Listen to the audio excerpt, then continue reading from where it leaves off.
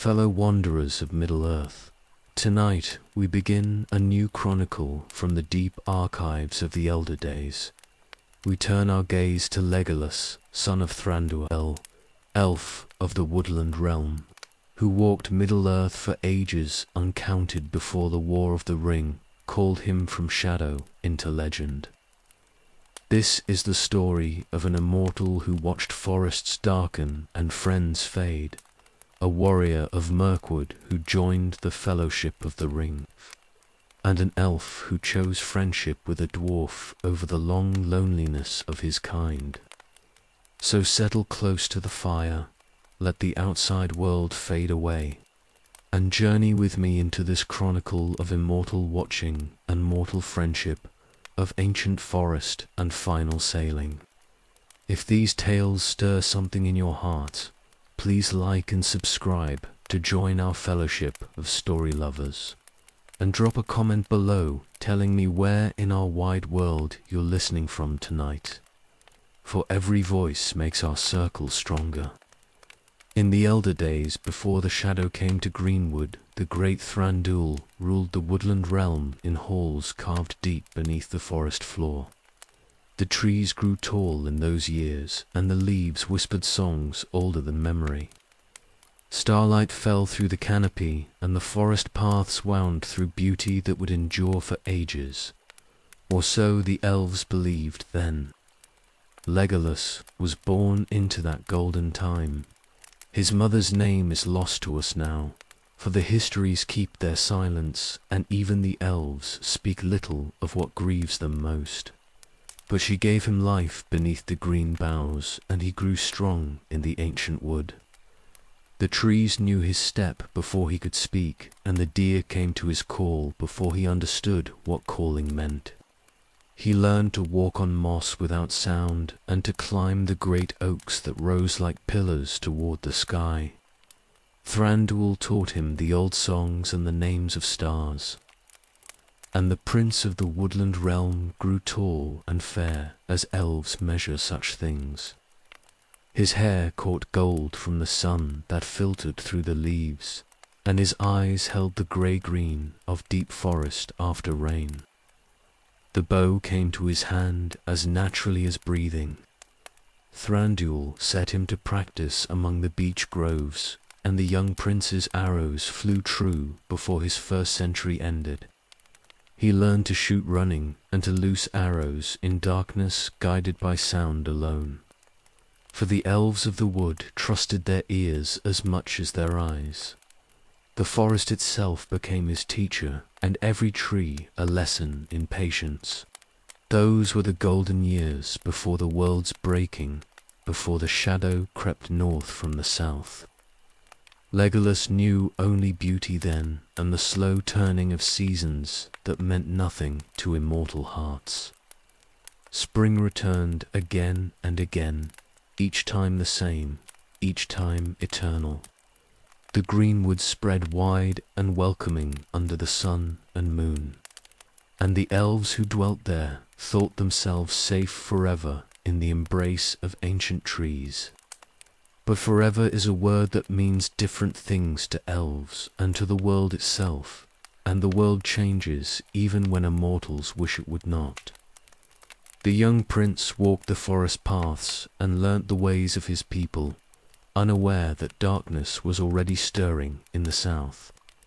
He practiced his bow among the beeches and sang under the stars, and the greenwood whispered around him in that last age of innocence before the shadow came north to stay.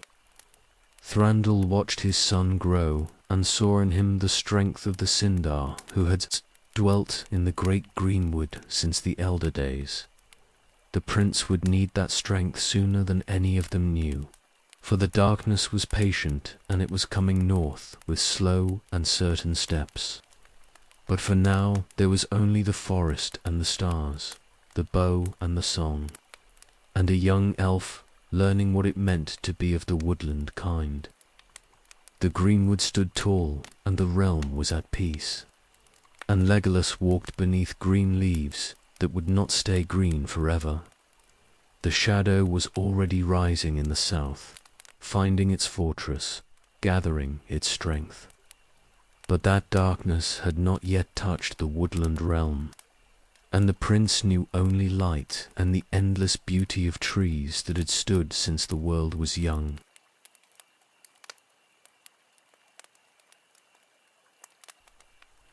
In the year 1050 of the Third Age, darkness came to southern Greenwood, and it came to stay.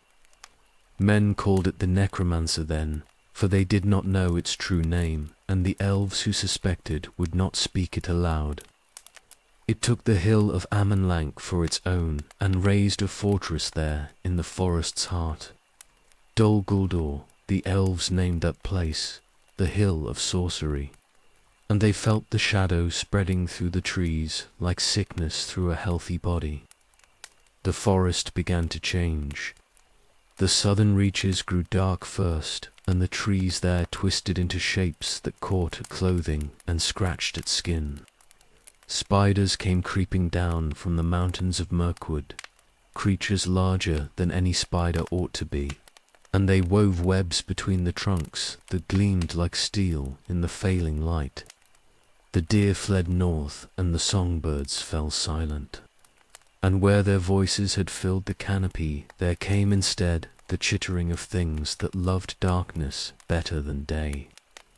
Legolas felt it even in the north, even in his father's halls, where the carven pillars still rose, beautiful and strong. The forest itself cried out in ways the elves could hear, a wrongness in the roots and branches that made the old songs ring hollow. He walked paths he had known since childhood, and found them subtly changed, the moss darker and the mushrooms that grew beneath the oaks taking on shapes that troubled the eye. The greenwood was dying by inches, and they could do nothing but watch. Thranduil's warriors rode south to see what could be seen, and they came back with tales of evil spreading like rot from a wound. The Necromancer's fortress grew stronger each year, and the darkness crept outward in widening circles. Orcs came slinking through the southern wood, and the spiders grew bolder, pressing closer to the Woodland Realm with each passing season. The elves fought them back, but the enemy always returned, for Dol Guldur poured forth evil like a fountain that would not run dry. The name changed slowly, the way all names change when the thing itself transforms beyond recognition.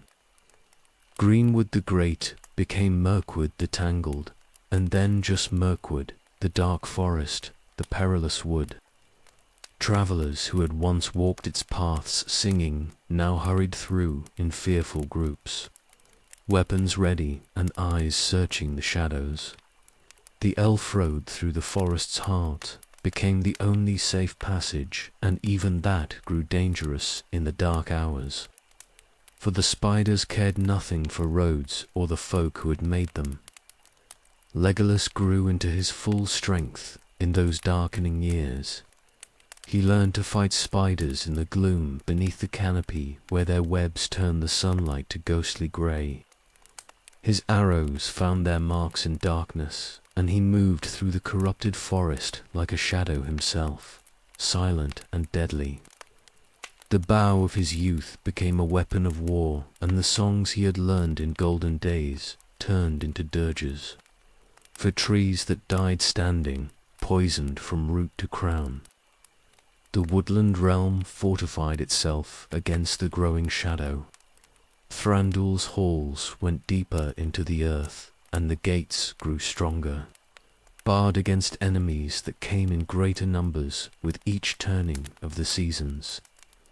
The elves who had once wandered freely through Greenwood now kept to the northern reaches and ventured south only in armed companies. The forest that had been their home became a place of constant vigilance, of watching and fighting and slow retreat before an enemy they could not defeat. Legolas stood watch with the other warriors and killed orcs in the dark places where the trees grew twisted. He saw friends fall to spider venom and watched the forest sicken year by year, decade by decade. The Third Age had come to Greenwood, bringing shadow with it, and the golden years of his childhood became memory that seemed more distant than the count of years could measure. The world had changed and would not change back, not while the Necromancer held Dol Guldur, and the darkness spread outward from that festering wound, but the Woodland Realm endured. Thranduil ruled his diminished kingdom with grim determination, and his warriors fought an endless war against enemies that never tired and never truly died. Legolas learned what it meant to fight without hope of final victory, to hold against darkness because holding was all that remained. The greenwood was gone, but the Woodland Realm stood fast, and in his father's halls the old songs still echoed, even if the forest outside had forgotten how to sing. The shadow had come, and it had come to stay, and the prince of the Woodland Realm became a warrior because the age demanded it. The bow that had been for hunting deer now hunted orcs, and the arrows that had flown in sunlight through golden trees now flew in darkness through a forest that had learned to hate. Mirkwood pressed close around them, and they pressed back, and the years of watching and fighting stretched ahead with no end visible through the gloom.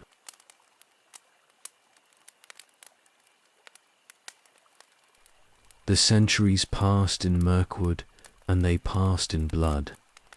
Year followed year in endless succession, and each one brought more fighting, more darkness creeping through the southern reaches, more corruption spreading like poison through roots that had once drawn only clean water from the earth.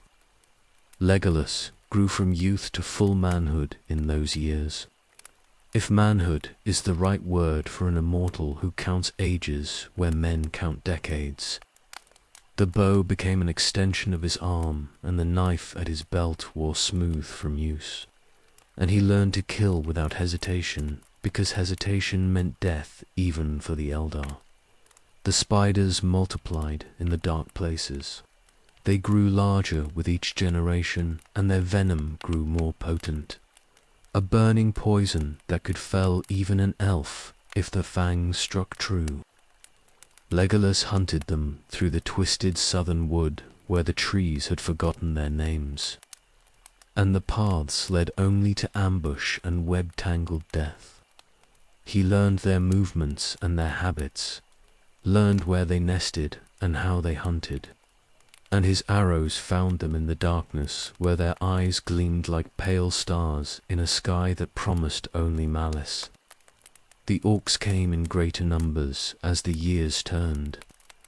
They spilled forth from Dol Guldur in raiding parties that tested the Woodland Realm's borders, probing for weakness, killing for sport and spite.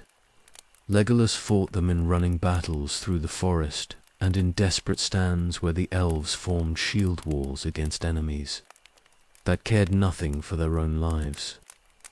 He learned to loose arrows faster than thought, and to draw his knife when the fighting closed to distances where even elven bows could not help. Blood soaked into the forest floor year after year, and the trees drank it down and grew more twisted still. The blade work came harder than the bow had. Thranduil set him to train with the Woodland Realm's best warriors, and they taught him the old fighting forms that the Sindar had brought from Beleriand in ages past. Legolas practiced until his hands bled, and then practiced more, for the orcs would not wait while he perfected his technique, and the spiders cared nothing for elegant form. The knife became quick in his hand, and the sword smooth in its draw, and he learned to fight in the close press of trees, where there was no room for fancy footwork and only killing mattered. The corruption spread deeper into the forest with each passing decade. What had been merely dark became actively malevolent, the trees themselves seeming to reach for travellers with malicious intent. Strange lights appeared in the deepest parts of the wood. Will-o'-wisps that led the unwary to their deaths in spider nests or orc ambushes. The water in the streams turned black and sluggish, and anyone who drank from the forest river outside the Woodland Realm's borders fell into sleep that lasted days or weeks, trapped in dreams that left them screaming when they finally woke. Legolas watched friends die across those long years. Elves he had known in the golden days before the shadow came fell to orc. Arrows or spider venom or simple exhaustion after one battle too many. The immortal could be killed, and they were killed. One by one, an attrition that ground down even the deathless folk.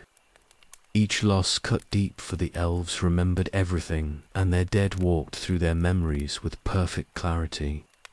Forever young, while the survivors carried on through centuries that brought only more loss. The Woodland Realm contracted slowly inward. Territory that had once been patrolled freely became too dangerous to hold, and the elves withdrew step by bitter step, before the advancing darkness. The borders drew tighter around Thranduil's halls, and the safe lands grew smaller year by year, decade by decade.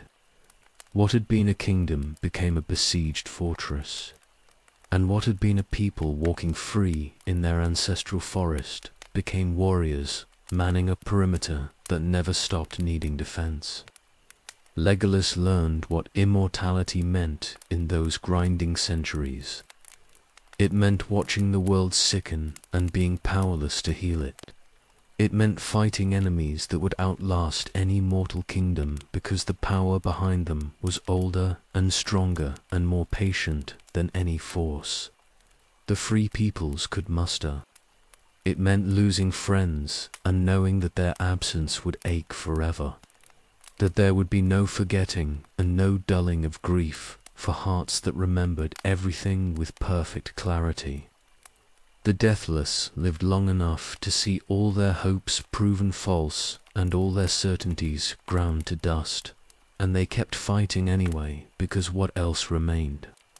But he grew stronger in those years too. The bow became so natural in his hands that he could shoot without thinking, the arrows flying to their marks as if guided by will alone rather than aim. His eyes grew keener and his step lighter, and he learned to move through even the most corrupted parts of Mirkwood without making sound or leaving sign. The spiders began to fear him, and the orcs learned to avoid the tall elf whose arrows never seemed to miss.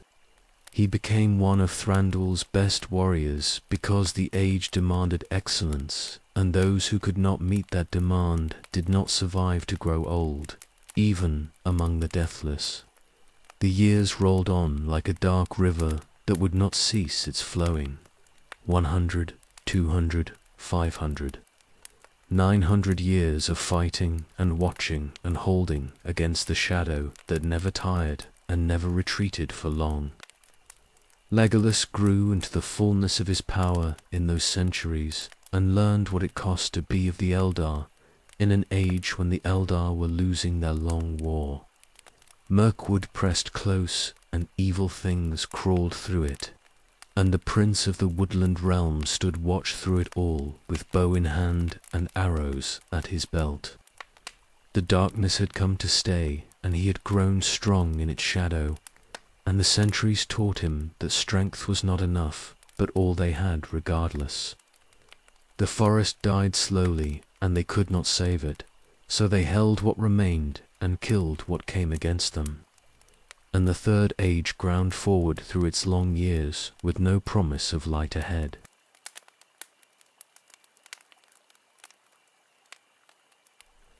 The second millennium of the Third Age passed in unending vigilance. Legolas stood watch on the borders of the Woodland Realm, and the borders never ceased needing watchers. The enemy came in waves that had no true pattern, sometimes quiet for years at a stretch, and then suddenly pressing hard with coordinated attacks that spoke of dark intelligence. directing the assault. The elves met each wave and threw it back, but the cost mounted with each battle, and the dead did not return, no matter how long the deathless waited. He became one of Thranduil's captains in those years, leading patrols through the northern reaches and organizing the defense when orcs pushed too close to the hidden halls. The warriors under his command learned to trust his sight and his judgment, for his arrows never wasted themselves on uncertain targets, and his tactics kept more elves alive than most captains could claim. He led from the front because the Eldar did not ask others to face dangers they would not face themselves, and his people followed him into darkness because they knew he would not lead them there without cause. The spiders grew bolder as the centuries turned. They pressed north in ever greater numbers, huge creatures with venom that could drop a horse in seconds and webs strong enough to trap even the wary. Legolas hunted them relentlessly through the parts of Mirkwood that had become nearly impassable, tracking them to their nests and destroying the egg sacs before new generations could hatch.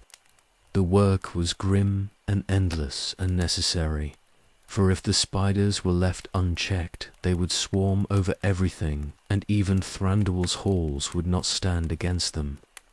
The orc raids came in the dark of the moon when the forest lay deepest in shadow. They struck at the elf road and the scattered settlements, killing what they could and fleeing back to Dol Guldur before pursuit could catch them. Legolas learned to anticipate their movements and set ambushes along their retreat paths, killing them before they could return to their fortress with news of elven strength or weakness. His arrows found orc throats in darkness, and his warriors struck from the trees like falling death. And the enemy learned that the northern wood was defended by foes who would not yield ground easily. The years taught him patience that even elves found remarkable. He could wait motionless in a tree for days at a time, watching a spider trail or an orc path, his bow ready and his breathing so slow that birds landed on his shoulders, thinking him part of the forest itself. When the enemy finally came, he struck without hesitation, and his arrows flew true. And then he was gone into the green shadows before any could mark where the death had come from. The orcs began to fear the northern reaches, and the spiders grew wary, but they kept coming because Dol Guldur commanded them, and the Necromancer's will was stronger than their fear. Thranduil relied on him more as the centuries passed. The king's burden grew heavier with each year of endless war, and he needed captains who could hold the borders without constant oversight. Legolas became one of those trusted few, given command of the northern defences and the freedom to wage war as he saw fit against the enemies that never stopped testing their strength. He ranged far beyond the safe bounds of the Woodland Realm, deep into the corrupted forest where even other elves would not venture, and he killed the enemy in the dark places where they thought themselves secure. The forest continued its slow dying through all those years. Trees that had stood for thousands of years finally succumbed to the corruption and toppled, leaving gaps in the canopy that let in harsh light instead of the gentle green glow that had once filtered through healthy leaves. The undergrowth grew thick and thorny, and paths that Legolas had walked freely in his youth became choked with brambles that tore at clothing and skin. Mirkwood earned its name more fully with each passing decade, becoming a place of genuine peril where even the elves who knew it best could lose their way. But Legolas did not lose his way. He learned every path and game trail, every stream and clearing, mapping the forest in his mind with perfect elven memory that forgot nothing. The changing wood could not deceive him, and the darkness could not turn him around. for he carried inside himself the memory of what the forest had been, and he navigated by that older knowledge when the present paths led only to confusion. He became the forest's defender because he remembered when it had been worth defending, and he would not let it fall completely to darkness while any strength remained in his bow arm. The centuries ground on, and he stood watch through them all.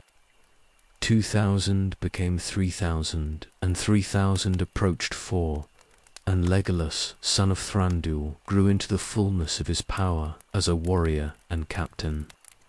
The Woodland Realm held because he and others like him made it hold, standing against the shadow year after year after year, with no end in sight and no promise that their sacrifice would ever be rewarded with victory. They fought because fighting was all that remained, and they held because the alternative was unthinkable.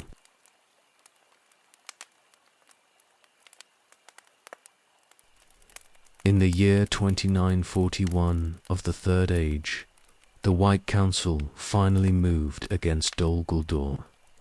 They had debated for centuries while the shadow spread and Mirkwood died, but Saruman had always counselled waiting, and the council had listened.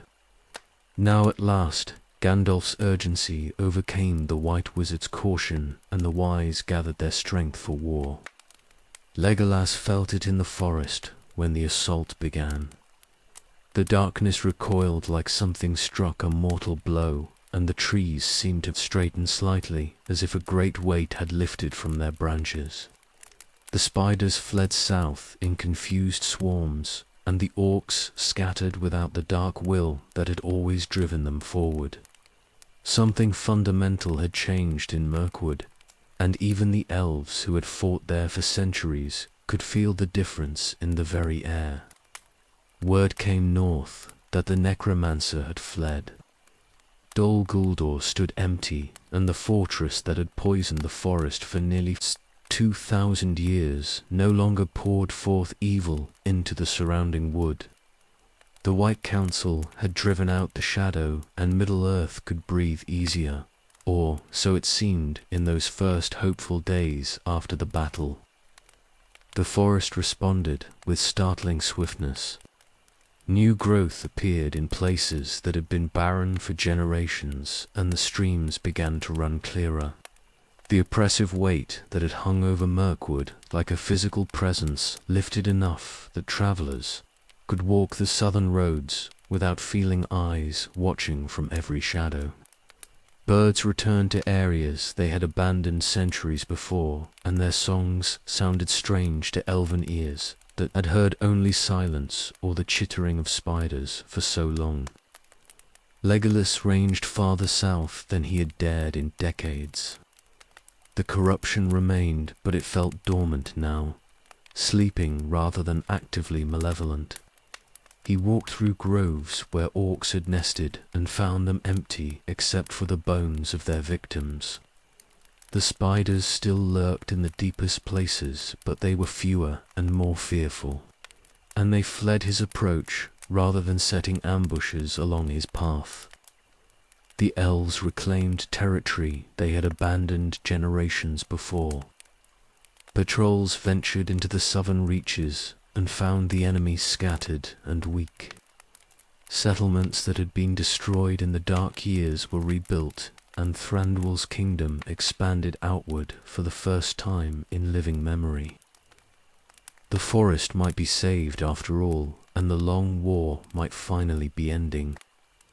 The work was hard, but it was hopeful work, reclaiming rather than merely defending, taking back what had been lost rather than just holding what remained. But questions lingered beneath the hope. Where had the Necromancer fled? The White Council claimed victory, but they had not destroyed him, only driven him away. And what was he truly? The elves of Mirkwood had fought his servants for so long that they knew his power was greater than any ordinary sorcerer could wield. The wise spoke in whispers of their suspicions, but no one said the name aloud. For some names carried power, and the speaking of them could draw attention no one wished to receive. Legolas felt the uncertainty even in the midst of the reclamation. The forest was healing, but it healed slowly and incompletely, as if the roots of the corruption went too deep to be easily pulled out. The darkness had lifted, but it had not vanished entirely. He walked in places that had been cleansed of orcs and spiders, and still felt wrongness in the earth beneath his feet, a sickness that had soaked too deep into the ground to be washed away by one victory, no matter how decisive it seemed. 10 years passed in cautious optimism.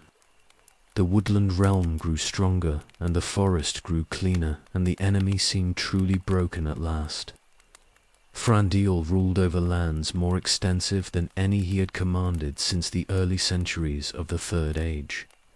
The spiders were few, and the orcs were scattered bands of survivors rather than organized armies.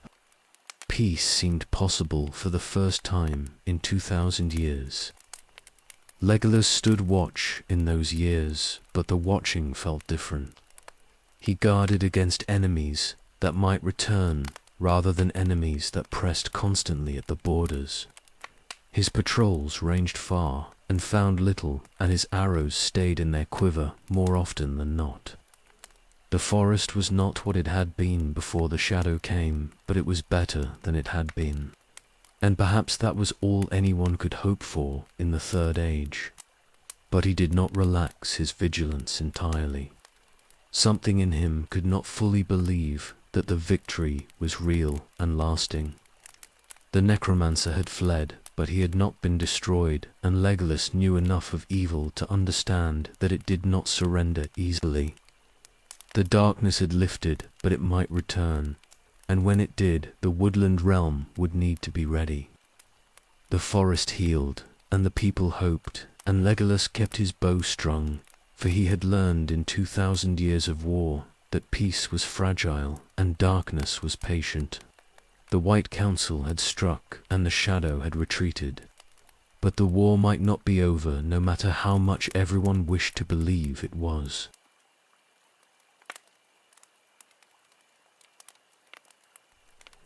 10 years passed after the White Council's victory, and they passed more peacefully than any decade in living memory. The orcs stayed scattered in the deepest parts of Mirkwood, and the spiders grew fewer with each season. The forest continued its slow healing, and the Woodland Realm expanded cautiously into lands that had been enemy territory for centuries. Hope took root among Thranduil's people, and they dared to imagine that the long war might truly be ending at last. Legolas walked paths that had been death traps for generations and found them quiet. The oppressive weight that had hung over Mirkwood since the Shadow's coming had lifted enough that even the corrupted southern reaches felt less malevolent. Trees that had been twisted by dark sorcery still stood crooked and wrong, but they no longer seemed to reach with deliberate malice. The forest slept rather than hunted, and that difference meant everything to those who had fought for so long. New settlements appeared in places where the enemy had ruled unchallenged. Elves built halls in groves that had been spider nests and planted gardens where orc camps had festered. The work went slowly, but it went forward, reclaiming the forest one careful step at a time.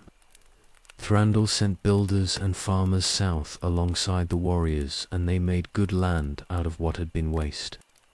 But the healing remained incomplete. The streams in the southern reaches still ran dark, and anyone who drank from them fell into troubled sleep.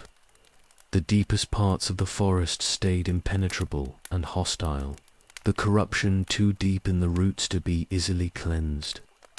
Dol Guldur stood empty, but the fortress had not fallen, and its towers still rose above the tree line like a monument to evil that had merely retreated rather than being destroyed. Legolas kept his patrols running through those peaceful years. He ranged far into the southern wood, and mapped the places where darkness lingered strongest.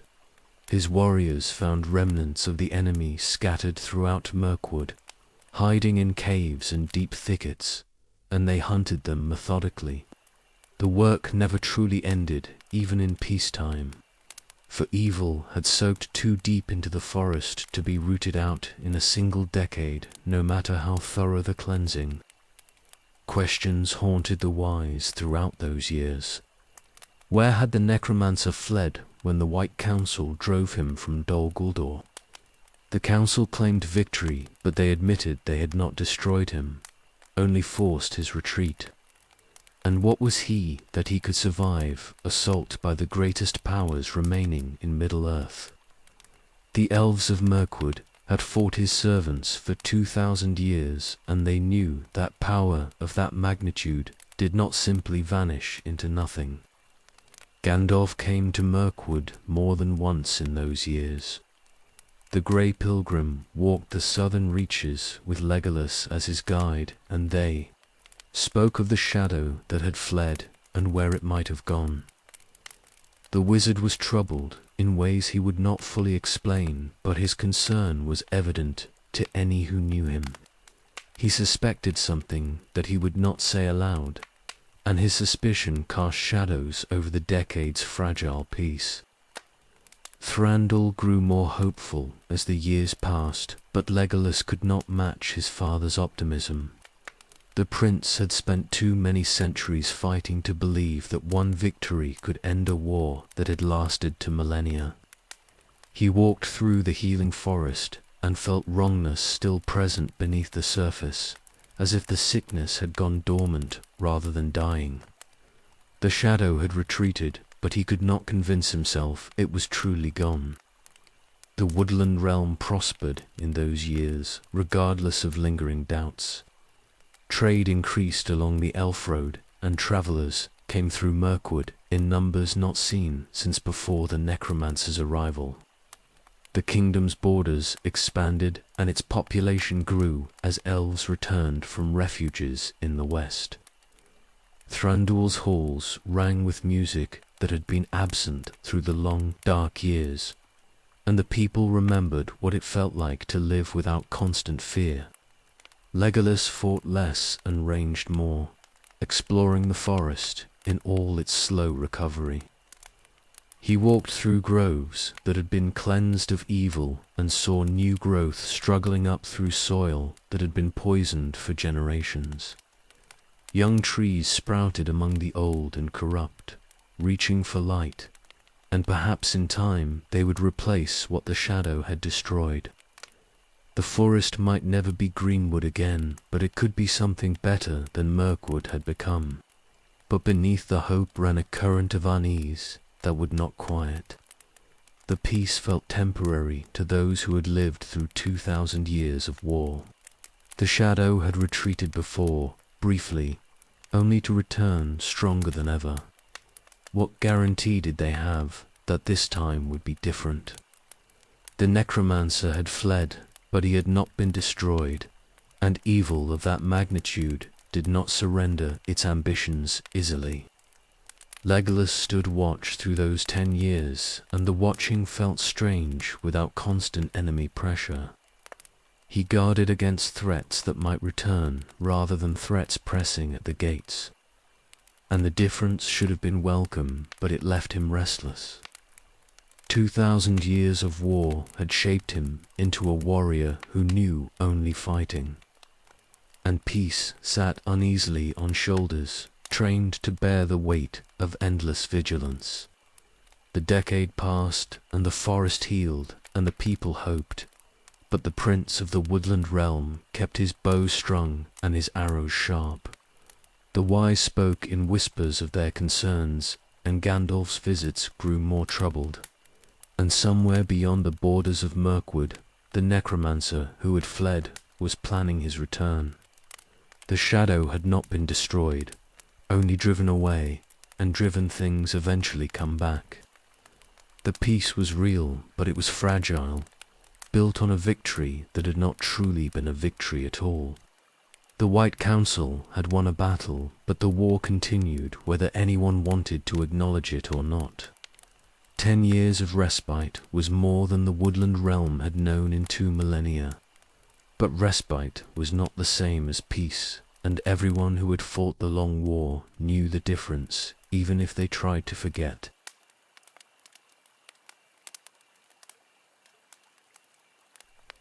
In the year 2951 of the Third Age, darkness returned to Dol Guldur, and this time it came openly. The fortress that had stood empty for 10 years suddenly blazed with malevolent light, and the shadow that had fled now declared itself without pretense or disguise. Sauron, the Deceiver, took his ancient stronghold again, and he no longer hid behind the name of Necromancer. The wise had suspected for centuries, and now their worst fears stood confirmed. For the Dark Lord had returned to Mirkwood, and he came to stay. The forest felt it immediately. The corruption that had been dormant surged back like floodwater breaking through a failing dam. Trees that had begun to heal twisted again, and the new growth that had struggled up through poisoned soil withered and died before reaching maturity. The streams that had been running clearer turned black again, and the oppressive weight that had lifted from the southern wood came crashing back heavier than before. Mirkwood remembered what it was to be truly dark, and the memory became reality once more. Legolas was ranging in the southern reaches when the darkness returned. He felt it in his bones before his eyes saw any change, a wrongness that made even elven flesh crawl. The forest screamed silently around him, and he ran north toward Thranduil's halls, knowing before any messenger could tell him that the brief peace had ended. The shadow had returned, and it had returned stronger, no longer hiding its nature or its purpose. The orcs came pouring out of Dol Guldur, in numbers greater than any the Woodland Realm had faced before. They swept through the southern reaches in coordinated attacks that spoke of dark intelligence directing every movement. The scattered bands that had survived the White Council's assault now became organized armies, and they drove north with the weight of Sauron's will behind them. The settlements that had been built in the Decade of Peace fell in the first wave, and the elves who had dared to hope learned again what it meant to fight a war without end. The spiders multiplied with terrifying speed. They swarmed through the forest in such numbers that their webs turned whole groves into impassable tangles of silk and venom. Legolas fought them in running battles that lasted days, and each spider he killed seemed to be replaced by 3 more. The creatures grew bolder and more vicious, and they pressed north toward the Woodland Realm with hunger that felt almost intelligent in its focused malice. Thranduil's kingdom contracted as swiftly as it had expanded. The borders that had been pushed south in the years of peace now retreated north again, and the land that had been reclaimed fell back into enemy hands. The elves abandoned settlements they had only just built and fell back to defensive positions that had held during the long dark centuries. Before the White Council's victory, everything gained in 10 years of hope was lost in a single season of renewed war. But this time they knew what they fought. Sauron no longer hid behind mystery and speculation. The enemy had revealed himself, and though that revelation brought no comfort, it at least brought certainty. The Woodland Realm was not fighting some unknown necromancer, but the Dark Lord himself, the ancient evil that had plagued Middle-earth since the Elder Days. The war took on a different character with that knowledge, becoming part of something larger than just Mirkwood's long struggle. Legolas led warriors in desperate defense of the northern borders. The fighting was fiercer than anything he had known even in the worst years before the White Council's assault. Sauron pressed harder now that he had declared himself. no longer conserving strength for some hidden purpose, but throwing his forces against the Woodland Realm with terrible determination. The prince's arrows flew without cease, and his warriors bled in defense of land they had held for thousands of years. The decades ground past in blood and darkness. 10 years became 20, and 20 became 40, and still the war continued without hope of resolution. Legolas fought through it all, killing orcs and spiders in numbers. He stopped counting, watching the forest die again around him. The brief decade of healing now seemed like a dream or a cruel joke. A moment of false hope before the darkness returned, worse than ever. Gandalf came less often in those years. The grey pilgrim walked broader roads now, pursuing some purpose he would not fully explain. When he did visit Mirkwood, he spoke with Thranduil in private and emerged looking graver than before. The wizard knew something about Sauron's plans that made even his weathered face show concern. But he kept his knowledge close and counselled only vigilance and endurance. The Woodland Realm survived through stubborn determination and the skill of its warriors. Thranduil ruled his diminished kingdom with grim resolve and refused to yield any more ground than he absolutely must. The elves held their borders through sheer will and the certain knowledge that if they failed, there would be no safe place left in Mirkwood for their people.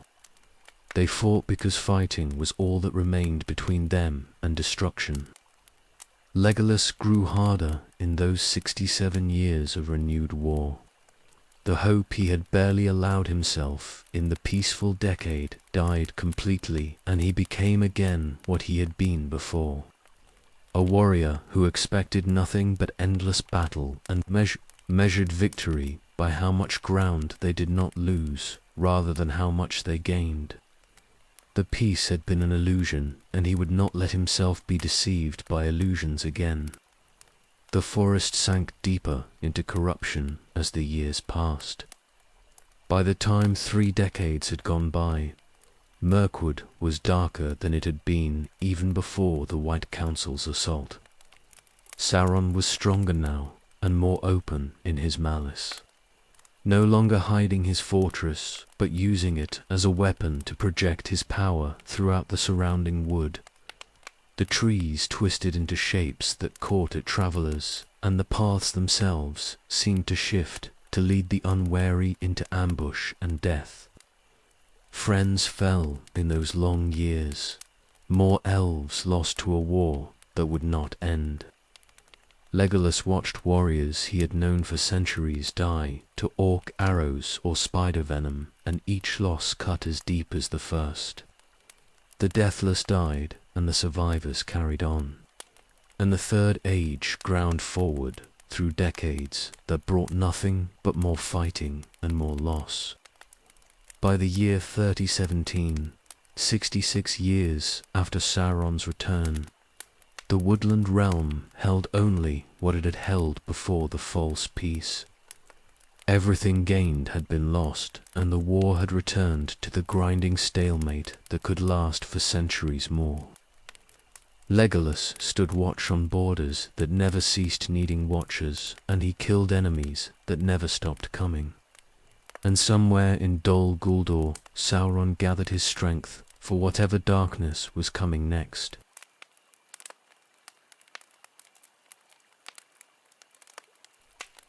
In March of the year 3018, a ranger came north through Mirkwood, bearing a prisoner that should have been dead centuries before. Aragorn, son of Arathorn, arrived at Thranduil's gates with a creature bound and miserable, and he asked the Elven King to hold what he had captured at great cost in the dead marshes.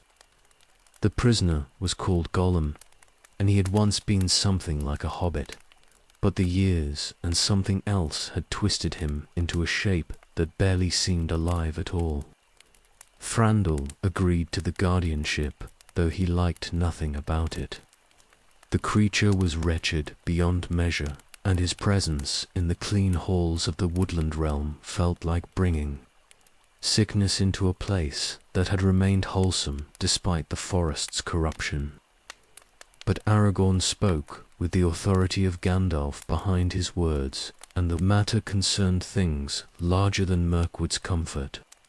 The Elven King ordered his people to guard the prisoner well and to keep him alive, though the task pleased no one.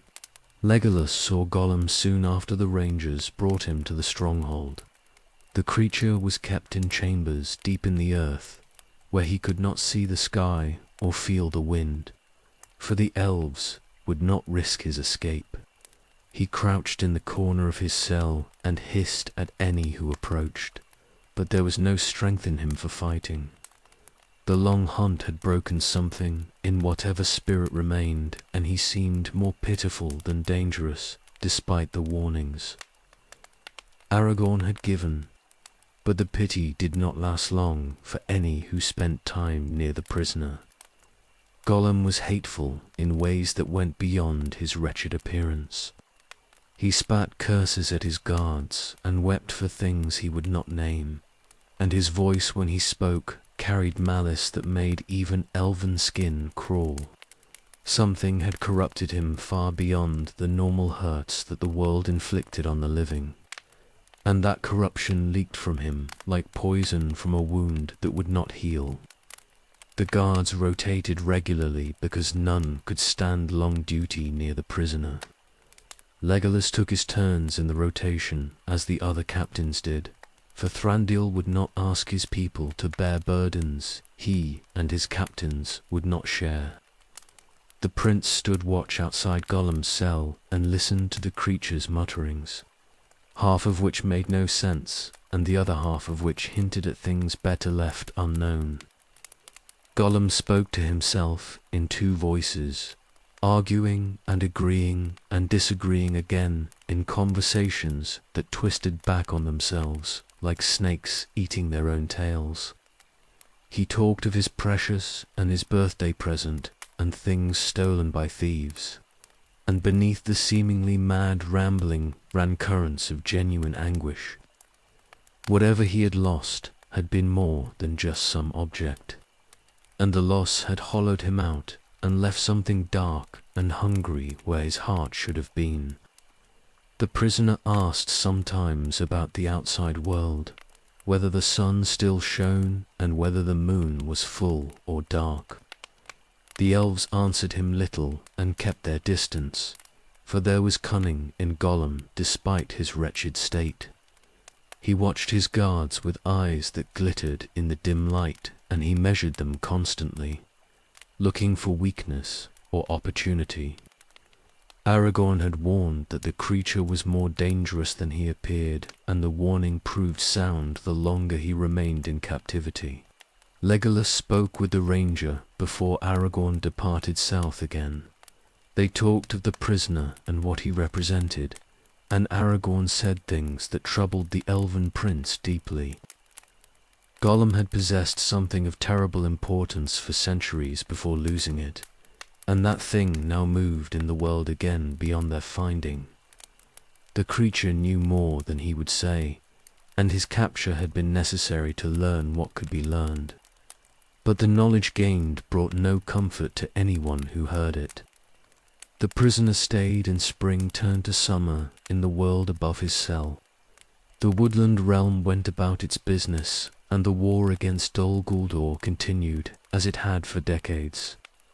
But beneath the daily fighting and living sat this wretched creature who had touched something that should never have been touched. His presence was a reminder that evils greater than orcs and spiders moved in Middle-earth, and that Mirkwood's long war was only one piece of a larger darkness. Legolas returned to his ranging in the months after Gollum's arrival. The forest demanded constant vigilance, and he could not spend his days watching one pathetic prisoner, no matter how disturbing the creature might be. But he thought of Gollum sometimes when he fought in the corrupted wood, and he wondered what power could twist a living being so completely. The prisoner had been something like a hobbit once, small and perhaps even gentle, and now he was barely recognizable as anything that had ever been part of the Free Peoples. The corruption that had taken Gollum felt different from the corruption that had taken Mirkwood. The forest had been poisoned by Sauron's presence and his dark sorcery, but Gollum's twisting seemed more intimate and personal. Something had touched him directly and changed him from the inside out, remaking his flesh and spirit into this wretched mockery of life. The elves who guarded him could feel that wrongness every moment they spent near his cell. Summer passed into autumn, and the prisoner remained. He was fed and guarded and kept alive per Thranduil's orders, and he stayed wretched and hateful in his captivity. Gandalf came in October and spent time questioning Gollum, and the wizard emerged from those conversations looking more troubled than before. He spoke with Thranduil privately and then departed in haste, riding south toward Rivendell on business he would not delay. Legolas did not know what Gandalf had learned from the prisoner, but he knew it was nothing good. The wizard's urgency spoke of danger moving faster than anyone had anticipated, and his hasty departure left the Woodland Realm feeling exposed in ways it had not felt before. Something was happening in the wider world, something that Gollum was connected to, and the elves of Mirkwood could do nothing but guard their prisoner and wait to see what darkness was coming next. The creature stayed in his cell, and the guards kept their watch, and the year 3018 moved toward winter with storms gathering beyond anyone's sight or knowledge.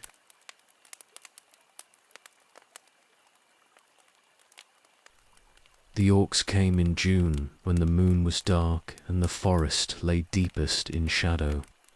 They struck the Woodland Realm in greater numbers than any raid in recent memory, coordinated attacks hitting multiple points along the borders simultaneously.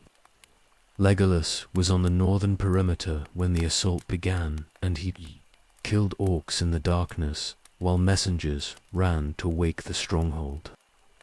The enemy pressed hard and kept pressing, wave after wave of them pouring out of the southern wood with determination that spoke of careful planning. The attack was meant to draw defenders away from the stronghold itself. Legolas understood this within the first hour of fighting, but understanding did not make the tactical choice any easier. The borders had to be held, or the enemy would pour into the heart of the Woodland Realm, but pulling warriors to the perimeter meant weakening the defenses everywhere else. Thranduil made the only choice he could and sent his best fighters to meet the assault, trusting that the strongholds, walls and gates would hold against anything that slipped through. The fighting lasted through the night and into the following day. Legolas led warriors in desperate defense of the northern approaches, and his arrows flew until his fingers bled. The orcs came in numbers he had rarely seen, even in the worst years of the war, and they fought with unusual discipline for their kind. Something was driving them forward with purpose beyond their normal malice, and that purpose was focused on breaking through to the stronghold by any means necessary. The prisoner escaped during the height of the battle. Gollum somehow slipped his bonds and fled his cell, while the guards were distracted by the sounds of fighting above. He moved through the stronghold like a shadow, taking passages that should have been watched but were not, because every warrior who could fight was on the walls or the borders. By the time anyone discovered his cell empty, he was already gone into the forest, vanished into the darkness that he knew as well as any creature living. Legolas learned of the escape when he returned to the stronghold with the dawn. The orcs had finally broken off their assault and fled south again, leaving their dead behind in numbers that should have made the night a victory. But the victory turned to ash when word came that Gollum was gone. The entire attack had been a diversion meant to create exactly the chaos needed for the prisoner to escape, and the tactic had worked perfectly. The pursuit went out immediately. Legolas took his best trackers, and they followed Gollum's trails south through Mirkwood, moving as fast as they dared through country that was hostile to their kind. The creature had a knight's head start, but he was traveling on foot, and the elves could move faster once they picked up his path. They would catch him before he reached Dol Guldur if they pushed hard enough, and they pushed with all the speed and skill they possessed. But Gollum was cunning beyond what anyone had credited. He led them on paths through the worst parts of the forest where spiders nested thick and orc patrols ranged freely. The elves fought running battles with enemies that seemed to appear wherever the prisoner's trail led, and each battle cost them time they could not afford to lose. Gollum knew they were following, and he was leading them into every trap and ambush the forest offered.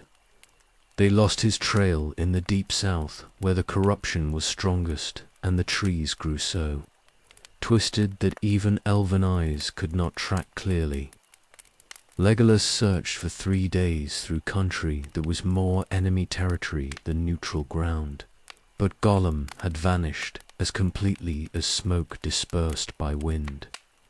The creature had either reached Dol Guldur or gone to ground somewhere in the corrupted wood, and either way he was beyond their finding now. The prince returned to Thranduil's halls in June's 2nd week with nothing to show for his pursuit but dead warriors and exhausted survivors. The prisoner was gone, and the Elven King's face was grim when he heard the report.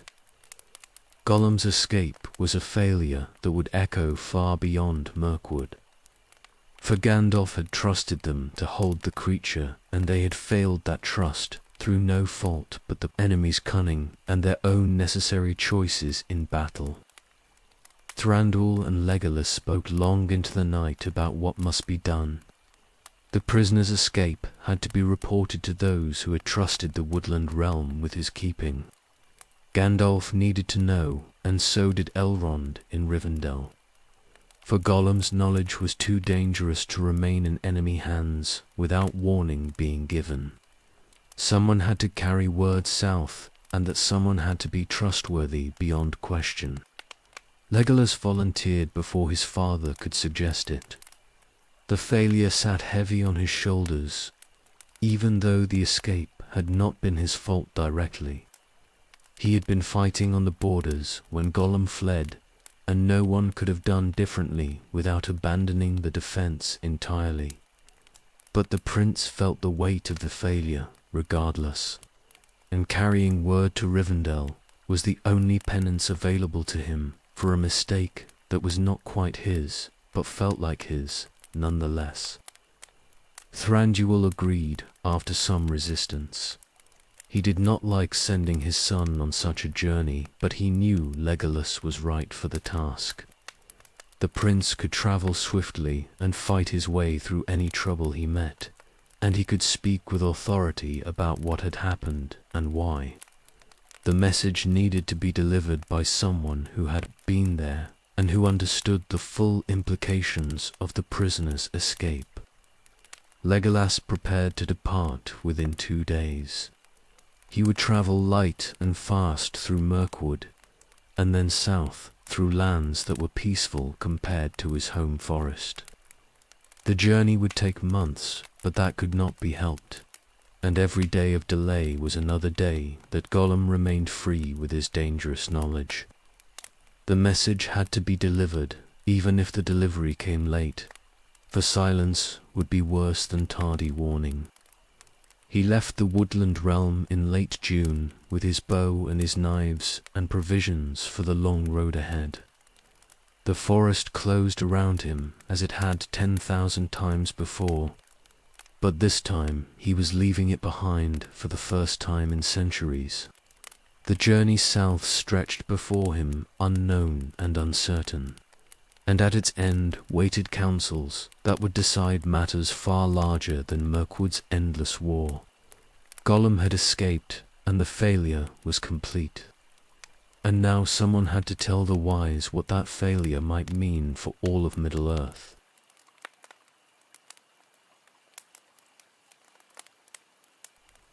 The journey south from Mirkwood took Legolas through lands he had not seen in centuries. He travelled light and fast, sleeping little and moving mostly at night when his elven eyes gave him advantage over anything that might hunt these roads. The forest gave way to open country within a few days, and he felt the change like a weight lifting from his shoulders. For even the elves who loved Mirkwood best could feel its oppression after too long beneath its corrupted canopy. He crossed the old forest road where it emerged from the western edge of Mirkwood and turned south along paths that men had made but rarely travelled anymore. The lands between his home and Rivendell were not heavily settled, and much of his journey would be through wilderness that knew no master but the wind and weather. That suited him well enough, for he had no desire to explain his errand to curious men or answer questions about where an elf might be going in such haste. The Anduin rolled wide and brown when he reached it in late July. He followed the great river south along its western bank, moving through lands that grew gentler and more forgiving with each league travelled. The grass here grew thick and green without the taint of corruption, and the trees stood straight and clean in the summer sun.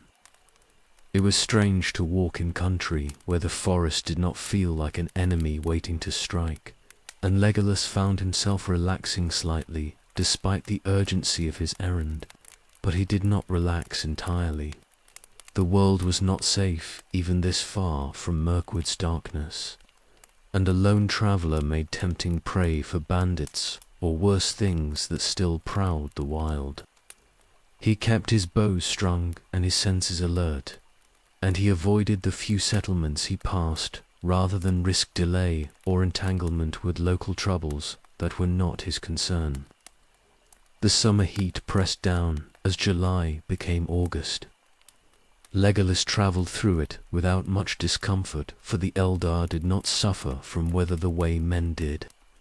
But even he felt the sun's weight during the hottest parts of the day.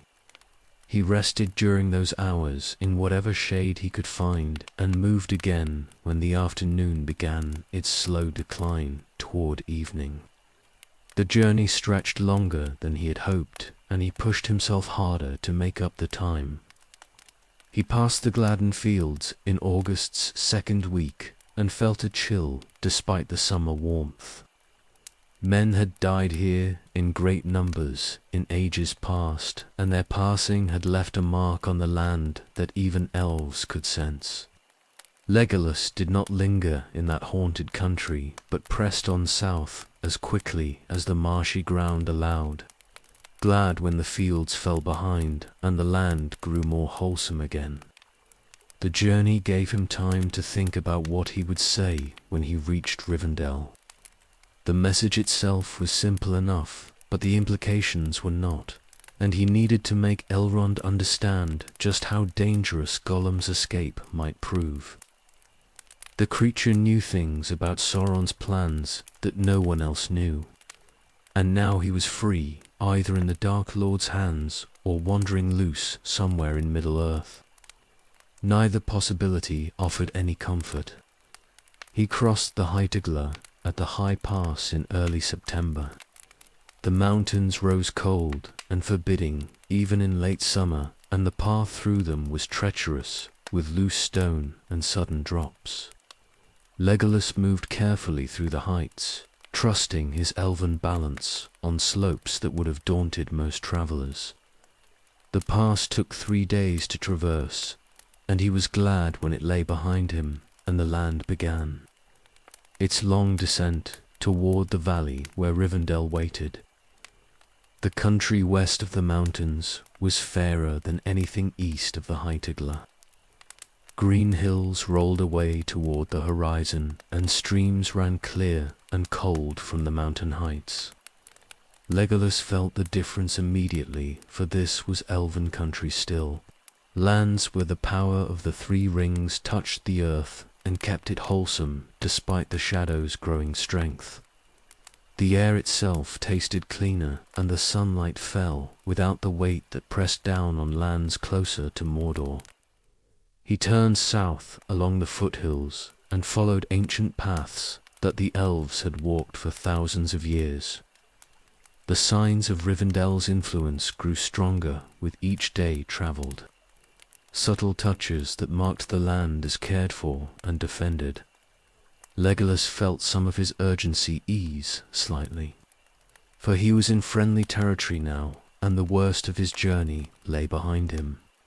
But the message he carried remained heavy in his mind. Gollum was loose, and the prisoner's knowledge was too dangerous to remain in enemy hands without warning. Every day of the creature's freedom was another day for him to reach Dol Guldur, or to fall into other dark hands. And every day brought Middle-earth closer to whatever catastrophe his escape might enable. October came, with cool winds from the north, and the first hints of autumn colour in the leaves. Legolas pressed on through country that grew more beautiful the farther west he travelled. He was close now, perhaps 2 weeks from Rivendell, if he maintained his pace, and the knowledge drove him forward through exhaustion that even elven endurance could not completely dismiss. He reached Rivendell in October's 3rd week, after 3 months on the road. The hidden valley opened before him in all its autumnal glory, and he felt the weight of his journey finally lift as he descended toward Elrond's house. The last homely house stood welcoming and strong beneath the mountains, and smoke rose from its chimneys into the clear air. But Legolas brought no good news to this place of peace and beauty. He came bearing word of failure and escaped prisoners, of dangers moving faster than anyone had anticipated. Gollum was free, and the Woodland Realm's guardianship had failed. And now the wise would have to decide what that failure meant for the Shadow's plans and the world's hope of standing against them. He walked down into Rivendell with his message of ill news, and the October sun fell golden on the valley, even as darkness gathered beyond anyone's sight or knowledge.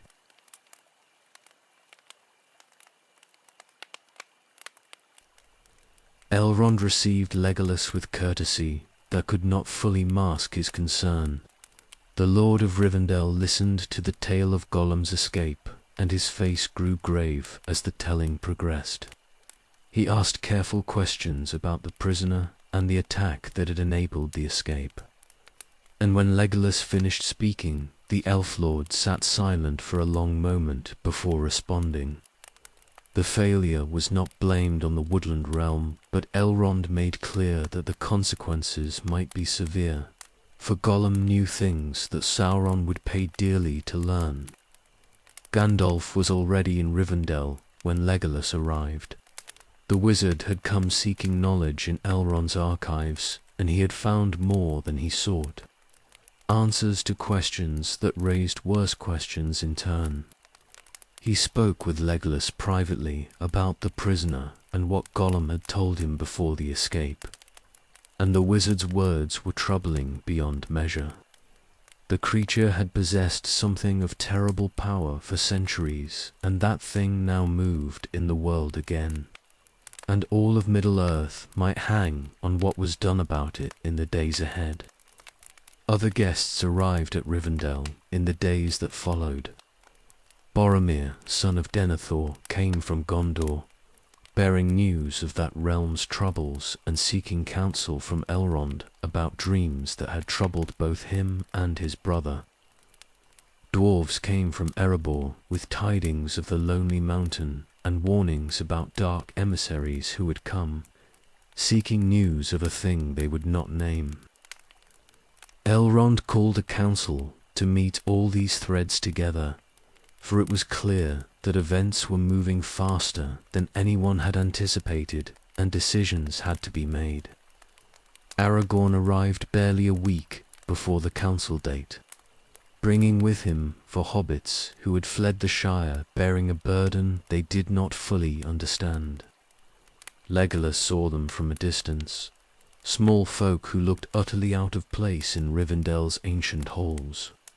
One of them was wounded, and Elrond worked to heal him through arts that even the elves found remarkable. The halfling had been struck by a Morgul blade, and the healing took time and care, but Elrond succeeded where lesser healers would have failed. The council met on October 25th in a pavilion open to the autumn air. All the guests gathered, and Elrond presided, and what was revealed that day changed everything.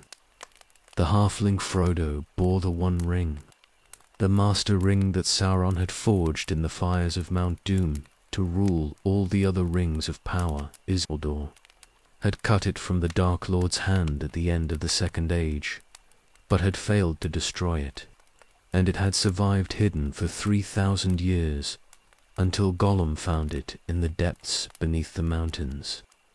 The history was laid out piece by piece. Gandalf told how the ring had passed from Gollum to Bilbo Baggins, and then to Frodo. Aragorn spoke of the hunt that had captured Gollum and the prisoner's terrifying words. Legolas gave his account of the escape and the failure that had let the creatures slip away into darkness. Boromir told of Gondor's struggle and the dreams that had called him north. The dwarves spoke of Sauron's messengers and the promises they had made in exchange for news of the Shire and its halflings. The weight of it all pressed down on everyone present. Sauron knew the ring had been found, and he was searching for it with all his terrible will. The Ringwraiths had hunted Frodo nearly to Rivendell's borders, and only luck and Aragorn's skill had kept the halfling alive long enough to reach safety. The Dark Lord was gathering his strength for war, and he would not rest until he had reclaimed the weapon that would make his victory complete. The question came down to what could be done. The ring could not stay in Rivendell, for Sauron would eventually find it even here. It could not be used against him, for its power was too great, and it would corrupt anyone who tried to wield it. It could not be hidden again, for the enemy was too close now, and his search would never cease. Only one possibility remained, and it was nearly impossible. But nearly impossible was better than certain doom. The ring had to be destroyed, and it could only be destroyed where it had been made, in the fires of Mount Doom in the heart of Mordor itself. Someone had to carry it there through all the leagues of enemy territory and cast it into the Sammath, nor where Sauron had forged it 3,000 years before. The quest was hopeless, but it was the only hope remaining, and someone had to attempt it, or Middle-earth would fall into darkness that would never lift. Frodo took the burden on himself. The halfling stood small before all the great folks gathered in Elrond's council, and he claimed the task that no one else wanted. He would carry the ring to Mordor and destroy it if he could, and his courage in that moment was greater than all the valor of ancient kings. Legolas saw it and marveled, for the small folk of the Shire had depths that no one who judged by size alone could measure. But Frodo could not go alone into that darkness. Companions were needed to guard the ring-bearer and help him through the perils ahead. The council debated who should go and in what numbers, and voices were raised in argument and concern. Finally, Elrond made his decision, and the 9 walkers were chosen to stand against the 9 riders who served the enemy. Legolas volunteered before he was asked. An elf should go, and he was the obvious choice, young enough for the journey and skilled enough to be worth the place. But more than that, he felt the need to redeem the failure that had brought him to Rivendell in the first place. Gollum had escaped on his watch, and though the escape had not been his fault directly, he carried the weight of it regardless. Here was a chance to balance that failure with something that mattered more than anything else in the Third Age. The Fellowship was formed that day in Rivendell's autumn-touched pavilion. 9 companions would leave together when the time was right, and they would attempt a quest that had no reasonable hope of success. Legolas stood among them, an elf of Mirkwood who had fought the shadow all his long life. And now he would walk into the heart of that shadow, carrying hope that was fragile as spider silk and just as likely to break. The council ended, and the companions dispersed to prepare for the journey ahead. They would not leave immediately, for Frodo needed more healing and preparations had to be made. But the decision was final, and the quest was set, and everything that came after would flow from what had been decided in that October gathering. Legolas walked Rivendell's beautiful paths and felt the weight of what was coming. For the road ahead would be darker than any road he had walked before, and the end of it was shrouded in shadow that no elven eyes could pierce.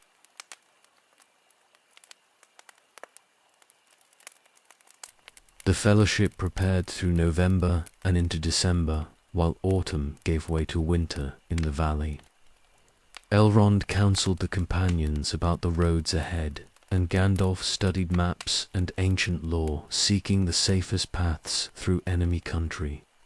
The 9 grew to know one another in those waiting weeks, learning each other's strengths and weaknesses, building the trust that would be essential in the darkness ahead.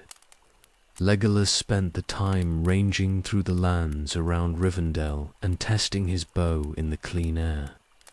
The valley was beautiful beyond measure, but he felt restless in its peace, for he had known little peace in his long life, and waiting sat uneasily on him. He spoke with Aragorn often during those weeks, and found the ranger good company, a man who understood the wild and could move through it with skill that approached elven grace. The dwarf Gimli was harder to know. He was Gloin's son from Erebor, and he carried his people's traditional mistrust of elves like armor he would not remove. Legolas tried courtesy with him, and received suspicion in return.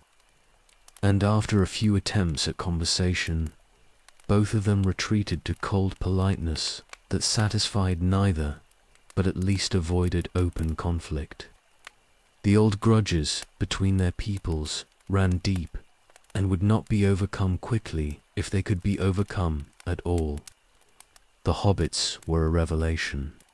Legolas had never met their kind before, and he found them puzzling and strangely admirable in equal measure.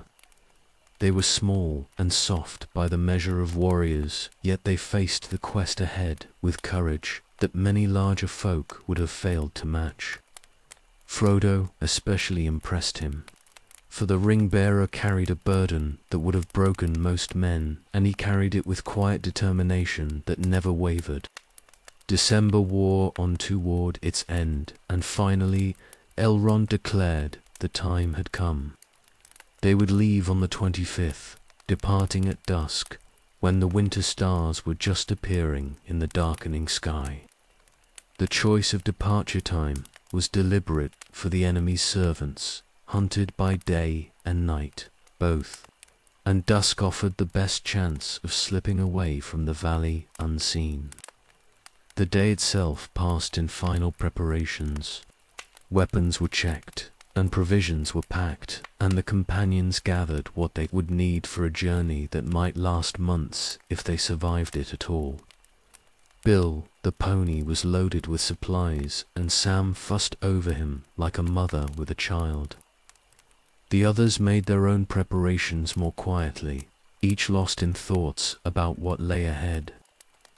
Elrond blessed them as the sun sank low. He spoke words of hope and warning both, reminding them that they carried the fate of the age in their keeping, and that failure would mean darkness without end. The companions stood solemn before him and received his blessing. And then the time for words was past, and only the road remained. They left Rivendell as dusk deepened into night. 9 figures walking into winter darkness, following Gandalf, who led them down paths only he knew. The last homely house fell behind, and its lights faded as the valley closed around them. Legolas looked back once and saw Rivendell glowing like a jewel in the gathering dark. And then a turn in the path took it from sight, and there was only the night and the road ahead. The companions moved quietly through the darkness. The hobbits walked with surprising stealth, for folk unused to danger, and the others made even less noise. Shadows passing through shadows. Bill's hooves were muffled with cloth, and even the pony seemed to understand the need for silence.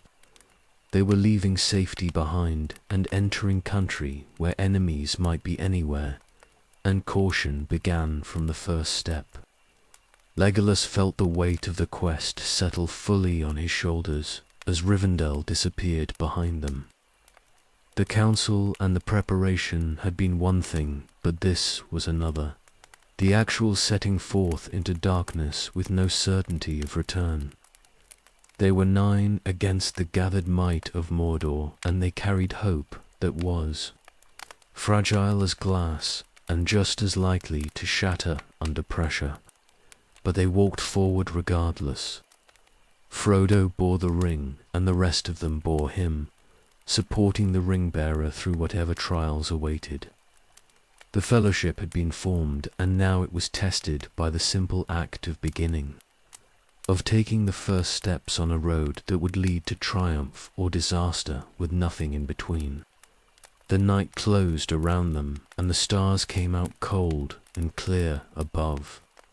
Legolas walked with his bow ready and his senses alert for any sign of danger. Gandalf led them south and west, through country that grew wilder with each hour travelled. They were leaving the lands where elven power still held sway, and entering the empty places where anything might lurk. The first night passed without incident.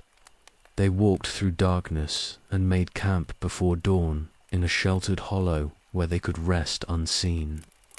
Gandalf set no fire, and they ate cold food and slept in shifts with watchers posted. The quest had begun in earnest, and there would be no true rest until it ended one way or another. Legolas took his turn at watch and stared into the darkness beyond their camp. Somewhere far to the south and east, Mount Doom burned with fires that had never gone out since Sauron first kindled them in the Second Age. That was their destination, impossibly distant and impossibly dangerous. They would have to cross hundreds of leagues of hostile country to reach it, and then somehow survive long enough to destroy what they carried. The odds were hopeless, but hope was all they had. Legolas stood watch in the winter darkness and thought of Mirkwood and his father's halls and the long war he had left behind.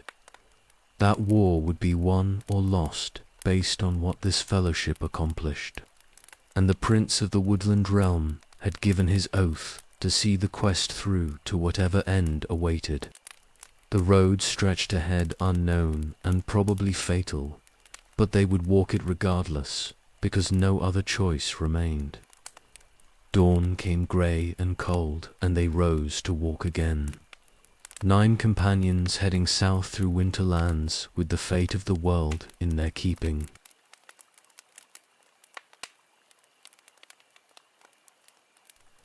The fellowship travelled through the last days of December and into January, moving south through lands that grew colder with each day's march. Gandalf led them along paths that avoided settlements and kept them away from roads where the enemy's spies might be watching. The companions grew accustomed to the rhythm of travel, walking by night when possible and resting in hidden places during the day. The miles passed slowly beneath their feet, and winter deepened around them. They reached the feet of the misty mountains in January's first week. The great range rose before them like a wall across the world, peaks sharp against the grey sky. Gandalf proposed crossing at the Redhorn Gate over Caradhras, a high pass that would be difficult in winter but was still the fastest route south. The alternative was a longer journey around the mountains or a path through them that no one wanted to contemplate yet. The climb began in cold, that bit even through heavy cloaks. The Fellowship ascended narrow trails where loose stone made footing treacherous and the wind cut, like knives drawn across exposed skin. Legolas climbed without difficulty, for the Eldar were light-footed and sure even on slopes that challenged the others. He ranged ahead sometimes to scout the path and returned to report on what lay higher up the mountain. Caradhras grew more hostile the higher they climbed. Snow began to fall heavily, and the wind rose to a shriek that made conversation impossible.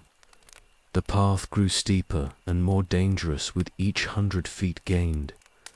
The hobbits struggled in snow that came up past their waists, and even the taller folk found the going hard. Legolas walked on top of the snow rather than sinking into it, his elven lightness letting him move where the others floundered. The mountains seemed to fight them deliberately.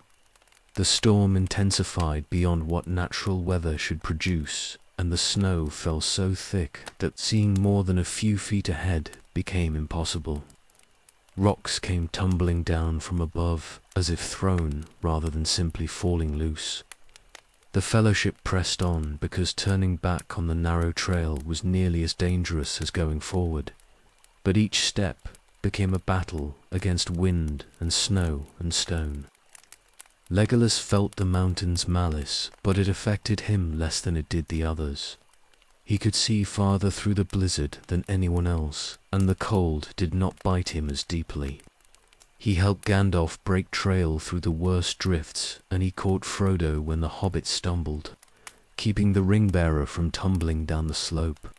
But even elven endurance had limits, and Caradhras was testing those limits with purpose that felt almost intelligent. The others suffered more severely. The hobbits were buried to their chests in snow that kept falling without pause.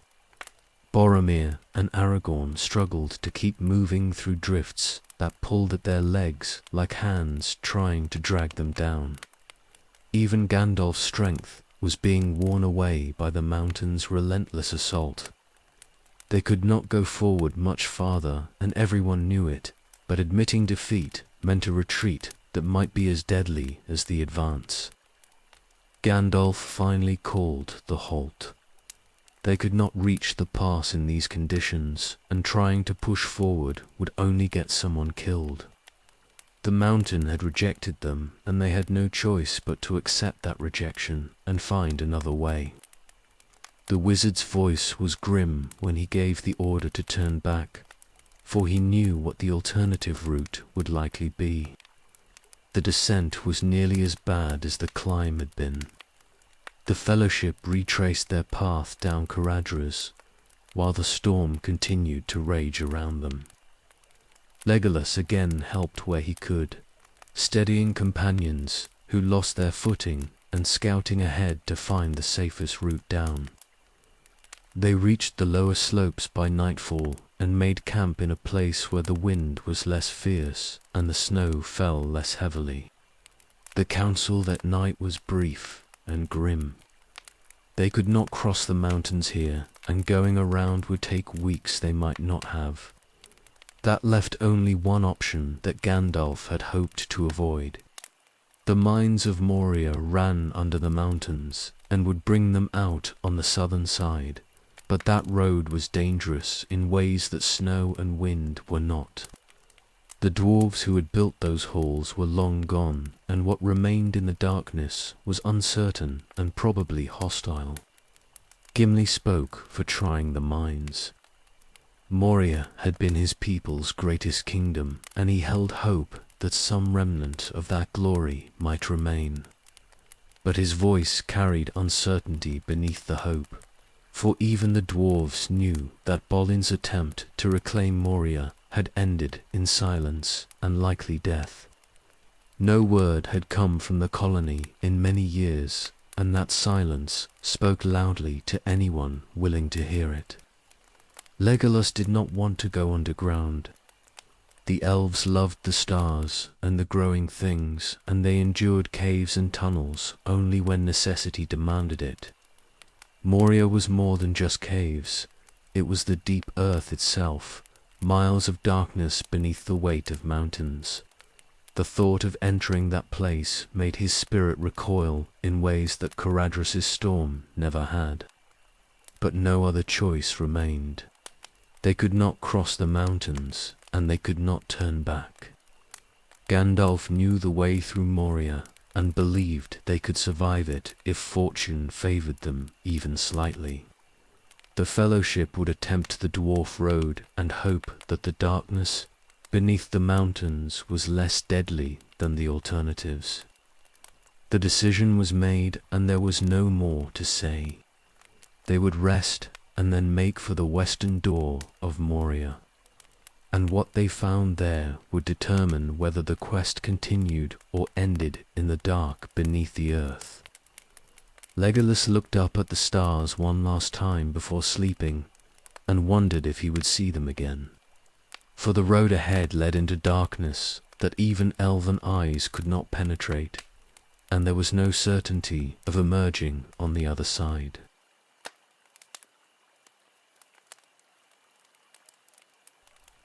They reached the western door of Moria after 2 days of travel from Caradhras. The walls of Moria rose sheer and dark before them, and a dark lake lay at their feet, still and silent under the winter sky. Gandalf led them to a cliff face that looked like blank stone but was not, and the wizard set about finding the door that the elves had made for the dwarves in ages long past. The door appeared when Gandalf spoke the right words. It tiled in tracery, glowing silver in the starlight. But getting it open took longer than anyone expected, for the password had been forgotten, and the wizard had to puzzle it out through trial and memory. Legolas watched the still water of the lake while they waited, and felt wrongness in its depths. Something stirring that should have been left undisturbed. The door finally opened when Gandalf spoke the word for friend in the elven tongue. The stone swung inward silently, and darkness breathed out at them, cold air that smelled of deep earth and older things. The Fellowship gathered their courage and their gear and prepared to enter. And then something came out of the lake behind them with tentacles that reached for Frodo. The fight was brief and desperate. The thing from the water grabbed the ring-bearer and dragged him toward the depths, and the companions hacked at tentacles that were tough as old rope.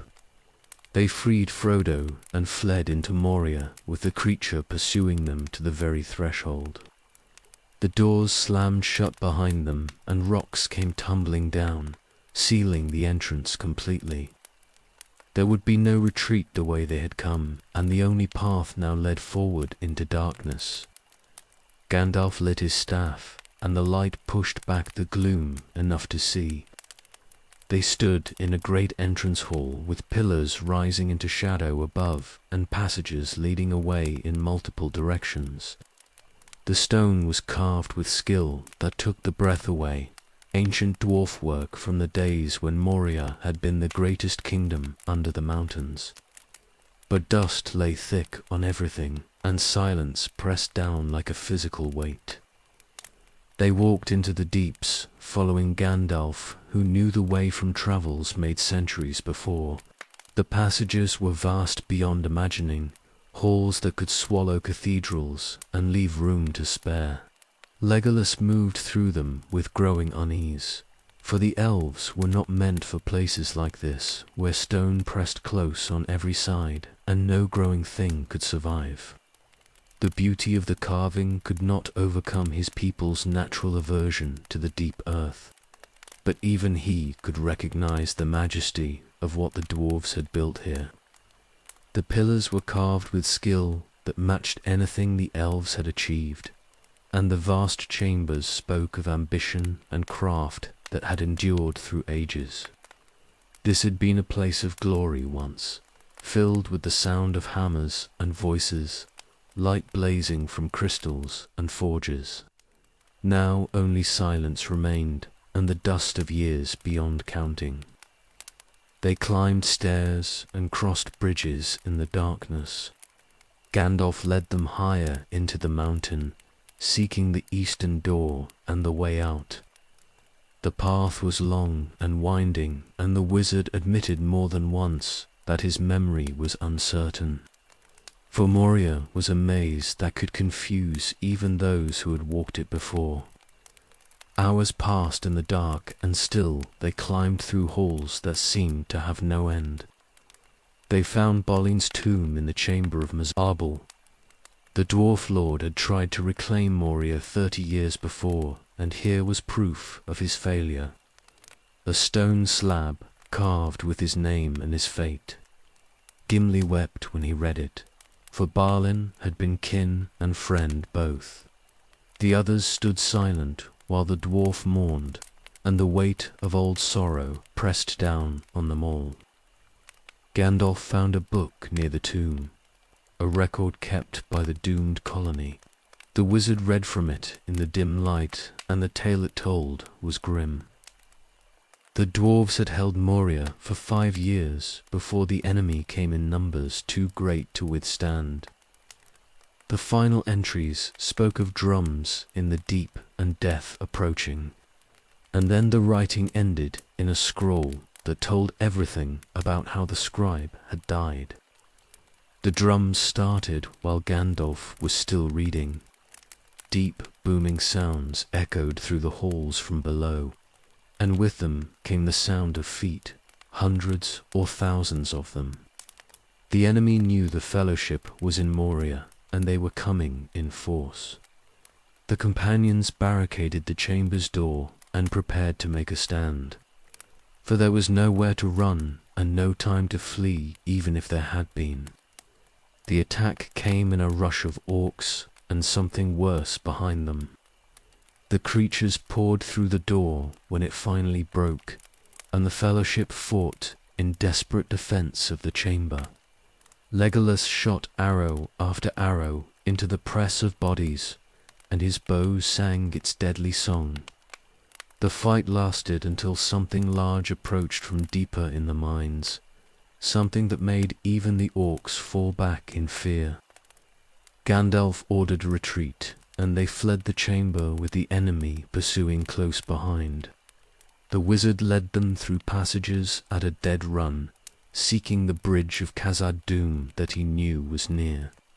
Behind them came the drums and the sound of something massive moving through the halls, and the darkness itself seemed to press forward with malice that went beyond mere orcs. Moria had become a trap, and they were running for their lives through its depths. The wonder of Durin's halls was forgotten in the desperate need to survive, and every step took them deeper into danger from which there might be no escape.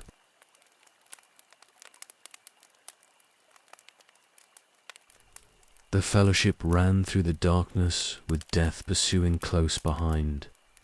What chased them was worse than orcs, something ancient and terrible that made the very stone tremble with its passing. Fire glowed in the tunnels behind them, and heat came rolling forward like breath from a furnace.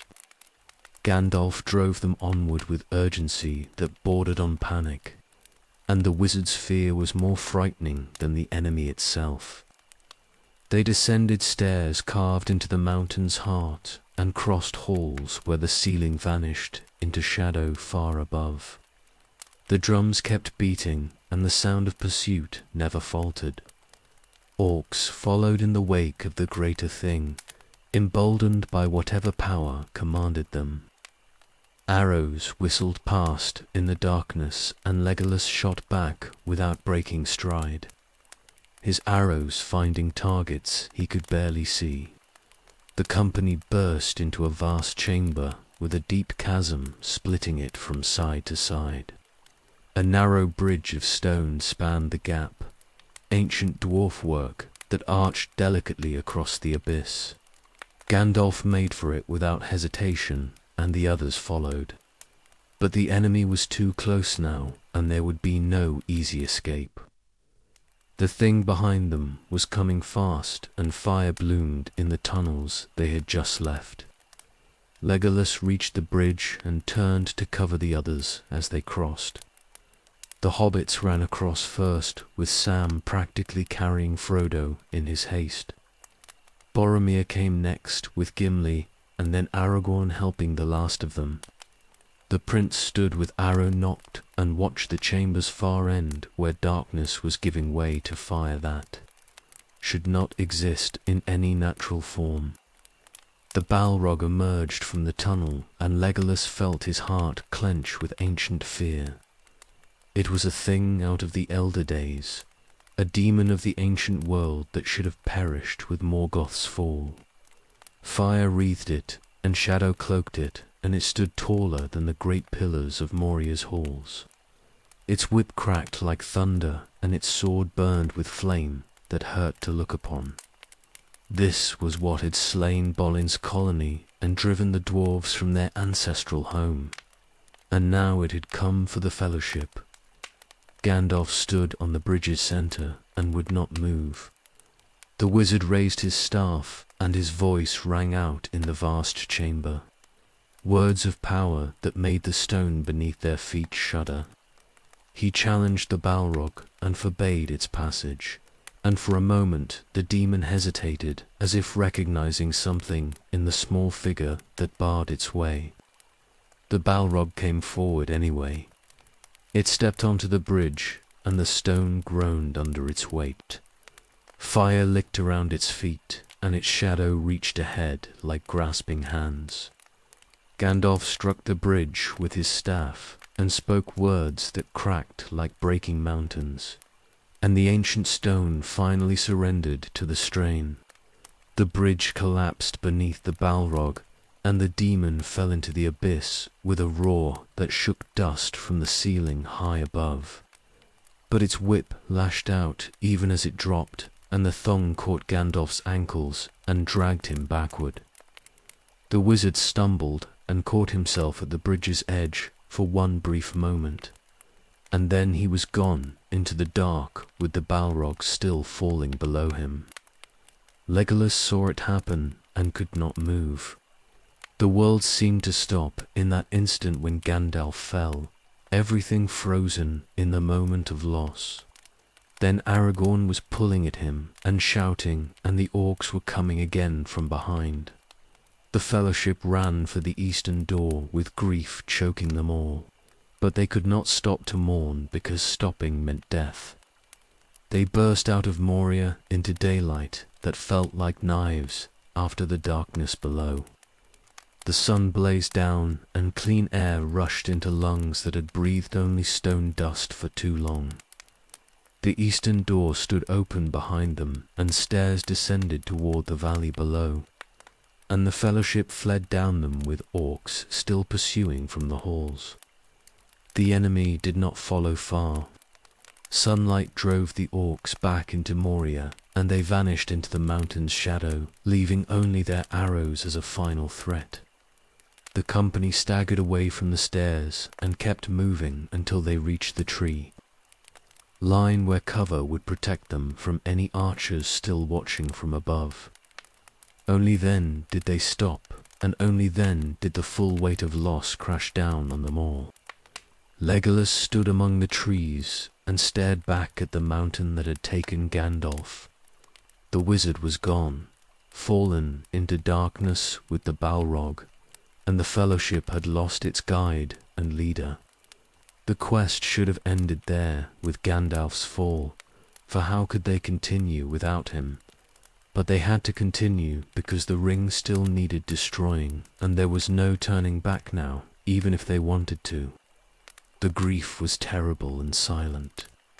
The hobbits wept openly, and Gimli sat with his head in his hands, and even Boromir looked shaken beyond his ability to conceal. Aragorn stood apart, staring at nothing, and Legolas knew the ranger was calculating how to lead them forward without the wizard's knowledge and power. They were 8 now instead of 9, and their strongest defender had fallen, and the road ahead had not gotten any shorter or safer. They could not stay near Moria. The orcs might gather courage and come out in force. And there were other dangers in these lands that cared nothing for their grief. Aragorn finally roused them and got them moving, heading south away from the mountain and toward whatever safety they could find. The company walked in silence through the afternoon, and no one spoke of Gandalf or what his loss might mean. Legolas walked with his bow ready, but his heart was not in the watching. The Balrog's image was burned into his mind, and he could not stop seeing Gandalf fall. The wizard had held death at bay, and then been taken by it anyway, dragged into the abyss by a demon that should not exist in the waking world. If Gandalf could fall, then any of them could fall, and probably would before this quest ended.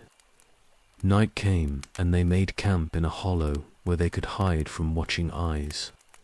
No fire was lit, and they ate cold food without appetite.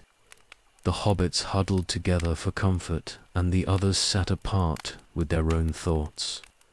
Legolas took first watch, and stood staring into darkness that felt less deep than the grief that had settled over them all. Gandalf was gone, and the Fellowship was broken, even if they continued walking forward. And nothing would be the same again, no matter how the quest ended.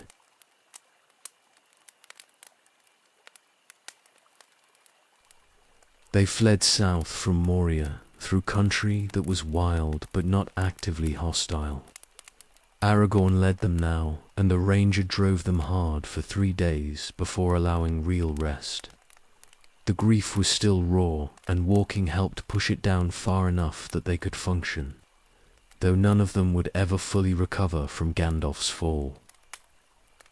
The hobbits struggled with exhaustion and sorrow both, and even the stronger folk were worn to the bone by the time they reached the eaves of Lothlórien.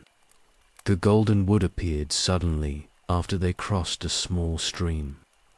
One moment they walked through ordinary country, and the next they stood among Melian that rose like pillars toward the sky. The trees were ancient beyond counting, and their bark was silver-grey in the winter light. Legolas felt his heart lift for the first time since Moria, for this was elven country, and it felt like coming home, even though he had never walked here before. The guards found them before they had gone 100 paces into the forest. Elves of the Galadriel surrounded them with bows drawn and voices cold with suspicion. They questioned Aragorn closely about the company's purpose and their reasons for entering Lothlórien uninvited. The presence of a dwarf troubled them greatly, and they debated turning the Fellowship away.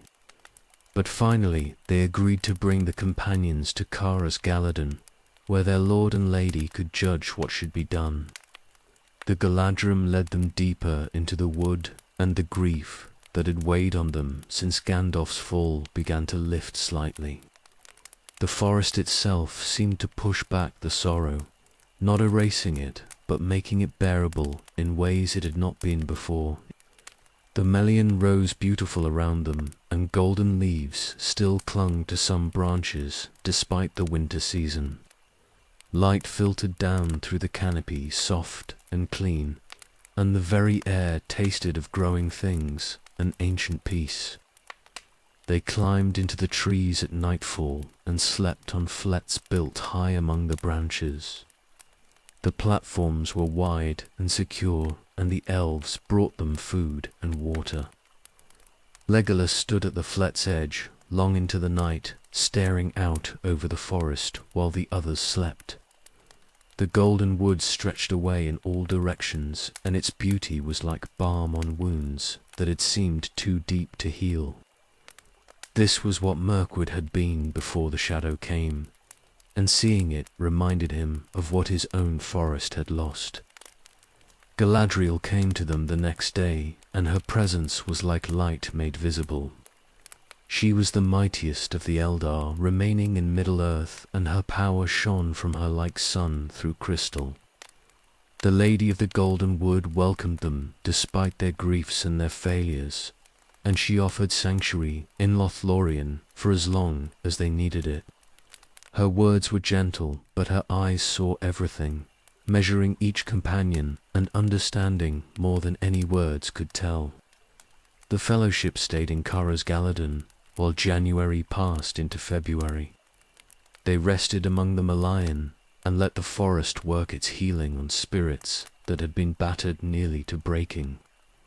The hobbits slowly stopped weeping and began to smile again. Boromir grew less troubled and Aragorn less grim. Even Gimli softened under Galadriel's regard, and the dwarf's suspicion of elves began to crack, though he would not admit it openly. Legolas walked the golden wood and drank in its beauty like one dying of thirst. The malin trees rose around him in ordered groves that had been tended for thousands of years. The paths wound between them smooth and clean, and everywhere he looked was evidence of the Galadrim's craft and care. This was what a forest could be when elven power protected it from corruption. When the shadow was held at bay by strength and will and the power of the three rings. The grief over Gandalf's loss remained, but it no longer crushed them under its weight. They spoke of the wizard sometimes in the evenings, sharing memories of his wisdom and his strength. The telling helped somehow, making the loss real in ways that simply walking in silent sorrow had not. Gandalf was gone, but he lived in their memories, and perhaps that was all anyone could ask for in the end. Galadriel spoke with each of them privately during their stay. She tested them in ways that were subtle but unmistakable, measuring their hearts and their purposes.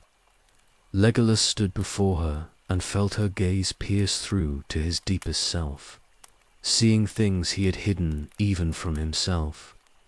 She asked no questions aloud, but he answered them anyway, speaking of Mirkwood and the long war and the failure that had brought him to Rivendell. The lady listened, and her judgment was kind, finding him worthy to continue the quest despite his doubts. The forest held them gently through those winter days. The Galadrim treated them with courtesy that slowly warmed into genuine welcome. They were given clothes and supplies, and their weapons were tended by craftsmen whose skill rivaled anything the Third Age could produce. The Fellowship grew stronger in Lothlórien, healing from Moria's wounds and preparing for the trials that still waited ahead. But they could not stay forever, no matter how much the hobbits might wish to. The ring pulled at Frodo with constant weight, and the quest would not wait while they rested in comfort. February came, and with it the knowledge that they must leave soon, for every day spent in safety was another day that Sauron grew stronger and his search drew closer to finding them. Legolas felt torn when he thought about leaving.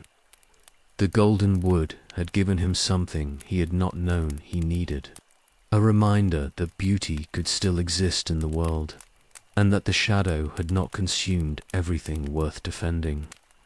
But the reminder made leaving harder rather than easier, for he knew what waited outside Lothlórien's borders. The darkness would close around them again, and there would be no sanctuary until the quest ended one way or another. The Malan trees rose golden around him, and Legolas breathed deep of air that was clean and sweet. Soon they would leave this place and return to the war that had defined his entire life. But for now he was in the Golden Wood, and the forest remembered what the world had been before Sauron's rising. That memory was precious beyond price, and he carried it with him like armor against the darkness ahead, knowing that some things were worth fighting for, even when the fight seemed hopeless.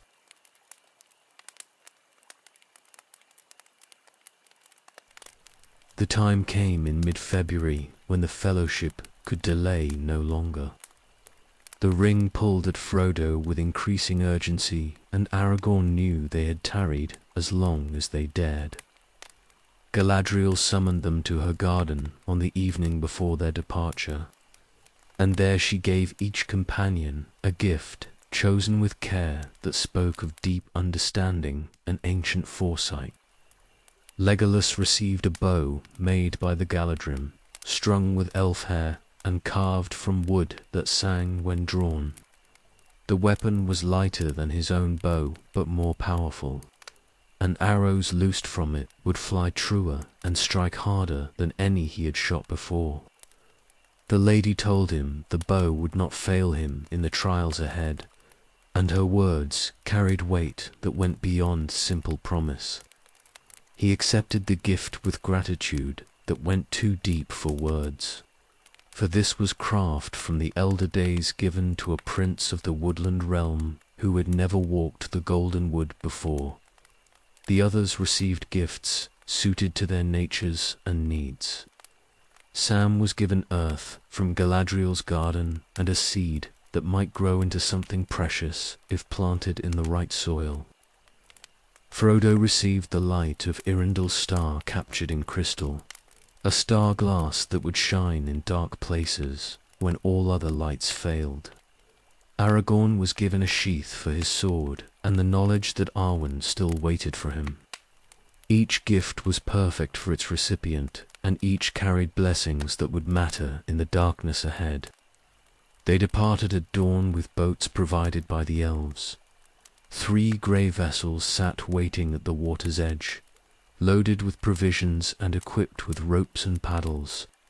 The Galadrim would guide them to the border of Lothlórien, and then the Fellowship would continue alone down the Anduin Tord, whatever fate awaited. The companions boarded the boats with Legolas and Aragorn in one, Boromir with Merry and Pippin in another, and Frodo and Sam with Gimli in the third. The boats moved smoothly down the Silver Lode toward its joining.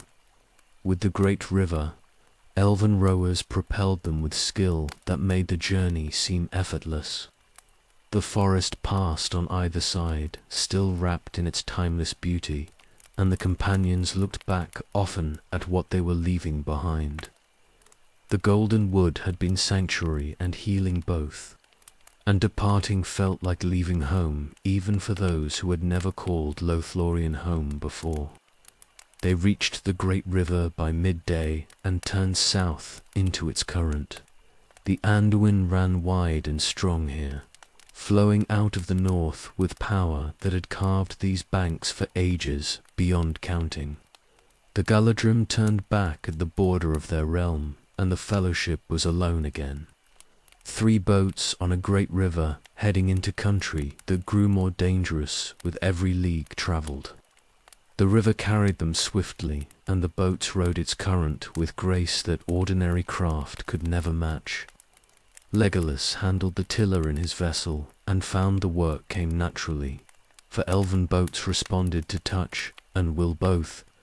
The days passed in steady progress south, and the companions began to hope they might reach the falls of Roros, without encountering enemies strong enough to stop them.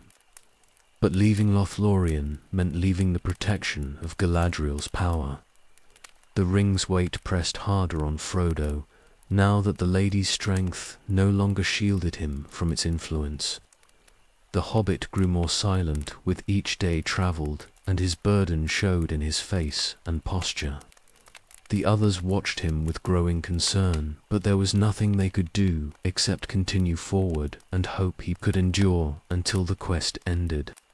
The land along the river's banks grew wilder as they left Lothlórien behind. The forest thinned and gave way to open country where enemies might watch from any hill or thicket.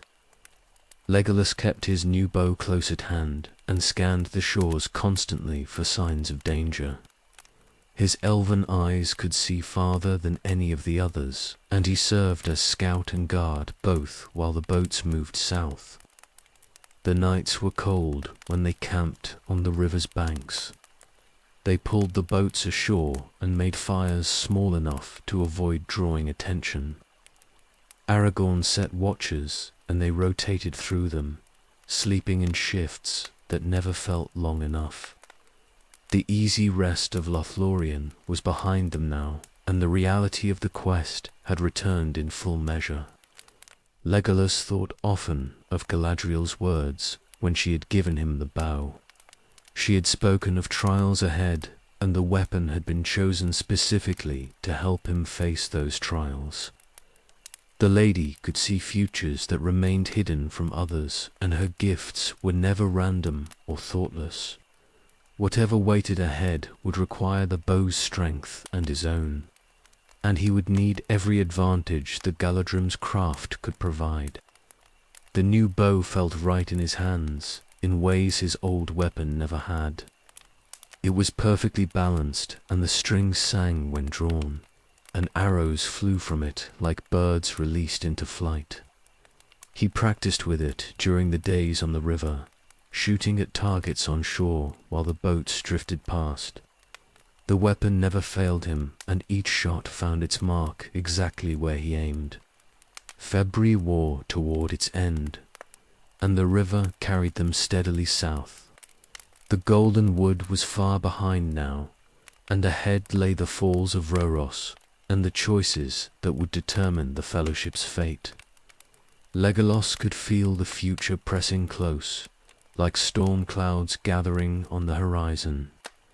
They had left Sanctuary behind and entered the final stages of the quest, and nothing that came next would be easy or certain. The boats moved on, and the river rolled beneath them, and the elf of Mirkwood held his new bow and watched the banks for enemies that had not yet appeared but surely would. Lothlórien's blessing was with them, but blessings alone would not be enough to carry them through what awaited. They would need skill and courage and fortune beyond anything they had needed so far, and even then success was far from certain. The golden wood fell further behind with each hour travelled, and the world grew darker around them, and the Fellowship moved south into shadow that would test them all before the end.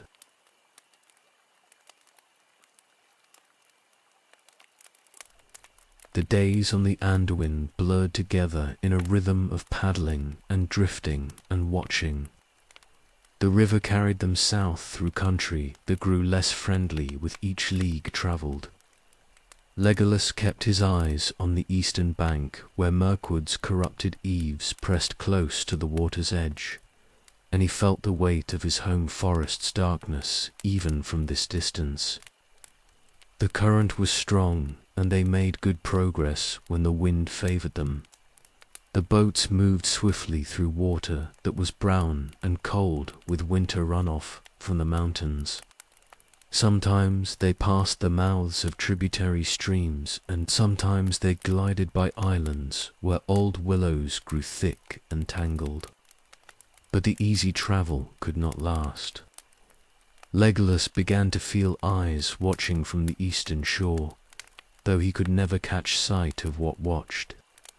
His unease grew day by day, and he knew something was tracking their progress down the river. The others felt it too eventually, though their senses were not as keen as his. Aragorn grew more alert, and even the hobbits started looking over their shoulders at shadows that might hold more than just darkness. Frodo's burden weighed heavier with each day that passed. The ring-bearer spoke less and ate little, and the light in his eyes dimmed as the weight he carried pressed down harder. Sam watched his master with concern that bordered on desperation, but there was nothing anyone could do to ease Frodo's load. The ring was his to carry, and no one else could share that burden, no matter how much they might wish to. They passed the brown lands on the eastern shore, dead country where nothing grew and nothing lived.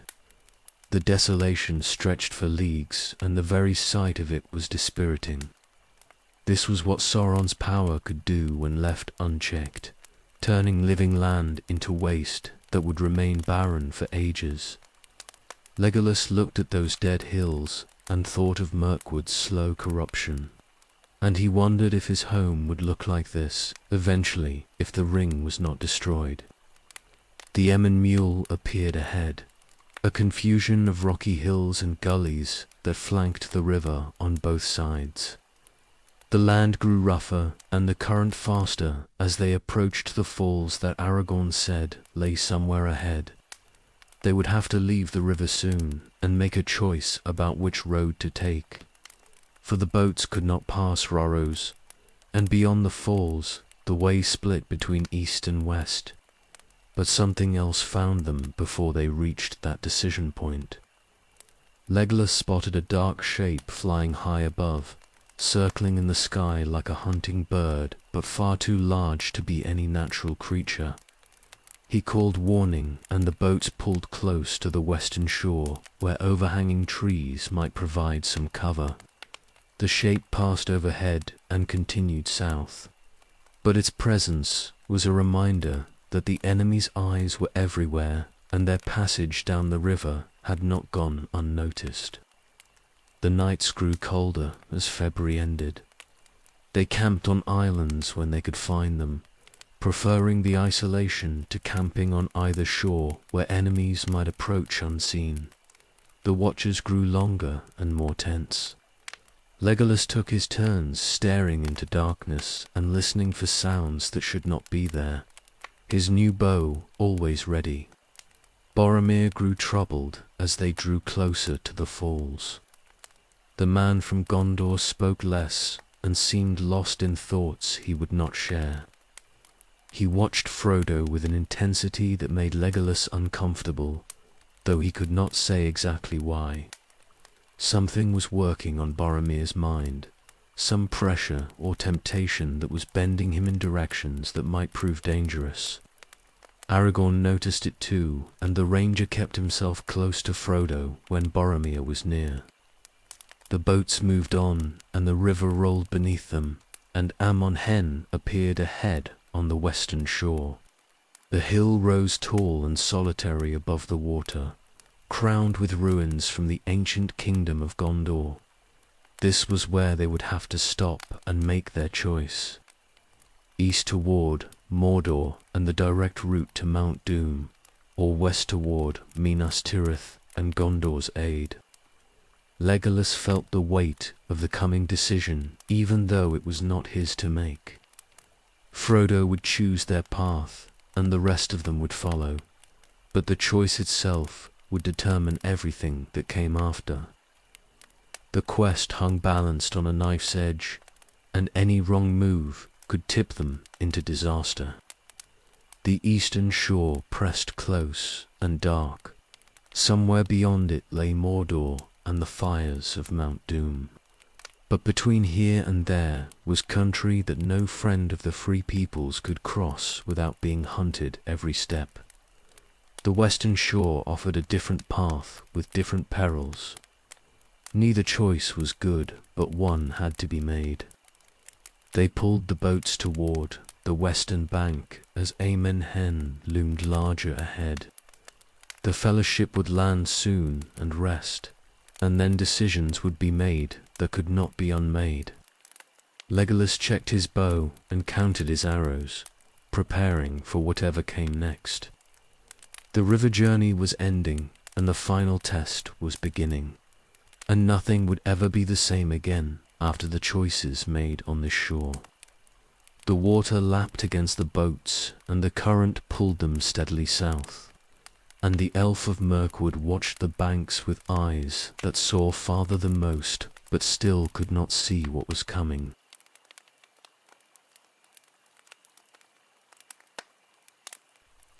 They landed at Parth Galen on the 26th day of February and pulled the boats onto the shore. The grass grew thick here beneath old trees, and the place felt peaceful despite its proximity to both Mordor and the darkness that pressed from all sides. The fellowship made camp and ate a midday meal, but no one spoke much, for the weight of decision hung over them all. Frodo would have to choose soon which road to take, and everyone knew the choice would likely doom some or all of them, regardless of which path he picked. Aragorn suggested they rest before deciding anything final. The hobbits were exhausted from the long days on the river, and even the stronger folk were worn thin by constant vigilance. But rest brought its own dangers, for it gave time for doubts to grow and temptations to work on minds already strained near breaking. Boromir, in particular, grew more agitated as the afternoon wore on, pacing like a caged animal and watching Frodo with eyes that burned too bright. Frodo wandered away from camp, seeking solitude to think. The ring-bearer climbed the slopes of Amon Hen alone, needing distance from his companions to hear his own thoughts clearly. The weight of the ring pressed on him, and the choice ahead seemed impossible, for every path led to suffering and probable death. He sat among the ruins and tried to find clarity that would not come. Boromir followed him up the hill, though Frodo did not know it at first. The man from Gondor had been wrestling with his own demons for weeks, and the sight of Frodo alone with the ring was more temptation than he could resist.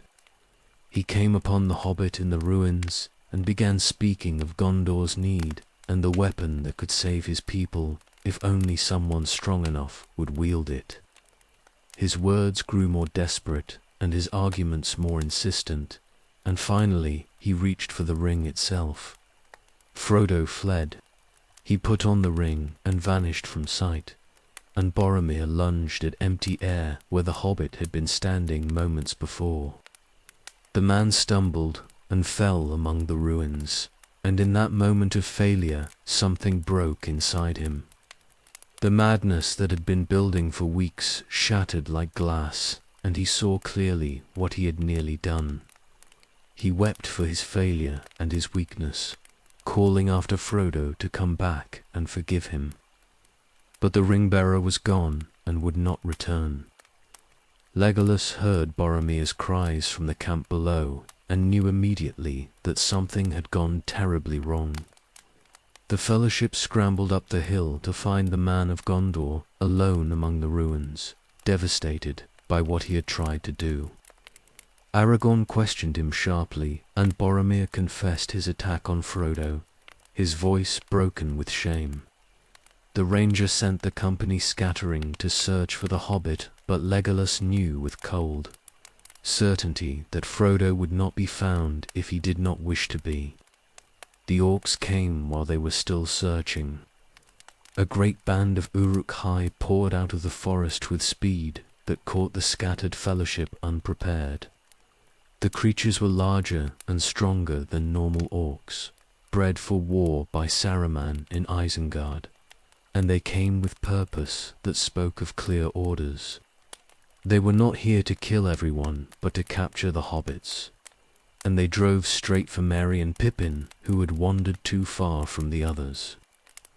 Boromir heard the hobbits' cries and ran to their defense. The man from Gondor crashed into the orc band like a storm, and his sword rose and fell with terrible efficiency. He fought with the fury of someone seeking redemption through battle, placing his body between the hobbits and their attackers. The Uruk-hai fell before him in numbers, but more kept coming, and Boromir fought on, even as arrows struck him from orc bows. Legolas ran toward the sound of battle with Aragorn and Gimli behind him. His bows sang and Uruk-hai dropped with his arrows in their throats, but they were too far away and there were too many enemies. He shot as fast as he could draw, and still it was not enough. Boromir went down under the weight of numbers and arrows both, and the Uruk-hai seized Merry and Pippin and began their retreat even as the three companions finally reached the fighting. They found Boromir dying among the dead orcs. The man had taken multiple arrows, and his blood stained the grass dark.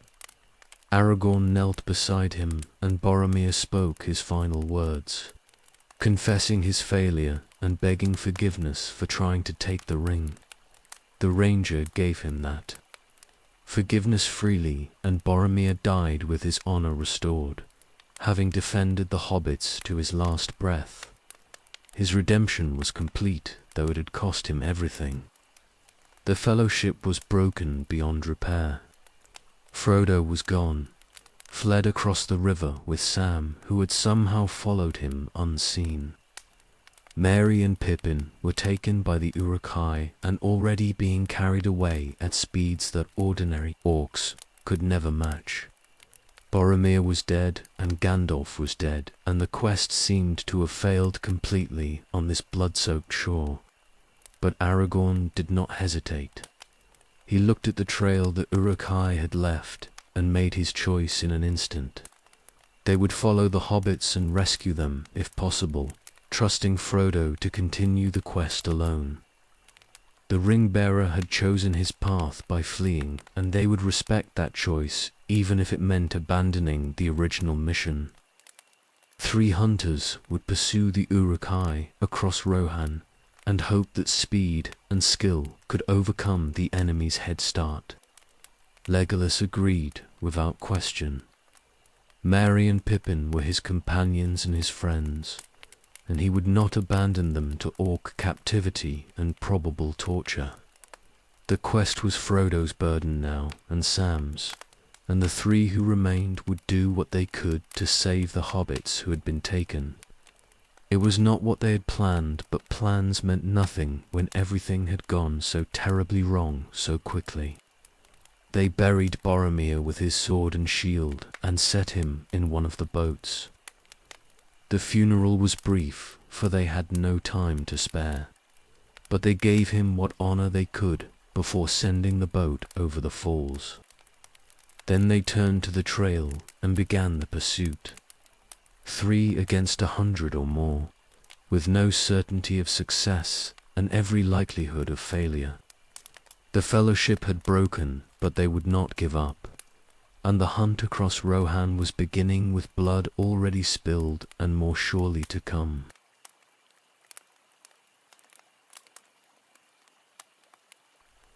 The hunt began on the afternoon of February 26th, with the Uruk-hai already hours ahead. Aragorn led, and his tracking skills found the trail immediately, for the enemy had made no attempt to hide their passage. They were moving fast and carrying 2 hobbits as prisoners, and their tracks showed discipline that ordinary orcs never possessed. The 3 hunters set off at a run that they would have to maintain for days if they hoped to catch the enemy before Merry and Pippin were taken beyond rescue. Legolas ran with his bow in hand and his elven endurance, carrying him forward without the exhaustion that would cripple mortal runners. But even he felt the strain as the hours stretched into a full day and then into night without pause. Aragorn set a pace that was punishing for men and dwarves both. Yet Gimli kept up through sheer stubbornness and refused to be the one who called for rest. They ran through darkness, guided by starlight and Aragorn's uncanny ability to follow tracks that others could barely see. The land rolled past beneath their feet in endless succession of hills and valleys.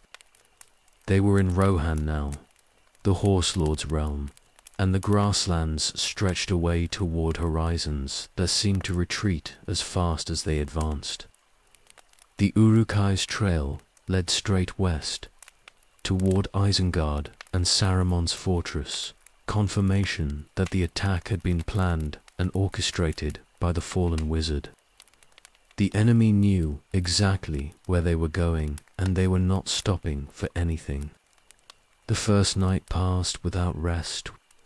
The hunters ran through darkness and kept running when dawn came grey and cold.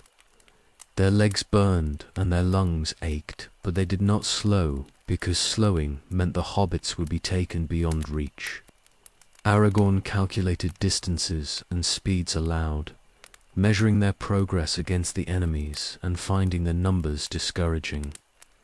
The Uruk-hai were covering ground faster than seemed possible, and the gap was not closing as quickly as it needed to. They found signs of the enemy's passage everywhere. Broken grass and crushed earth marked where the orc band had run in their disciplined formation. Sometimes there were bloodstains where the Uruk-hai had killed their own wounded rather than slow down. The enemy was moving with purpose that went beyond ordinary orc raiding, and their speed suggested they feared pursuit enough to drive themselves hard. The second day burned past in exhaustion that even elven endurance could not completely dismiss. Legolas ran on, but his awareness narrowed to the trail ahead and the rhythm of his own breathing. Gimli was suffering badly now, his shorter legs working twice as hard to keep pace. But the dwarf would not admit weakness and would not ask them to slow. Aragorn ran like a machine that could not be stopped, drawing on reserves of strength that came from his Númenórean heritage and his decades as a ranger. They saw riders on the horizon in the afternoon of the second day. Horsemen of Rohan were abroad in the grasslands, and the hunters changed course to intercept them. Éomer led the Eord, and he questioned Aragorn about their purpose in his realm. The ranger spoke of the hobbits and the pursuit, and Éomer told them his riders had attacked the Uruk-hai band at dawn and destroyed them completely. The orcs were dead and their bodies burned, but no hobbits had been found among the slain. The news should have been devastating, but Aragorn refused to believe Merry and Pippin were dead. If their bodies were not among the orcs, then perhaps they had escaped during the battle. The three hunters thanked Éomer and continued west toward the site of the slaughter, hoping against hope that the hobbits had somehow survived and fled into the forest that bordered the grasslands. They reached Fangorn Forest's eaves as the second day died into night. The battlefield lay before them, a churned mess of earth where the fighting had been fierce and brief. The orc bodies had been piled and burned, and the stench of it fouled the air. Legolas and Aragorn and Gimli searched the killing ground in the darkness, looking for any sign of the hobbits they had run so far to save. The ranger found tracks at the forest's edge, small prints in the soft earth, hobbit-sized, leading into the trees.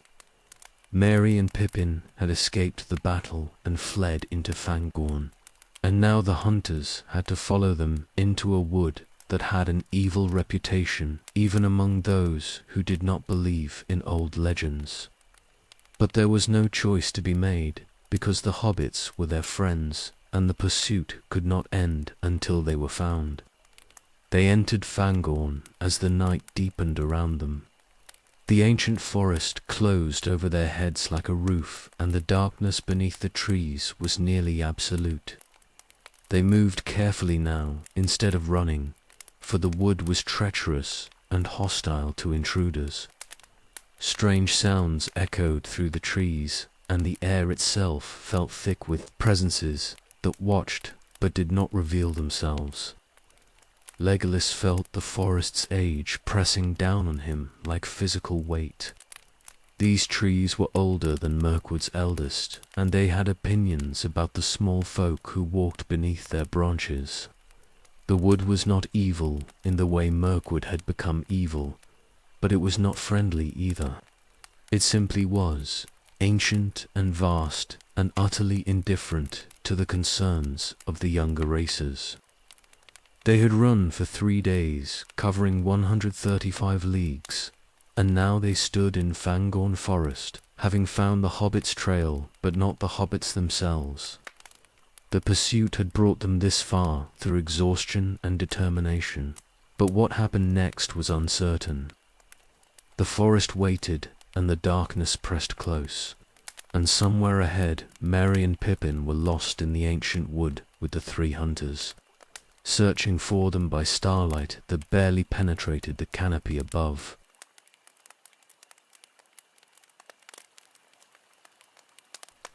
Dawn came to Fangorn on the first day of March, and the forest looked no less strange in daylight than it had in darkness.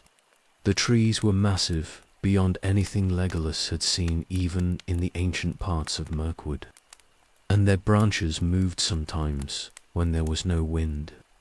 The 3 hunters searched through the morning for any further sign of the hobbits, following tracks that grew fainter and more confused the deeper they went into the wood.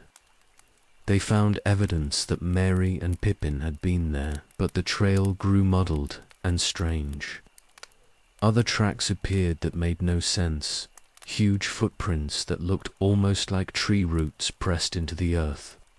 The hobbits had not been alone in the forest, and whatever had found them was large enough to make even the hunters wary.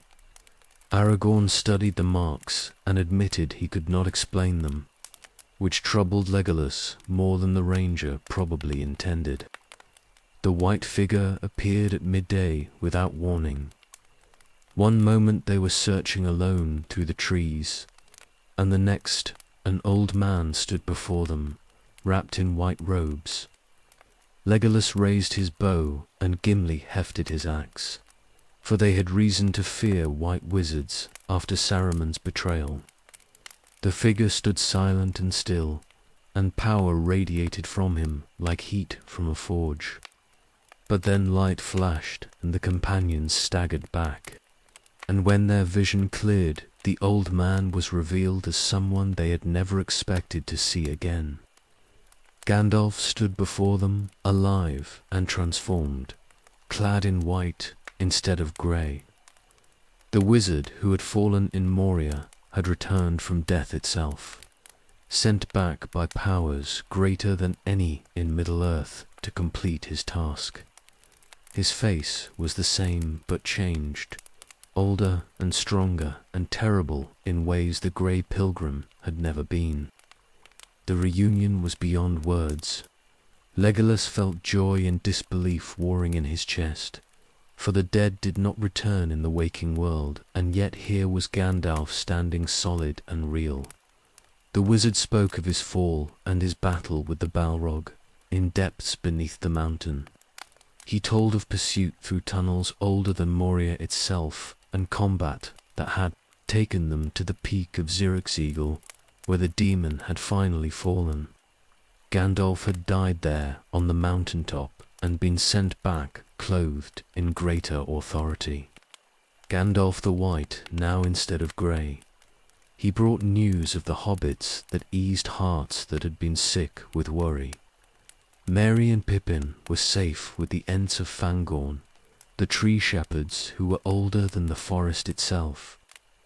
Treebeard had found them fleeing the orcs and had taken them under his protection, and they were in no danger while the Ents watched over them. The ancient tree beings were slow to act, but when they moved, the world would tremble. And Gandalf believed they would move soon against Saruman, who had been cutting their trees and fouling their forest. Shadowfax appeared at Gandalf's call, the lord of horses who had carried the wizard across vast distances in his search for the scattered fellowship. The great horse was white as winter snow, and his eyes showed intelligence that went beyond any ordinary animal. He would bear Gandalf to Eodoras, and the 3 hunters would follow, for the wizard had tasks in Rohan that could not wait. Theoden King was ensorcelled by Saruman through the snake-tongued worm-tongue, and the spell had to be broken before Rohan could ride to war. The presence of Gandalf changed everything. The quest had seemed broken beyond repair when the Fellowship scattered at Amon Hen. But now the wizard was returned and could guide them again.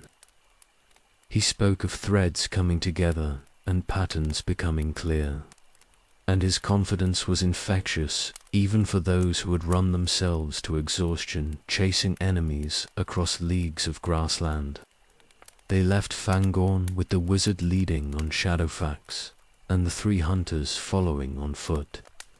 The forest let them go without hindrance, for Gandalf spoke to the trees in languages older than common speech, and they bent aside to ease the traveller's path. The ancient would no longer felt hostile, but merely watchful, observing the small folk who walked beneath its branches, but no longer threatening them with the weight of its displeasure. Legolas walked with renewed purpose, despite the exhaustion that still clung to his bones. Gandalf's return was more than just the survival of a friend. It was proof that the powers beyond Middle-earth had not abandoned the world to Sauron's dominion. Someone greater than any wizard had sent Gandalf back, clothing him in power sufficient to stand against the enemy's servants. The quest might yet succeed, even though the Fellowship had broken and the companions had scattered. The news about Merry and Pippin lifted a weight that had pressed down since Amon Hen. The hobbits were safe, and the desperate pursuit had not been in vain, even though the hunters had not found them directly. The Ents would protect them and perhaps use them as the spark that finally roused the ancient tree beings to action. Saruman had earned their wrath through his destruction of the forest, and the Ents' vengeance would be terrible when it finally came. They emerged from Fangorn in the afternoon and struck out across the grasslands toward Edoras. Shadowfax carried Gandalf with speed that the others could not match on foot, but the wizards circled back often to keep the company together. Rohan's capital lay 2 days ahead, and time pressed heavily on them all. Theoden had to be freed from Saruman's influence before the war truly began, and every hour lost was another hour that the enemy used to strengthen his position. The 3 hunters who had run for days without rest now walked toward. Edoras with Gandalf returned to lead them. The Fellowship was still scattered, and Frodo still carried the ring toward Mordor alone, with only Sam beside him. But the quest was not broken as completely as it had seemed. Hope had returned with the wizard, and the road ahead was clearer, even if it remained desperately dangerous. They walked toward Rohan's capital with Gandalf the White guiding them, and the war was entering its final stages, whether anyone was ready for it or not.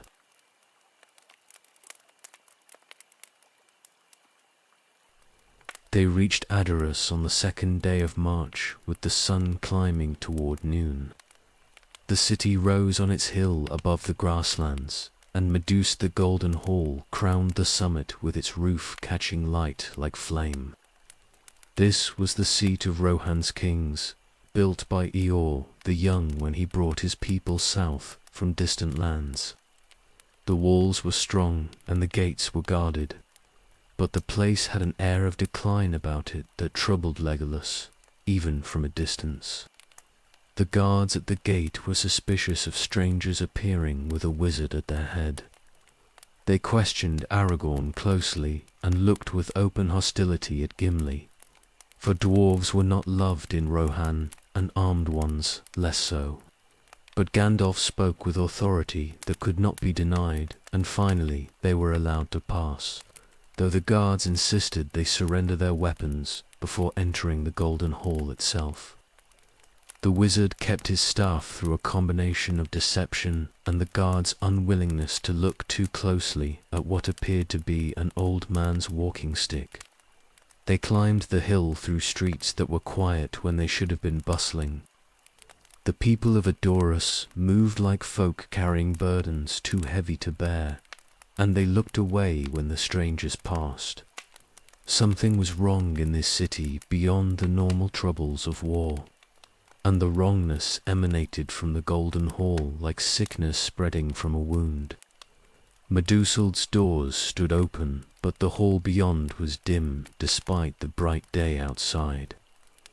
They entered and found Theoden King slumped on his throne like a corpse that had not yet finished dying.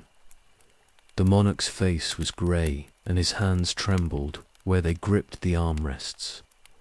Wormtongue crouched beside the throne, whispering poison into the king's ear, and the councillor's face twisted with malice when he saw Gandalf enter with armed companions. The confrontation was brief and brutal. Wormtongue tried to have them thrown out, but Gandalf's voice cracked like thunder in the hall, and the guards fell back rather than face the wizard's wrath. The councillor retreated behind the throne and continued his whispering. But Gandalf advanced with his staff, blazing white, and the light drove back shadows that had been gathering in the hall's corners. Theoden stirred under the wizard's words, and his gaze began to clear. The spell that Saruman had woven through Wormtongue's poisoned counsel was breaking like ice in spring sunlight. The king straightened in his throne, and colour returned to his face, and his hands steadied as the corruption drained out of him. He looked at Gandalf with eyes that could finally see clearly. And in that moment, the king of Rohan returned from the fog that had held him prisoner. Wormtongue fled the hall when his power broke. The councillor ran like a rat, abandoning a sinking vessel, and no one moved to stop him. He was Saruman's creature, and his master's power in Rohan was broken now that Theoden had been freed. The king rose from his throne and stood straight for the first time in months, and his voice rang clear when he called for his sword and his armor. The transformation was remarkable to witness. Minutes before, Theoden had been an old man waiting to die, but now he stood like a warrior in his prime despite his years. The spell had been draining his life and his will, but with it broken, his natural strength reasserted itself. He called for his household guards and his captains, and within hours the Golden Hall was filled with purposeful activity instead of decay and whispered treachery. News came that same afternoon that forced immediate decisions. Saruman was moving against Rohan with an army of Uruk, high and ordinary orcs, both. The enemy was marching on Helm's Deep, where Rohan's people had taken refuge, and if the fortress fell, there would be nothing between the invaders and Edoras itself. Theoden made his choice without hesitation, gathering every warrior who could ride and preparing to march west to Helm's Deep before nightfall. The preparations consumed the rest of the day. Armor was distributed, and weapons were sharpened, and horses were readied for war. Theoden moved through it all like a man reborn, his voice strong and his commands clear. He had lost months to Saruman's spell, but he would not lose any more time to hesitation or doubt. Rohan would ride, and they would ride hard, and if they fell at Helm's Deep, at least they would fall fighting instead of withering away in enchanted paralysis. Legolas prepared alongside the Rohirrim, and found them impressive despite their current weakness. These were a people bred to the horse and the spear, warriors who could ride and fight with skill that matched anything he had seen among men. They had been leaderless and directionless under Wormtongue's influence, but now that Theoden had returned to himself, they were transforming back into the formidable force that had held the mark for generations. Éomer was released from the prison where Wormtongue had thrown him for defying the poisoned council. The Marshal of the Mark emerged ready for battle, and took command of the vanguard with Theoden's blessing. He had 3,000 riders, at most, when Rohan, at full strength, could have fielded twice that. But 3,000 was all they had, and it would have to be enough. The army that had decimated the Uruk-hai band in the grasslands would now face Saruman's full strength at Helm's Deep. Gandalf would not ride with them to the fortress. The wizard had other tasks and other battles to fight, and he promised to return when he could, but gave no assurance of when that might be. Legolas watched him depart on Shadowfax, with unease settling cold in his stomach. For Gandalf's presence had become a comfort, and losing him again felt like tempting fate. They rode out as the sun sank low, 3,000 horsemen and the refugees from the western valleys, all moving toward Helm's Deep. Theoden led them with renewed strength and purpose, and if any of them doubted they would survive what was coming, they kept those doubts to themselves. Rohan rode to war, and the elf of Mirkwood rode with them, his bow ready and his quiver full. And somewhere ahead waited a battle that would determine whether Rohan survived or fell into the darkness that Saruman had prepared for it.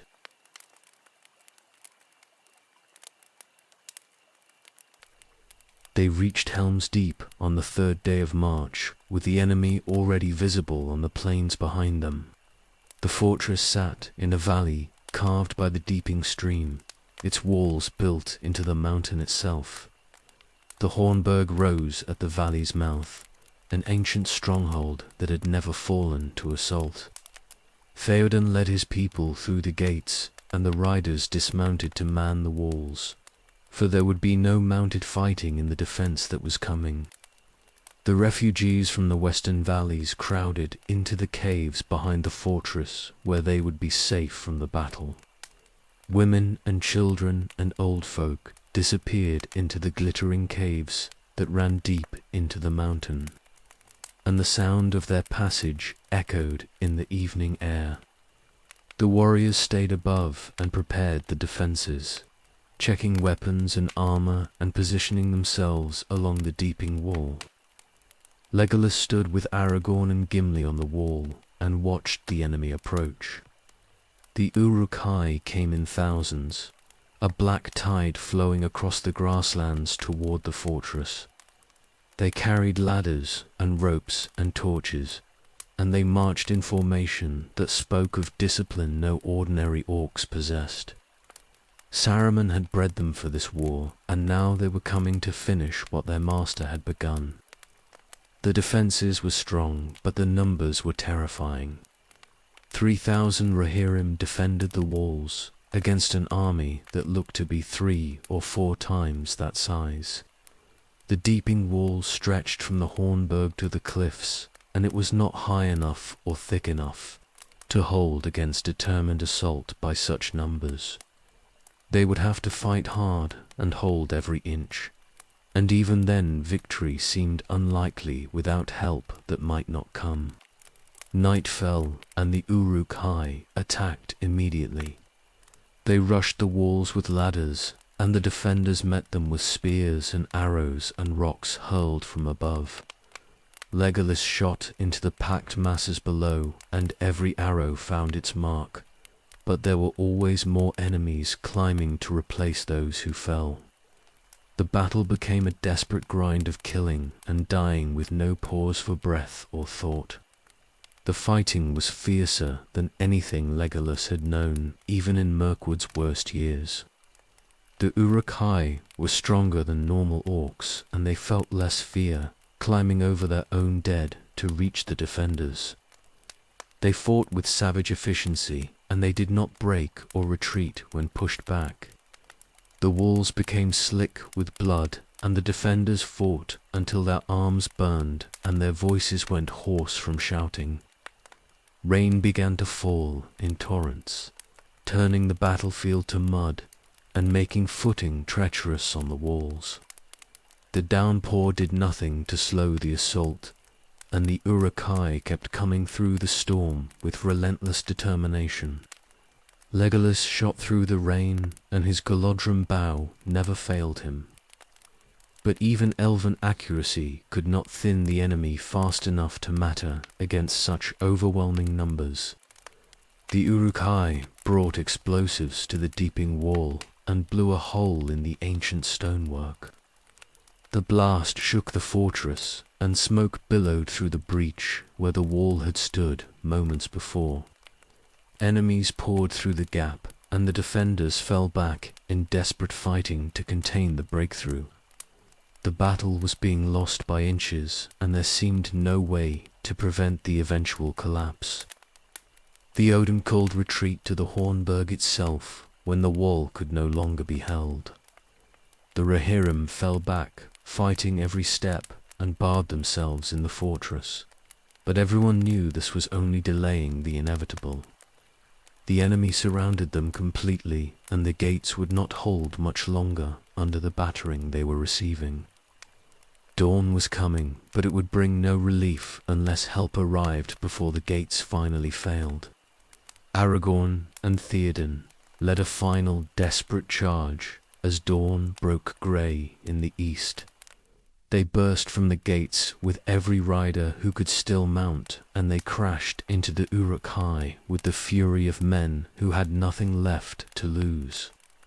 The charge scattered the enemies at the gate, but there were too many of them, and the riders would be overwhelmed within minutes unless something changed. Gandalf appeared on the eastern hills with the sun rising behind him. The wizard rode at the head of 2,000 horsemen that Éomer had gathered from Rohan's scattered folk, and they came down the slope like vengeance itself. The Uruk-hai turned to face this new threat, and in that moment of distraction the defenders from the Hornburg cut deep into their ranks. The enemy found themselves trapped between two forces, and their discipline finally broke under the impossible pressure. The battle turned in minutes from desperate defense to crushing victory. The Uruk-hai fled toward a forest that had not been there the night before, and the trees closed around them like hands reaching to crush. The horns had come from Fangorn at Gandalf's summons, and they did not let the enemy escape. The screaming lasted until mid-morning, and then fell silent, and when the defenders finally approached that strange forest there was nothing left of Saruman's army but broken weapons scattered on bare ground. Helm's Deep was held and Rohan was saved, but the victory came at terrible cost. Hundreds of Rohirrim lay dead, and the deeping wall was broken in a way that would take months to repair. The survivors stood among the wreckage and the bodies and felt no triumph, only exhaustion and relief that they had somehow endured. Theoden's people had held against impossible odds, and they had been saved by Gandalf's return at the perfect moment. But everyone understood how close they had come to complete destruction. Legolas retrieved his arrows from the dead, and found he had lost count of how many enemies he had killed. The battle had lasted through the night, and he had shot without pause until his fingers bled, and still it had almost not been enough. Only Gandalf's arrival with reinforcements had saved them all, and the wizard's timing had been so perfect it seemed ordained by powers greater than any in Middle-earth. The fortress stood, and the enemy was destroyed, and dawn had come at last. But the war was far from over. Saruman still held Isengard, and Sauron still gathered his strength in Mordor. And this victory at Helm's Deep was only one battle in a war that would consume the entire age before it ended.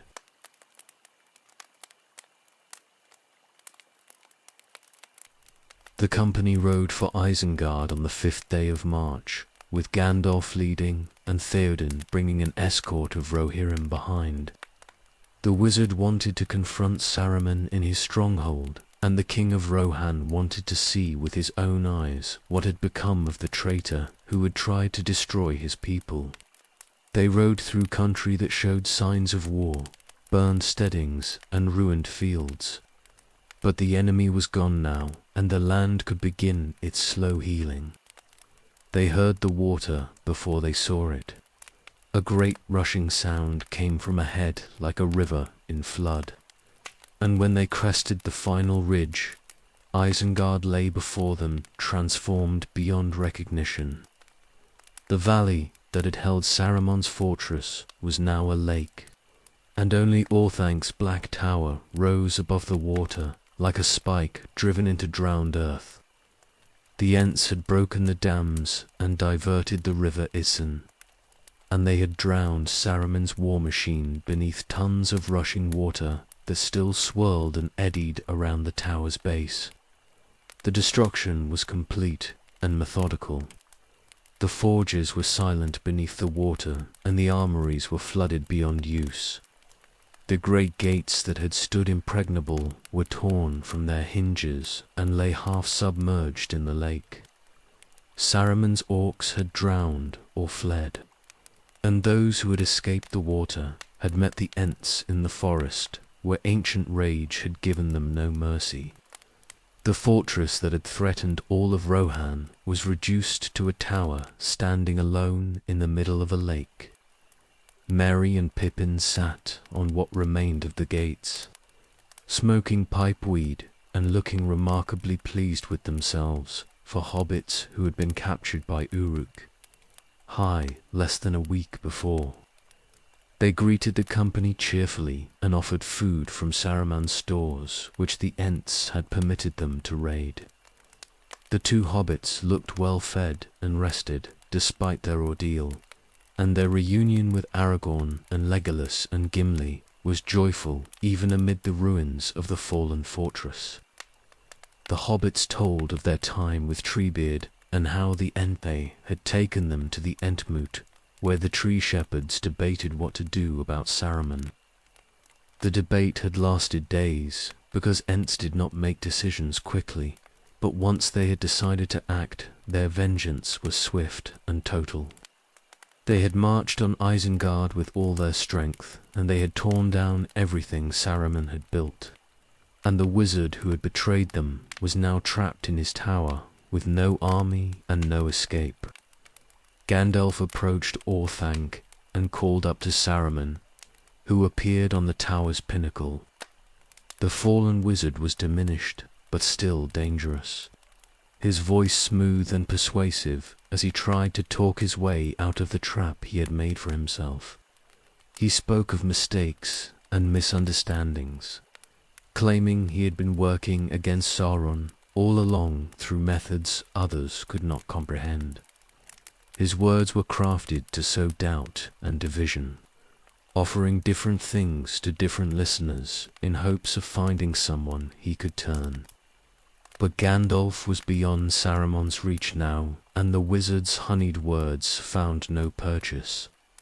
The white wizard spoke with authority that Saruman the Many-Coloured could not match, and he offered one final chance to surrender the keys to Orthanc and submit to judgment. For a moment it seemed Saruman might accept, might acknowledge his defeat and seek whatever mercy remained available to him. The moment passed and Saruman's pride won out over his wisdom. He refused Gandalf's offer with words that grew venomous as his persuasion failed. The fallen wizard retreated into his tower and slammed the window shut, choosing imprisonment over surrender. Wormtang appeared briefly on the parapet, and his face was desperate. But Saruman dragged him back inside, and the tower stood silent and sealed against all approach. Gandalf turned away from Orthanc, with something like sorrow on his ancient face. Saruman had been the greatest of the Astari, and he had fallen to pride and the lust for power, and now he was trapped in a tower, surrounded by water, with his life's work destroyed around him. The wizard who had sought to match Sauron's strength had been brought low by trees he had considered beneath his notice, and the poetry of his fall was bitter for any who understood what he had once been. Treebeard came to speak with Gandalf before the company departed. The Ent was ancient and powerful and slow in all his ways, except when roused to genuine wrath, and his wrath had accomplished in hours what armies might have failed to do in months. He promised to watch Orthanc and ensure Saruman could do no more harm from his prison, and Gandalf accepted the Ent's guardianship with gratitude that acknowledged the tree shepherd's service. The company prepared to leave Isengard, with the hobbits rejoining the group. Merry and Pippin would ride with them from now on, no longer prisoners but companions reunited. Their capture had seemed like disaster at Amon Hen, but it had led to the Ent's rising and Saruman's fall, and the quest's breaking had somehow strengthened the Free People's position even as it scattered the Fellowship. Legolas looked back at Orthanc as they rode away. The black tower rose stark against the sky, beautiful in its way but isolated now and powerless. Saruman had reached for greatness and achieved only ruin, and his fortress was drowned beneath water that would take months or years to fully drain away. The wizard remained dangerous even in defeat, but he was contained, and that containment was victory enough for now. They rode south from Isengard, with 2 hobbits recovered and 1 enemy neutralized. The war was far from over, and Sauron still loomed larger than Saruman had ever threatened to become. But this day belonged to the Free Peoples. The Insed remembered their strength and used it to devastating effect, and Rohan was saved from the immediate threat that had nearly destroyed it. Small victories in a war that was far from won, but victories nonetheless, in a struggle where any success had to be celebrated before the next crisis demanded attention.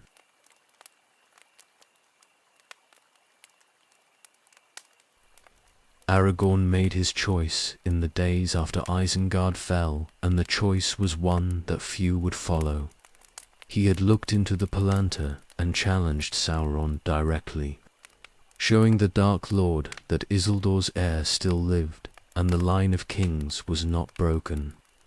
The gamble had been terrible and dangerous, but it had given Aragorn knowledge he needed, and that knowledge told him speed was essential now, if Gondor was to survive the assault that was coming.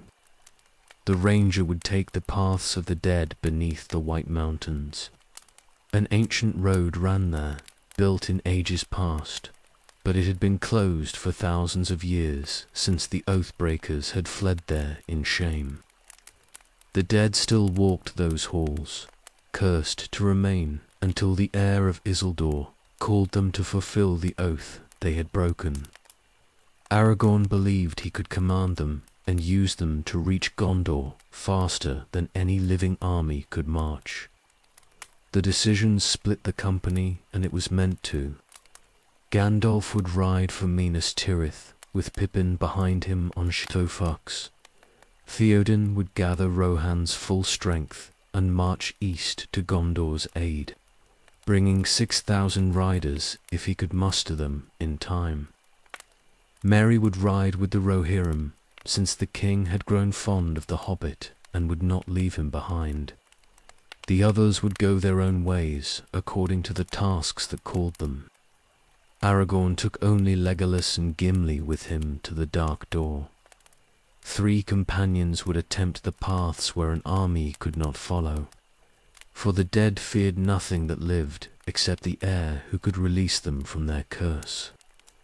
The ranger did not command the others to follow him into that darkness, but both elf and dwarf volunteered without hesitation, and their loyalty meant more than Aragorn could say aloud.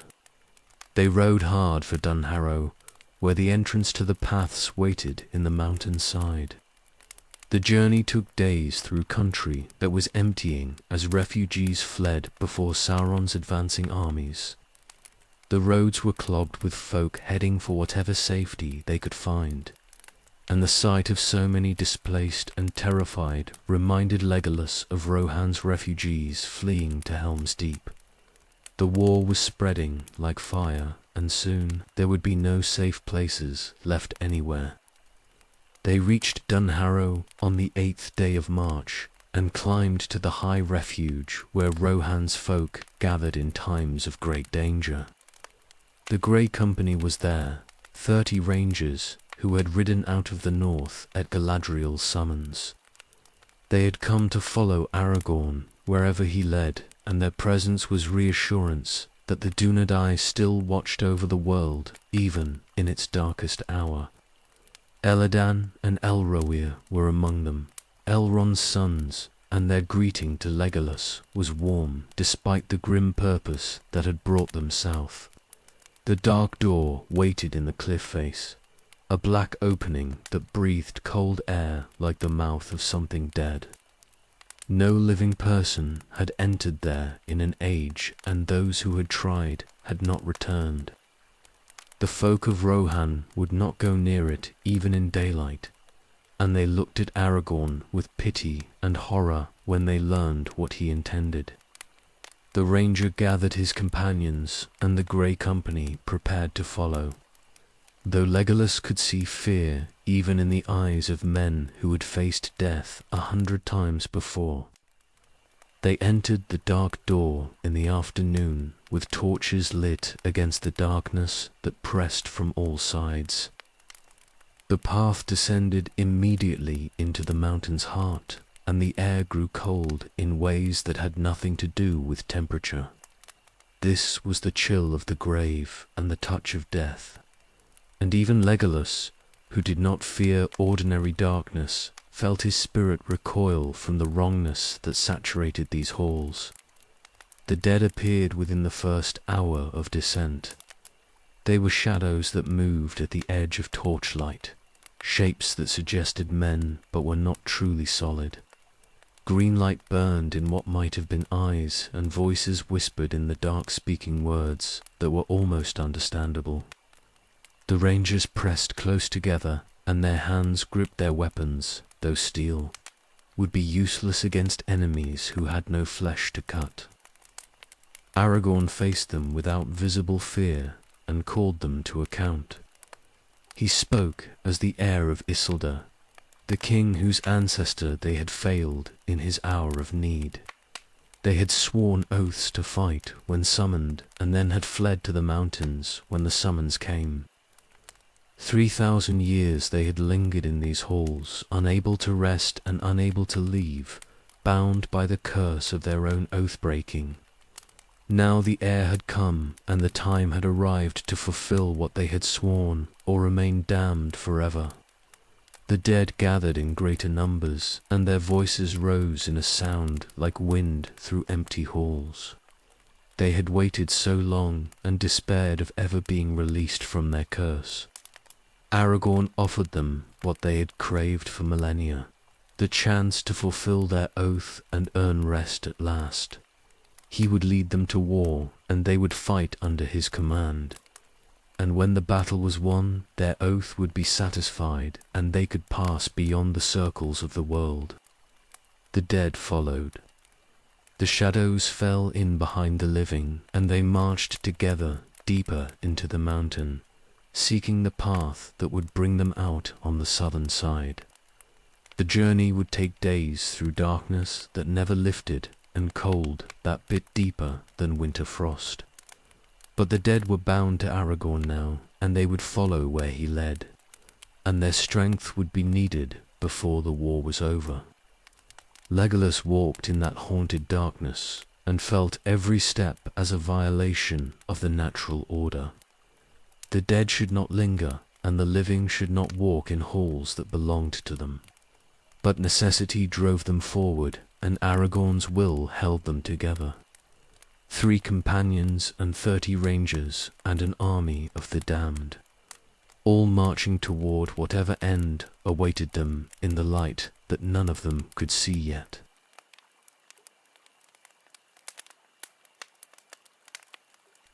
The paths of the dead stretched on through darkness that seemed to have weight and substance.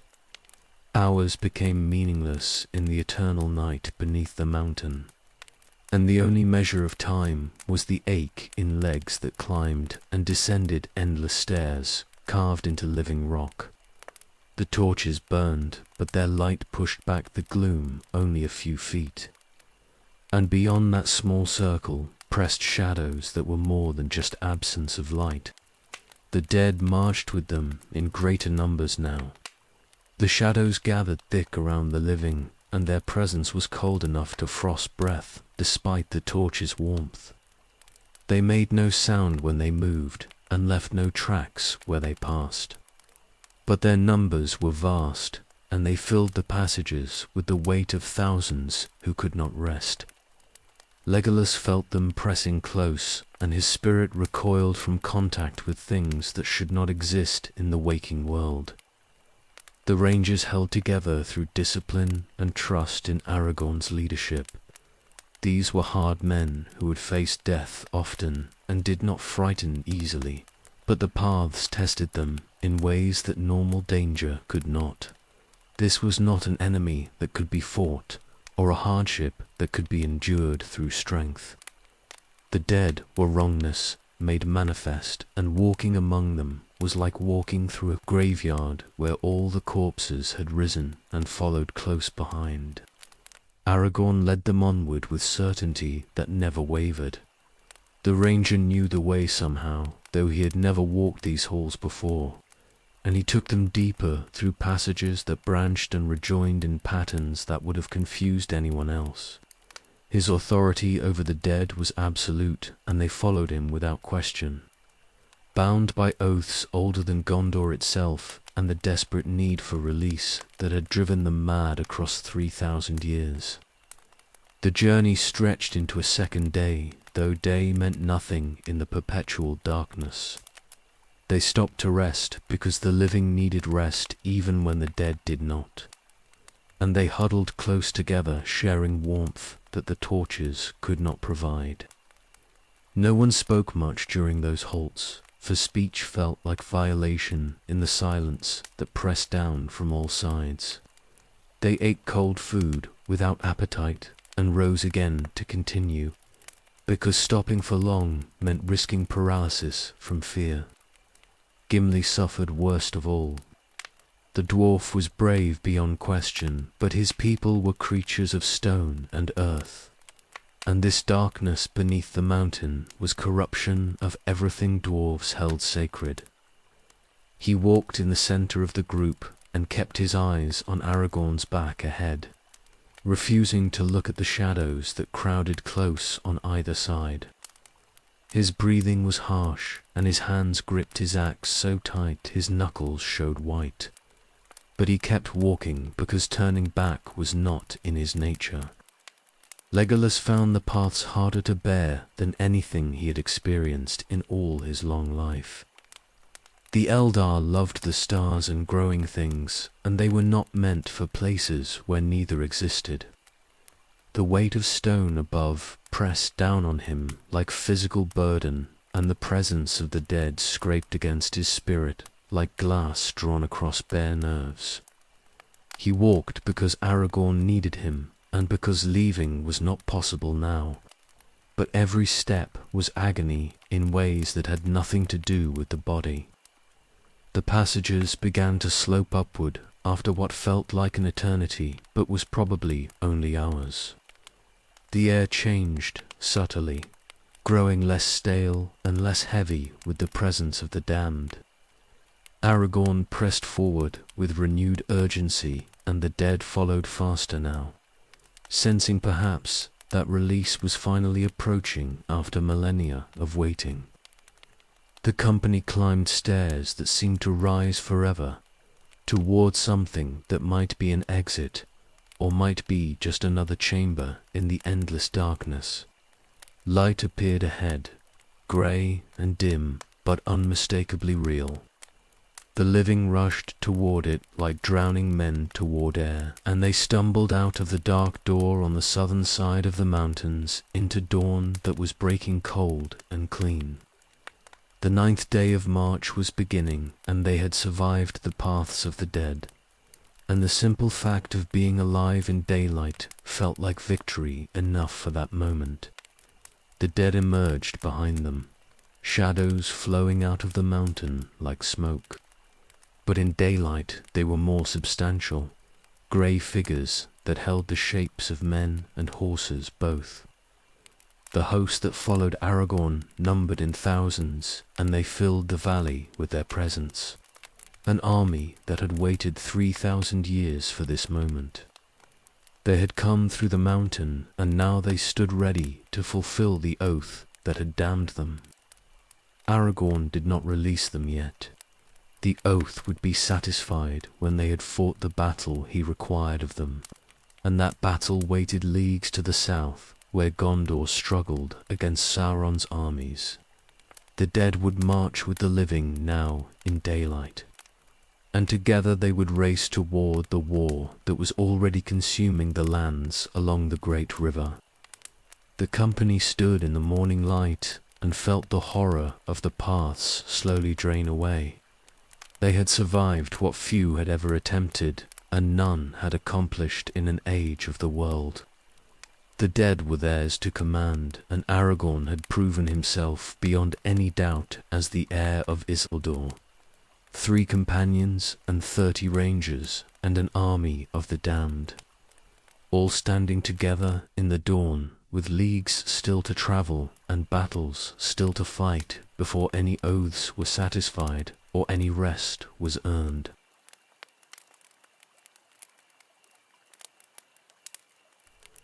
They marched south from the mountain with the dead following like a grey tide that never tired or slowed.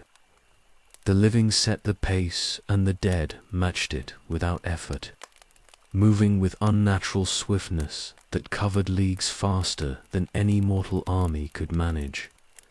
The land rolled past beneath their feet in a blur of hills and valleys, and the days compressed into a single continuous push toward the sea where Aragorn knew the enemy waited. The dead inspired terror in anyone who saw them. Farmers fled their fields when the host approached, and villages emptied before the grey. Army that marched under no banner save the authority of Isildur's heir. Word spread ahead of them that the cursed dead of the mountain were abroad in daylight, and the panic they caused was sometimes useful, but mostly just sad. These were Gondor's, people fleeing from an army that had come to save them. They reached Pelargia on the 13th day of March, and found the port city under assault. The corsairs of Umbar had brought their fleet north in great strength, black ships with red sails that filled the harbour and the river beyond. The southern pirates had taken the lower city already, and they were pushing into the upper town, where Gondor's defenders still held. Smoke rose from burning buildings, and the sounds of fighting echoed across the water. Aragorn led the host down from the hills in the afternoon, with the dead flowing round the living like water round stone. The corsairs saw them coming, and their courage broke instantly. For no mortal force could stand against the terror that the dead inspired. The pirates abandoned their positions and fled toward their ships. But the dead were faster, and they caught the enemy in the streets and along the wharves. The slaughter was complete and merciless. The dead gave no quarter and took no prisoners, because they were beyond such mortal considerations. They had come to fulfill their oath through battle, and killing was all they understood after 3,000 years of damnation.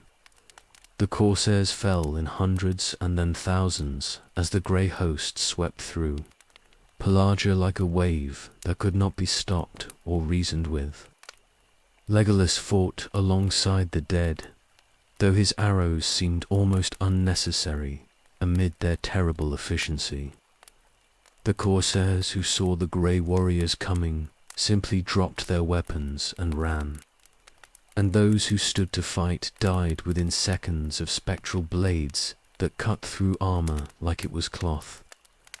The battle became a rout and then a massacre, and by nightfall the entire Corsair fleet was in Aragorn's hands, with most of its crews dead or fled.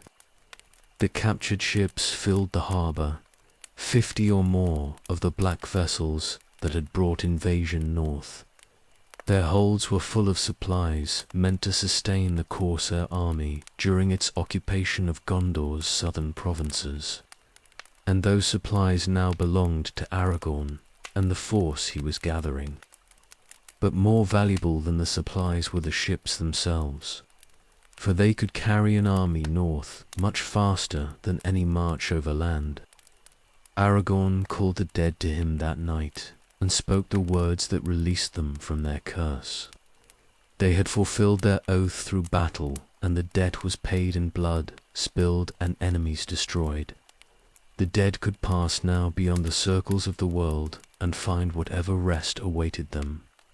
The shadows listened and then faded like mist under morning sun, and the host that had marched from the mountain dissolved into nothing as 3,000 years of damnation finally ended.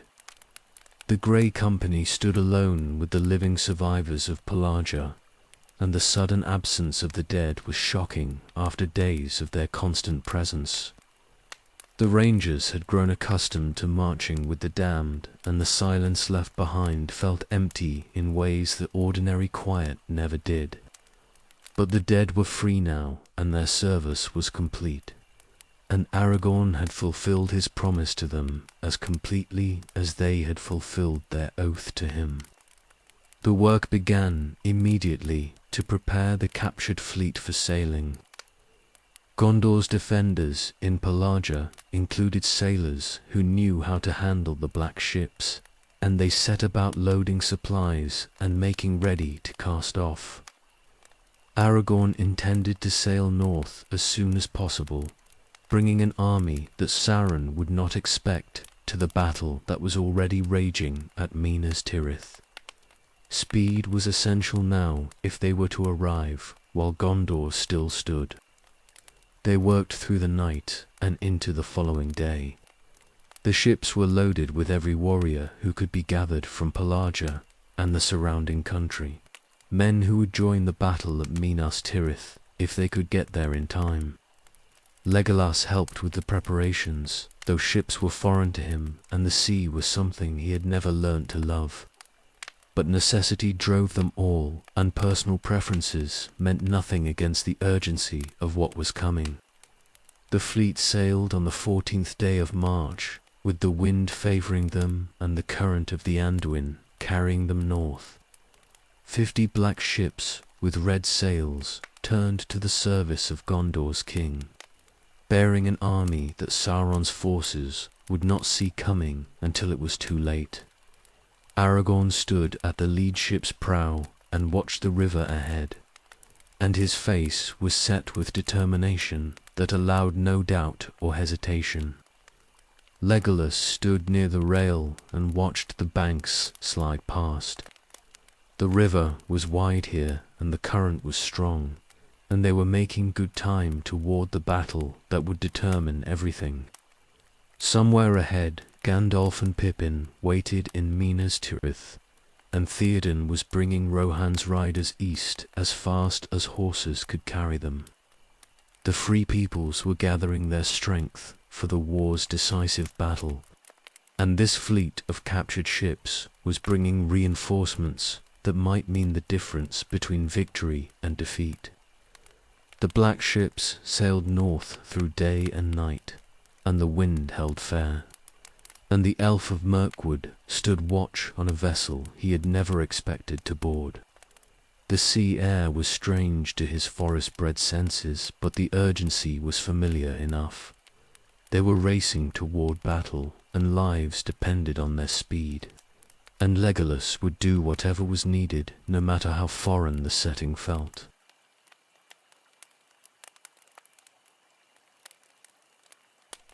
The black ships came up the Anduin on the 15th day of March, and the defenders on the walls of Minas Tirith saw them with despair.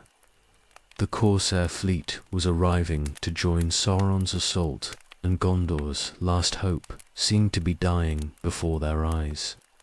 But then Aragorn unfurled the standard of the king at the lead ship's mast, and the banner showed the white tree and the 7 stars and the crown, and despair transformed into desperate hope in the space of heartbeats. The fleet reached the Harlan docks, and the army poured off the ships into battle that was already raging across the Pelennor Fields. Sauron's forces had broken through the city's outer defences and were pressing toward the walls themselves. The Rohirrim had arrived that morning and charged into the enemy's flank, but they were being overwhelmed by sheer numbers despite their courage and the fury of their assault. Legolas leaped from the ship with his bow singing and arrows finding targets before his feet touched solid ground. The Pelennor was chaos and blood, thousands fighting and dying in the shadow of Minas Tirith's walls. Orcs and men from the south, and worse things besides, covered the fields in a black tide that seemed endless. But Aragorn's arrival with fresh warriors was throwing the enemy into confusion, for they had expected reinforcement and received doom instead. The elf of Mirkwood fought his way across the Pelennor toward where the Rohirrim were locked in desperate combat. His arrows never missed, and his aim never faltered, and enemies fell before him like wheat before a scythe. The bow Galadriel had given him proved its worth 1,000 times over in those bloody hours. For every shot struck true, and every arrow found a vital target. He found Gimli amid the chaos, and the dwarf was killing orcs with mechanical efficiency. They fought back to back for a time, elf and dwarf defending each other in the press of enemies that never seemed to thin no matter how many fell. The Pelennor had become a killing ground where no quarter was given and none expected, and the battle would be won or lost based on who could endure the carnage longest. The Witch King fell that day, though Legolas did not see it happen. The Lord of the Nazgul had come to destroy Gondor, and instead met his end at the hands of those he had scorned as weak. His death sent shock through the enemy forces like a stone dropped in still water, and the ripples of that shock spread across the entire battlefield. The Nazgul, who had terrorized Middle-earth for 3,000 years, was gone, and his fall proved that even Sauron's greatest servants were not beyond defeat. Theoden King died in that same hour. The Lord of the Mark had charged the enemy with all the fury of Rohan's ancient kings, and his valor had been magnificent. But valor was not enough against the darkness arrayed against them. He fell defending his people and his kingdom, and his death was grievous loss for all who fought that day. But he died as a king should die, in battle defending what he loved, and there was honor in that ending even amid the sorrow. The battle turned after the Witch King's fall and Theoden's death. The enemy's will broke like a dam giving way, and what had been organized assault became panicked rout. The forces of Sauron fled toward the river and toward Mordor, and the armies of the free peoples pursued them with vengeance that gave no mercy. The Pelennor became a graveyard stretching for leagues, and the victory was complete even though the cost had been terrible. Legolas stood among the dead when the fighting finally ended, and felt the weight of exhaustion crash down on him for the first time since leaving the ships. He had shot arrows until his fingers bled, and fought until his arms burned, and still the battle had almost overwhelmed them all. Victory had come by the narrowest of margins, balanced on Aragorn's arrival and the Witch King's fall, and 1,000 smaller moments of courage and fortune. Éomer lived and took command of the Rohirrim after his uncle's death. The new king of Rohan stood over Theoden's body and wept openly, for the grief was too great to contain. But he did not let grief paralyze him, and within hours he was organizing his warriors and preparing for whatever came next. The battle was won, but the war continued, and Rohan would honor its fallen king by finishing what he had started. The casualties were counted through the afternoon and into the evening. Thousands had fallen defending Minas Tirith, and the Pelennor was soaked with blood from so many dead that the grass would be stained for years. Gondor had survived, but it had been brought to the very edge of destruction, and only the combination of Aragorn's arrival and Rohan's charge had saved the city from falling. Aragorn revealed himself openly now as the king returned. He had proven his claim through leadership and battle both, and Gondor's defenders saw in him the heir they had waited for through long years of decline. The standard flew above the Harland, and its meaning was clear to all who understood the ancient symbols. Isildur's line had not failed, and the throne would not remain empty when this war finally ended. Legolas found Gimli again after the battle, and they took account of their kills in the old game they had started at, Helm's Deep. The numbers mattered less than the friendship that had grown between them. For elf and dwarf had become brothers in all but blood. They stood together on the Pelennor amid the wreckage and the bodies, and their companionship was proof that old grudges could be overcome when tested by shared struggle. The sun set on the Pelennor Fields, and the 15th of March ended with victory secured, but grief heavy on all who survived. Theoden would be mourned, and the dead would be honored, but those laments would wait until the war was truly over. Sauron still held Mordor, and his armies were not broken completely despite the losses suffered here. The battle had been won, but the final confrontation still waited, and everyone knew that the Pelennor had been only a prelude to whatever darkness was coming next.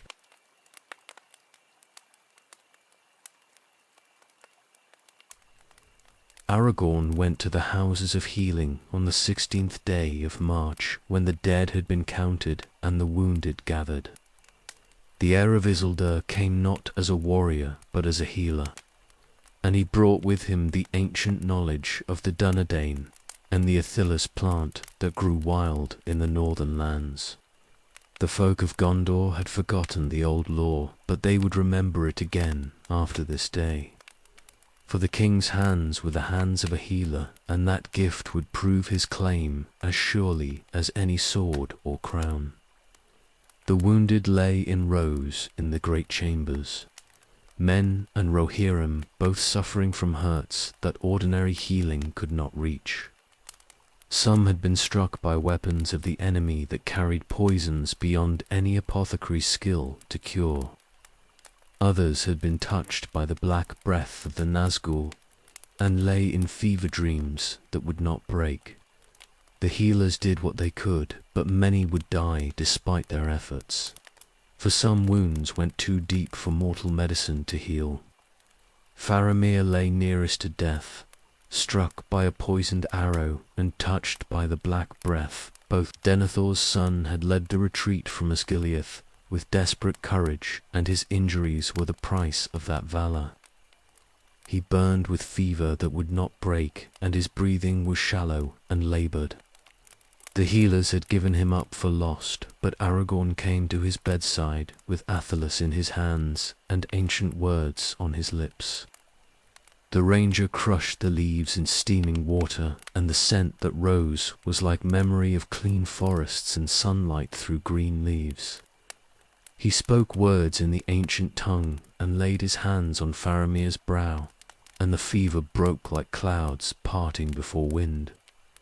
The wounded man's breathing steadied and deepened, and his face lost the grey pallor that had marked him for death. He woke briefly and looked at Aragorn with clear eyes before falling into natural sleep that would bring healing instead of death. Eowyn of Rohan lay in the next chamber, injured past what any woman should have survived. She had faced the Witch King himself and struck him down with help from Merry's blade, but the cost had been terrible.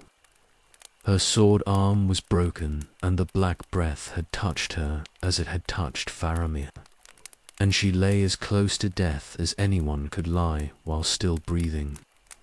But Aragorn came to her with the same athelas and the same ancient healing, and she too woke briefly from her darkness before falling into sleep that promised recovery. Merry suffered in the chamber beyond, small and broken on his bed.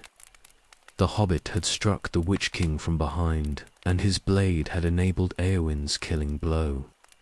But Morgul weapons took their toll on anyone who wielded them. His right arm was withered and cold, and the black breath had touched him as well. Aragorn knelt beside the hobbit's bed and used the athelas again, and Merry's arm warmed under his hands. The halfling woke and asked for food, and that simple request brought smiles to faces that had known only grief for days. The healing spread through the houses as Aragorn moved from bed to bed. Not all could be saved, for some wounds were beyond even the king's hands to heal, but many who would have died instead lived. The ancient gift of the Númenórean kings was manifest in those chambers, and the people of Gondor who witnessed it understood that they were seeing something that had not been seen in their city for generations. The king had returned, and his hands brought healing, as the old prophecies had promised. The councils of war began on the 17th, while the wounded still recovered. Gandalf gathered the captains and the lords and laid out the situation with brutal honesty. They had won a battle, but they could not win the war through defensive fighting. Sauron's armies were too numerous and his resources too deep. Even if Minas Tirith held against the next assault and the next, eventually the city would fall through sheer attrition and exhaustion. The wizard proposed something that seemed madness to any who heard it without understanding. They should gather every warrior who could march and take the fight to Sauron directly. They should march on the Black Gate and challenge the Dark Lord in his own territory, daring him to come out and face them in open battle. The proposal sounded like suicide, and perhaps it was, but Gandalf argued that it was the only chance remaining. The logic was subtle, but sound for those who could follow it. The ring was being carried toward Mount Doom by two hobbits who had no army and no defense except secrecy and fortune. Every day that Sauron's attention was focused elsewhere was another day that Frodo and Sam had to complete their impossible quest. If the armies of the West marched on the Black Gate, Sauron would have to respond. His pride would not allow him to ignore such a challenge, and his attention would be drawn away from the small folk climbing through Mordor's mountains. Aragorn agreed to lead the march, though he knew it was likely a death sentence for all who followed. The heir of Isildur would challenge Sauron as his ancestor had challenged him 3,000 years before, and this time the challenge would be pressed to its conclusion regardless of the cost. They would buy time for the ring-bearer with their lives if necessary. For the quest was all that mattered now, and their own survival meant nothing against the world's need. The preparations began immediately. Every warrior who could walk would march, stripping Minas Tirith's defenses to the minimum needed to hold the walls if the worst happened. The army that assembled was pitifully small compared to the forces Sauron could bring against them, but size was not the point. They needed to be visible and threatening enough to draw the eye's attention, and that they could accomplish even with limited numbers. Legolas watched the preparations with understanding that was clear-eyed and unsentimental. This march was not meant to be survived. It was meant to distract and delay. They would walk into Mordor knowing that death waited there, and the only question was whether they could hold Sauron's attention long enough for Frodo to complete his task. The elf of Mirkwood had fought hopeless battles before, but never one quite this desperate. The army would march on the 18th, leaving Minas Tirith to whatever fate awaited it. 7,000 warriors would challenge the might of Mordor at its own gates, and the challenge would be pressed until either the ring was destroyed or they were. There was no middle ground remaining, and no room for half measures. Everything would be risked on this final gambit, because risking nothing meant certain defeat. Legolas checked his bow and counted his remaining arrows, preparing for the march that would likely be his last. The quest had come to this desperate throw of the dice, and all anyone could do now was play their part and hope that Frodo succeeded where armies could not. The Black Gate waited, and death waited with it, and the army of the West was marching toward, both with eyes open and hearts resigned to whatever end was coming.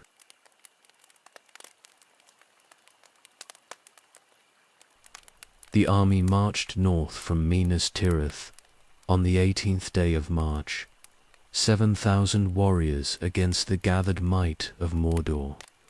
They moved through lands that had been scoured by Sauron's forces during their retreat, burned villages and ruined fields, showing the enemy's passage. The march was grim and the mood was grimmer, for everyone understood this was not a campaign meant to be won through military victory. They passed through Athelion, and the beauty of that land was heartbreaking.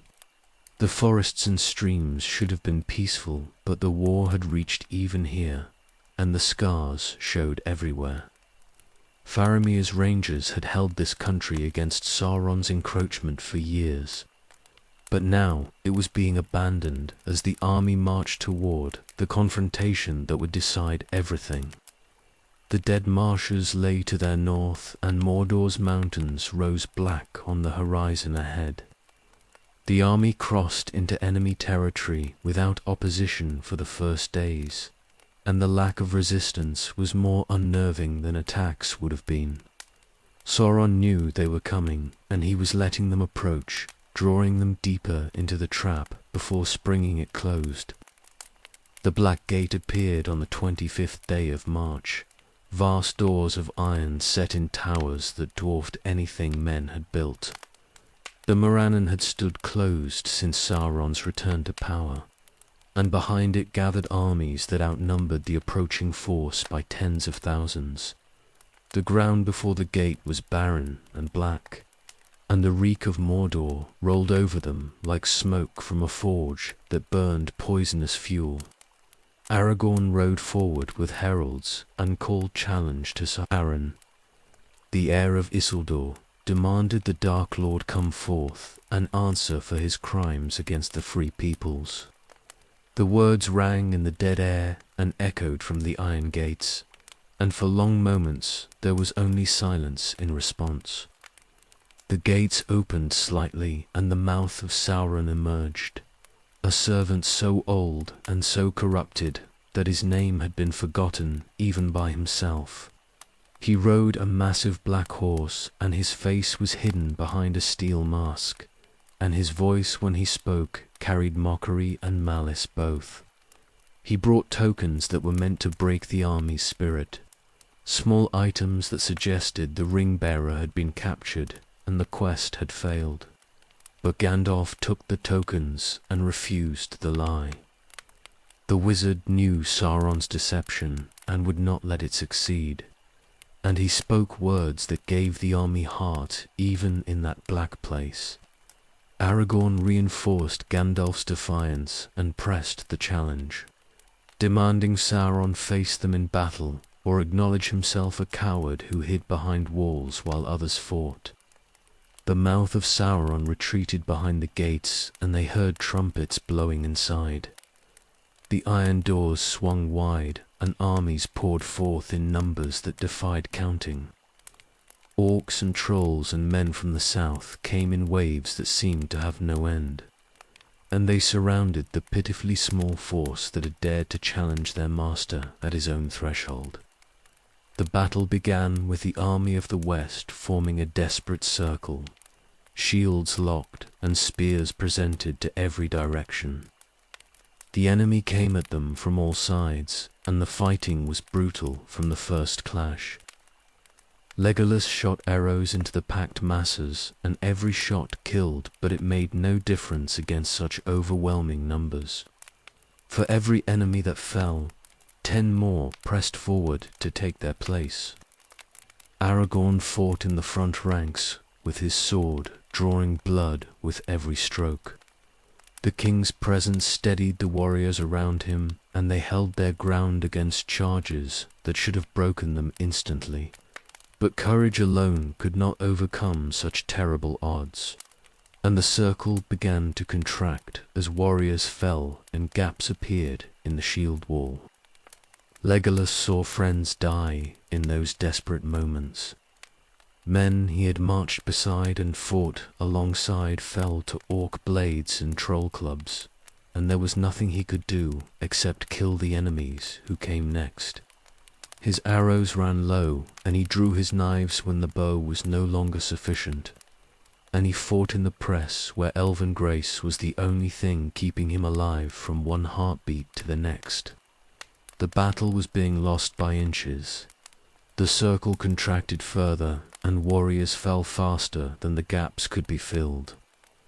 They had accomplished their purpose by drawing Sauron's attention completely, but the cost was going to be their lives. The enemy pressed closer, and the end seemed inevitable. And still they fought because surrender was not in their nature, and dying well was all that remained. Gimli stood back to back with Legolas, and they defended each other against enemies that came without pause. The dwarf's axe rose and fell with mechanical efficiency, and the elf's knives flickered like silver light in the darkness. They would die together if death was coming, and that seemed right somehow after all they had been through. The eagles came screaming out of the sky just when all seemed lost, attacking the enemy's forces from above and throwing the assault into confusion. But even the eagles could not turn the tide of this battle, for the numbers were too heavily against them. The army of the west was being overwhelmed, and nothing could prevent the final collapse except the miracle they had gambled everything to enable. Legolas fought in that desperate circle and wondered if Frodo had succeeded or failed. If the ring was destroyed, they would all die, vindicated, and if it remained intact, they would die for nothing.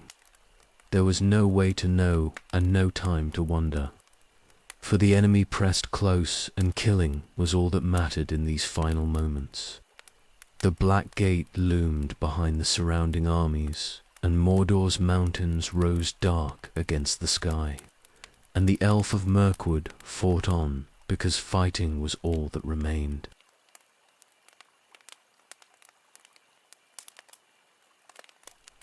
The moment came without warning or fanfare.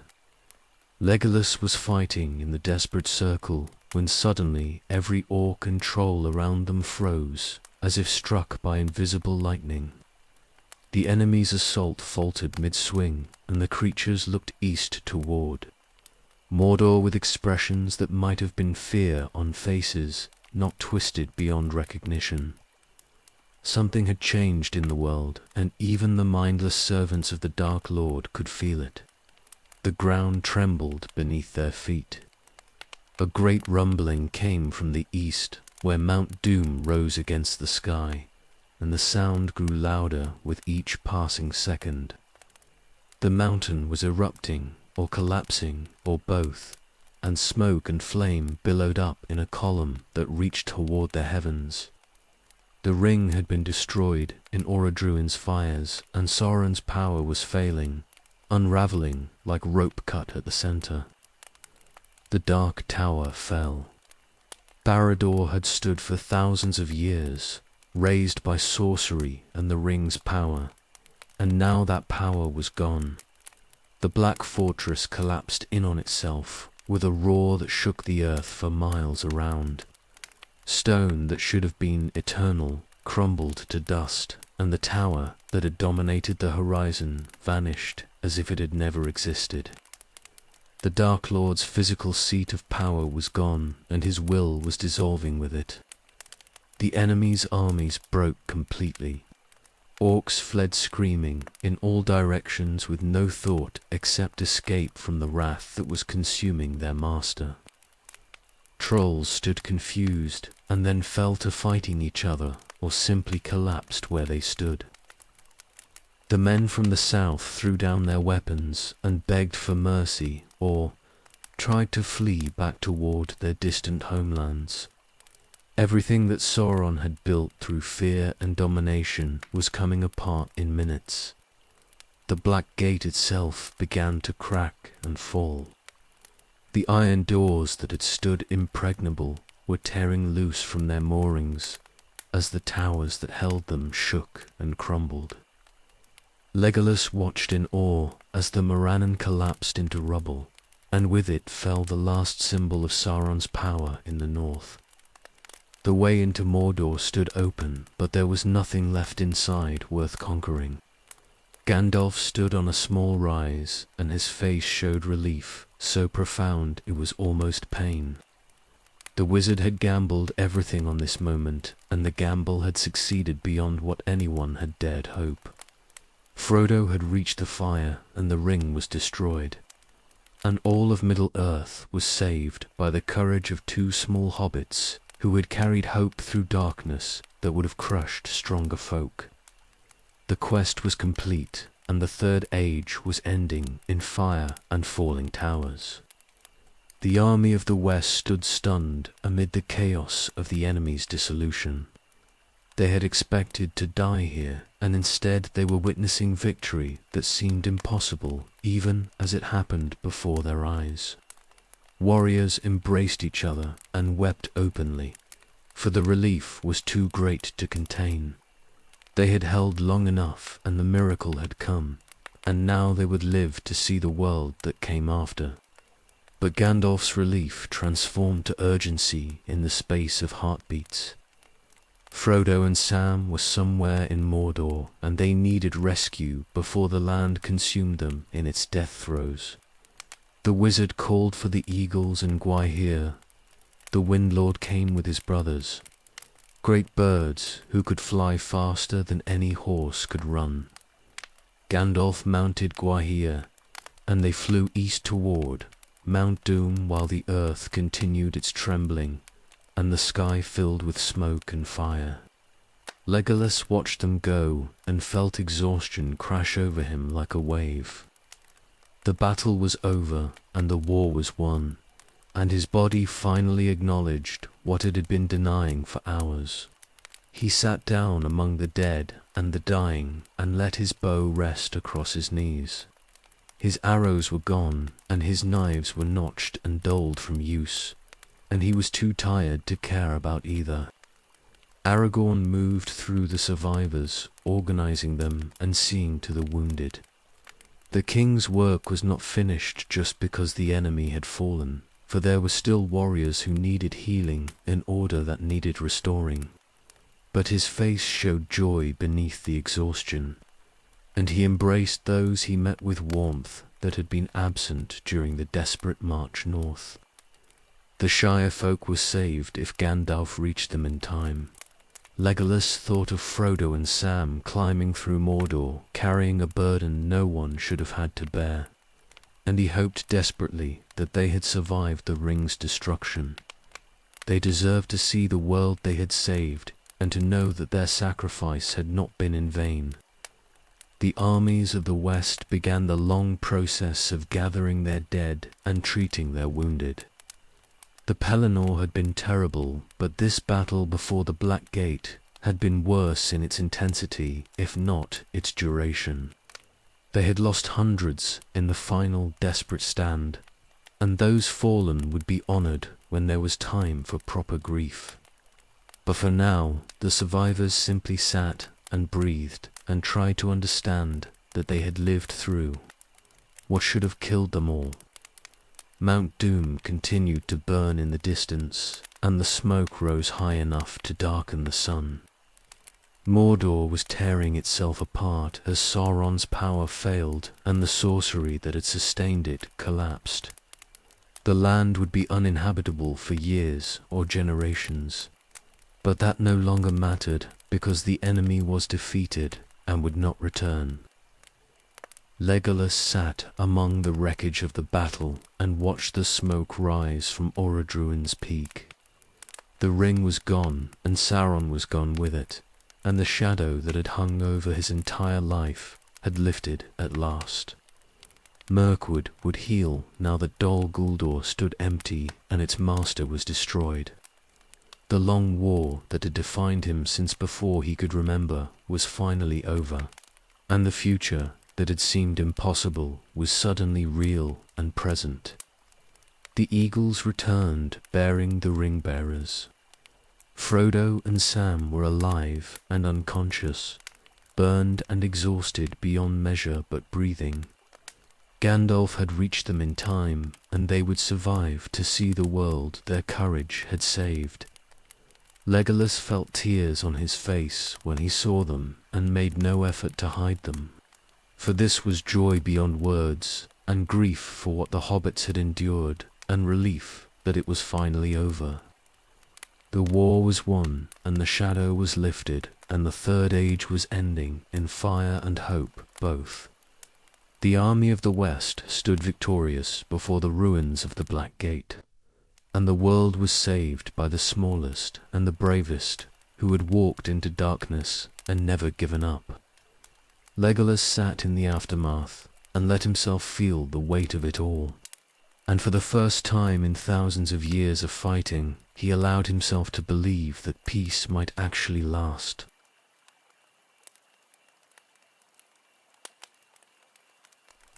The army returned to Minas Tirith through lands that were already beginning to heal. The shadows lifting was visible in ways both subtle and obvious, as if the very air had been cleansed of poison that had fouled it for years. The sky seemed brighter and the grass seemed greener, and people who had lived under threat of annihilation for so long were beginning to remember what hope felt like. Frodo and Sam recovered slowly in the houses of healing where Aragorn tended them with the same care he had given to all the wounded. The hobbits had survived their ordeal, but they were changed by it in ways that went beyond physical injury. They woke from dreams that troubled them, and they tired easily. But they were alive, and that was miracle enough for those who understood what they had endured. The first day of May came bright and clear, and on that day Aragorn claimed the throne that had waited empty for nearly 3,000 years. The coronation was held in the courtyard before the White Tower, with all who could gather assembled to witness. Gandalf placed the crown on the king's head, and Aragorn stood revealed at last as Elazar, the Elfstone, king of Gondor and Arnor both. Legolas stood among the crowd and watched the heir of Isildur take his throne at last. The moment was profound beyond words, for this was the fulfillment of prophecy and promise both. The line of kings had not failed, and the darkness had not conquered. And now the world would be ruled by wisdom rather than fear. Aragorn had earned this crown through sacrifice and service, and no one who had walked beside him could doubt his worthiness.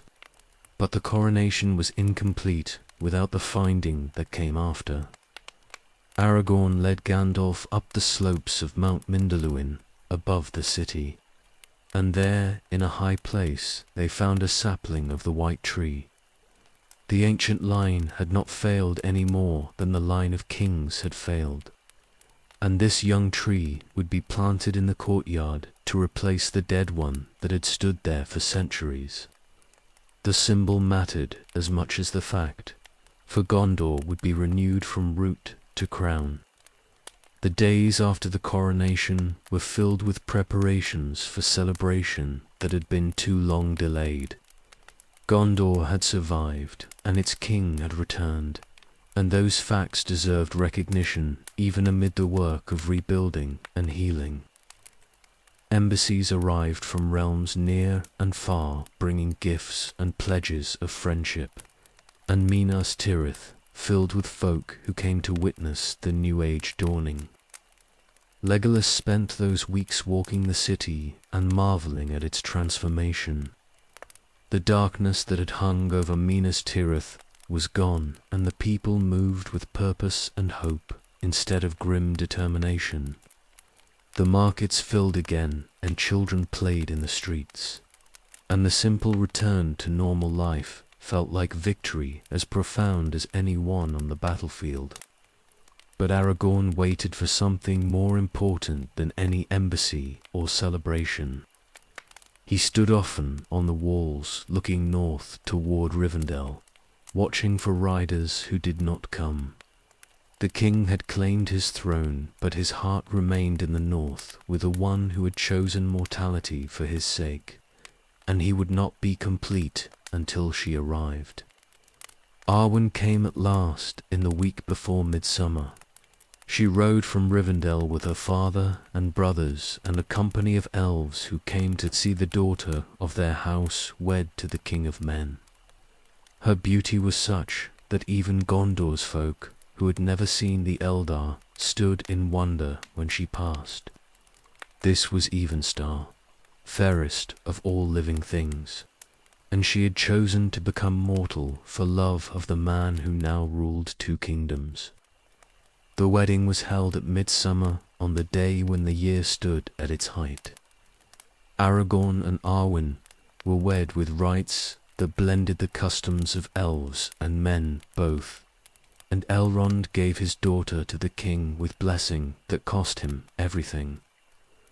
The elf lord was losing his daughter to death, for no mortal marriage could end any other way, but he gave that blessing freely, because love demanded it, and his daughter's choice deserved honor rather than grief. Legolas watched the wedding and felt the weight of what it represented. An elf choosing mortality was rare beyond measure, and Arwen's choice echoed through the ages like Lúthien's choice in the elder days. She would live and age and die as men did, and Elrond would sail west knowing his daughter would not follow him beyond the circles of the world. The love that drove such sacrifice was beyond anything Legolas could fully comprehend. The summer that followed was peaceful in ways that Middle-earth had not known for an age. The war was truly over, and Sauron was gone beyond all return, and the peoples of the West could finally rest. Gondor rebuilt, and Rohan buried its dead with honor, and the Shire received its heroes home at last. The world was healing, and the healing would take years, but at least it had begun. Legolas remained in Minas Tirith through that golden summer and watched the new age take shape. Aragorn ruled with wisdom that justified every sacrifice made to put him on the throne. Arwen brought grace to the court that had known only war for generations. The city transformed from fortress to capital, from last defense to center of a realm that stretched from the sea to the misty mountains. But the summer could not last forever, and the elf of Mirkwood felt the pull of his own home growing stronger. He had been away for months on a quest that had seemed impossible and had succeeded beyond hope. Now the quest was finished, and the fellowship was dissolving as its members returned to the lives they had left behind. Legolas would go north again soon to see his father and report what had happened. But for now he stayed in Gondor and let himself rest in the peace they had all fought so hard to win. The new age was beginning, and Aragorn was its king, and everything that came after would flow from this summer of celebration and healing. Legolas stood in Minas Tirith and felt the change in the world around him. And he knew that the third age was ending at last, and the fourth age was dawning bright with promise.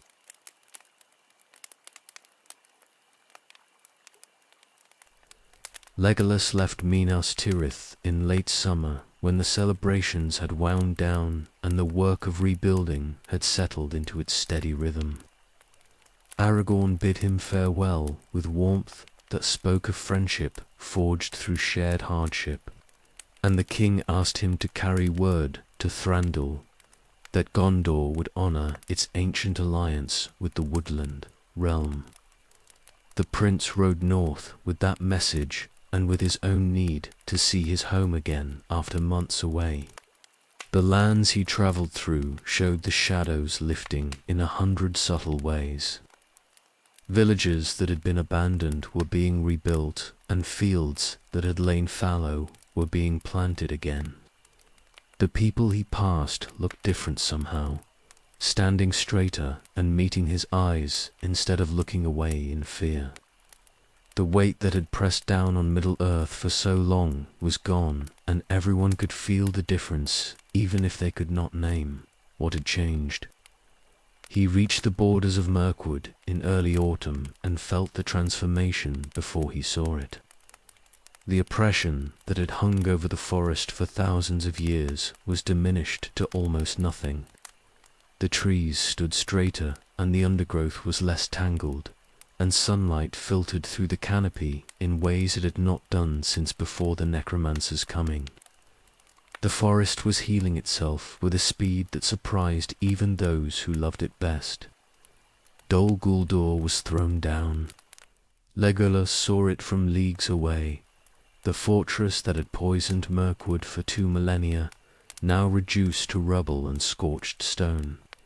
Galadriel had led the assault from Lothlórien, while the war raged in the south, and the Lady's power had accomplished in days what the Woodland Realm had been unable to do in centuries. The hill where the fortress had stood was bare now, except for broken walls, and even those would crumble to nothing given time. The forest responded to the fortress's destruction with vigor that was almost violent. New growth appeared everywhere, and the corrupted trees began to heal or were pushed aside by saplings that reached eagerly for light. The spiders were few and scattered now, driven deep into hiding by the shadow's collapse. The orcs were gone entirely, fled or dead, and their absence left silence that was strange after so many years of constant vigilance. Legolas rode through his home forest and marveled at changes that would have taken decades in any normal wood, but were happening in months here. The elves he met on the forest paths looked lighter somehow, as if burdens had been lifted from shoulders that had carried them for so long that the weight had become invisible. They greeted him with joy and relief both, for word of the war's end had reached Mirkwood, but seeing one of their own returned alive made the victory real in ways that stories could not. Thranduil received him in the great halls beneath the forest floor, and the Elven King's face showed emotion that he rarely let others see. The reunion between father and son was brief and dignified, as was proper among their people. But Legolas felt the depth of feeling beneath the formal words. Thranduil had sent his heir south on a quest that seemed hopeless, and had waited months not knowing if Legolas would return or fall somewhere in the darkness beyond reach. The telling took hours, and Legolas spared nothing in the account. He spoke of the council and the fellowships forming, of Moria and Gandalf's fall and return, of Lothlórien and Galadriel's gifts. He told of the pursuit across Rohan, and the battles at Helm's Deep and the Pelennor, of the march to the Black Gate and the Ring's destruction. Thranduil listened without interruption, and his face showed understanding of what the quest had cost and what its success meant for all of Middle-earth. The forest would be greenwood again given time. Not immediately and not completely, for some scars went too deep to heal quickly. But the corruption was being pushed back day by day and year by year, and eventually the darkness would be only memory preserved in songs and stories. The trees would stand straight and the paths would be safe, and the Woodland Realm could expand again into lands it had abandoned centuries before. But Thranduil understood that the victory came with a price for the Eldar. The rings. Destruction meant the 3 rings would fail as well, losing the power that had preserved Rivendell and Lothlórien against time's hunger. The age of the elves was ending and the age of men beginning, and all the firstborn would have to choose between fading in Middle-earth or sailing west to Pelennor. The choice was not immediate, but it was inevitable, and even victory could not prevent what was coming. Legolas felt that future pressing close, but he did not speak of it yet. The present was enough to occupy his thoughts, with Mirkwood healing and his father's halls secure, and the war finally ended after millennia of fighting. The Woodland Realm had survived, and its long war was won. And that was victory enough for now, even if larger questions waited to be answered in years ahead. He walked the forest in the weeks after his return and relearned paths he had known since childhood. The trees were different now, cleaner and lighter, and the darkness that had defined them for so long was draining away like water from a broken dam. Legolas had fought in this forest for thousands of years, and now he was watching it heal before his eyes, and the transformation was as profound as anything he had witnessed in the war. The Woodland Realm celebrated quietly in the manner of their people. There were no great festivals or public ceremonies, but the halls filled with music that had been absent for too long, and the elves moved with lightness that spoke of burdens lifted. They had endured through the long dark and emerged into light again, and that endurance deserved recognition even if they would not make great show of it. Legolas stood in his father's halls and felt the weight of his long life settling around him differently than before. The war that had shaped him was over, and the future was uncertain. But for now he was home, and Mirkwood was healing, and that was enough.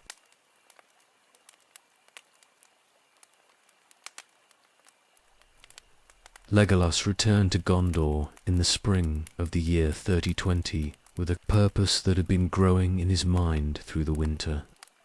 Aragorn had spoken of Ithilien and its need for healing, and the king had asked if the Woodland Realm might send elves south to help restore what war had destroyed. The land between the Anduin and the Mountains of Shadow was fair, but it had suffered under Sauron's attention, and it needed care that only the firstborn could provide in the time remaining to them. He brought elves from Mirkwood who volunteered for the work. Not many were willing to leave the forest even temporarily, but enough came that they could make a difference. They travelled south in early spring when the roads were passable, but before the summer heat made the journey miserable. The company was small by the measure of armies, but large enough for the task ahead, and they carried tools and seeds and knowledge of growing things that the Eldar had preserved through ages of the world.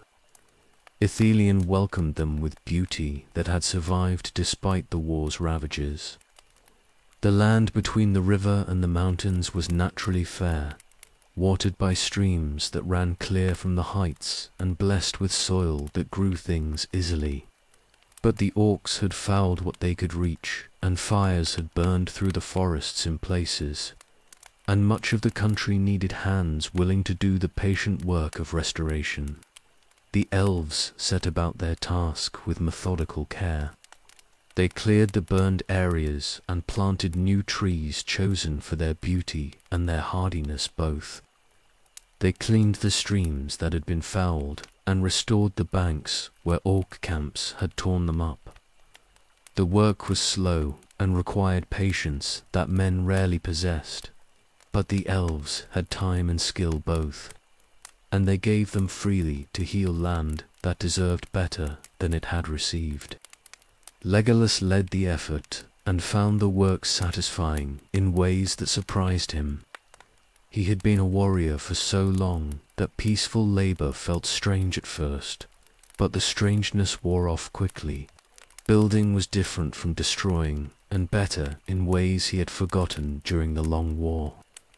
Every tree planted was a small victory against the Shadow's legacy, and watching new growth appear brought joy that no amount of killing ever had. They built settlements scattered through Lothlórien, where the elves could live while they worked. Nothing grand or permanent, just halls carved into hillsides and platforms built in the trees where they could rest and watch the land healing around them. The structures were made with elven craft, and they blended into the country so well that travelers might pass within feet of them without noticing. That was intentional, for the elves had no desire to dominate the land, only to help it recover. Aragorn visited often during those early months, and his presence was encouragement to the workers. The king understood what they were doing and why it mattered, and he thanked them with warmth that acknowledged the gift they were giving to his realm. He spoke of making Lothlórien a place where elves and men could live together in peace, a bridge between the old world and the new, and the vision he described was worth working toward. The land responded to their care with speed that suggested it had only been waiting for proper attention. The burned areas sprouted new growth within weeks, and the streams ran clearer with each passing month. The forests began to recover their ancient character, and the meadows bloomed with flowers that had not been seen there in years. Lothlórien was remembering what it had been before the war, and the elves' work was helping that memory become reality again. Gimli came to visit in the summer and walked through the recovering land with wonder visible on his weathered face. The dwarf had never cared much for growing things, but even he could appreciate the transformation the elves were achieving. He and Legolas spent days wandering Lothlórien together, and the dwarf admitted grudgingly that perhaps elves were good for something besides shooting arrows and singing in trees. The friendship between them had deepened past the point where old grudges mattered, and their companionship was proof that the new age could overcome hatreds that had poisoned the old. The work continued through that first year and into the next.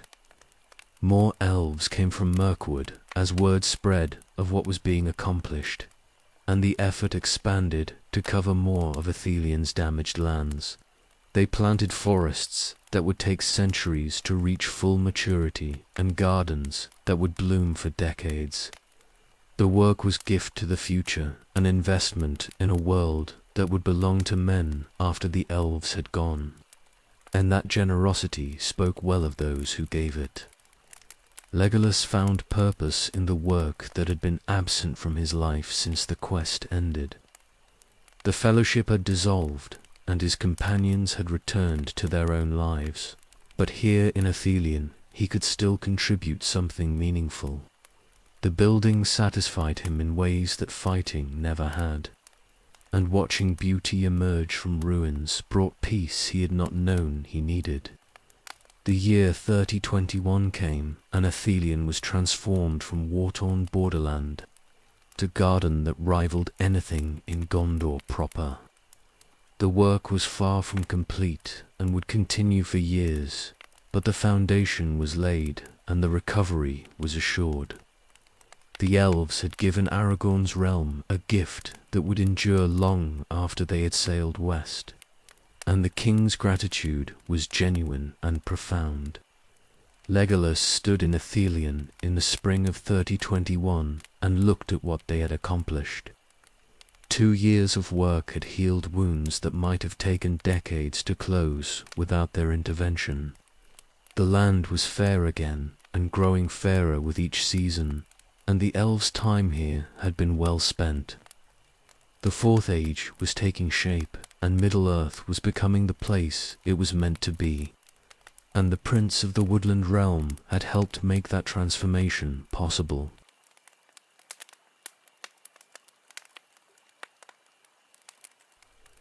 Gimli came to Lothlórien often in the early years of the Fourth Age, and his visits became something Legolas looked forward to with anticipation that surprised him.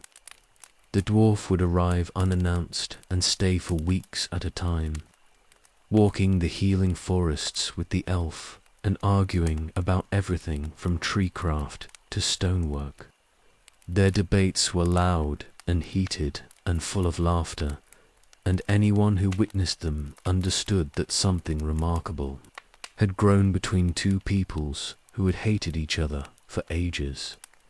The friendship had been forged in shared danger and tested by the quest's hardships, but it deepened in peacetime in ways that war had not allowed.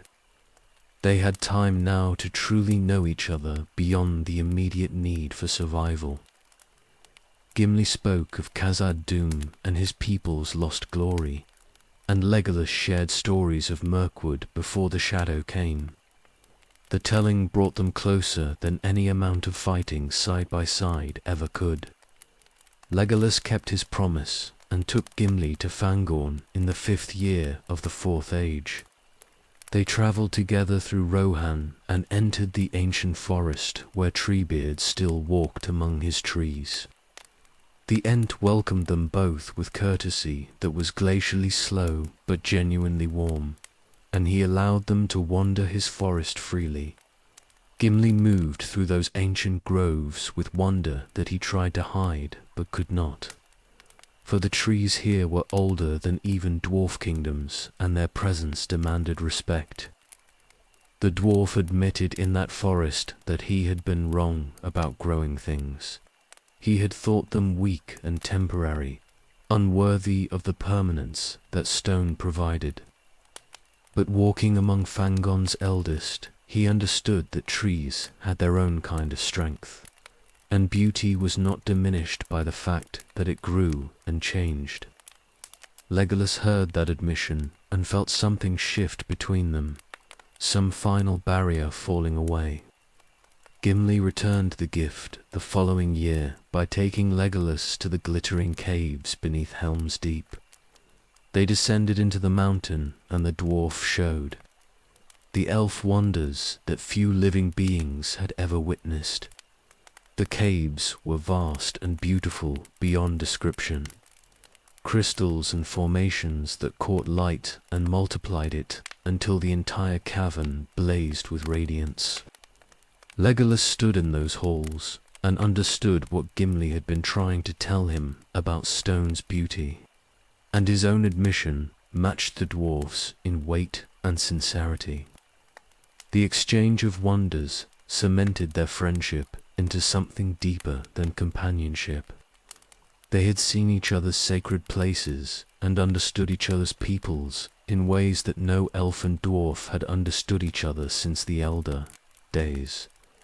The old hatred between their races seemed ridiculous now when set against the reality of their bond, and they became proof that ancient grudges could be overcome when individuals chose friendship over inherited prejudice. The years passed and they visited each other regularly. Gimli would come south to Lothlórien and walk among the growing trees, and Legolas would travel to Aglarand, where the dwarf had established a colony in the glittering caves.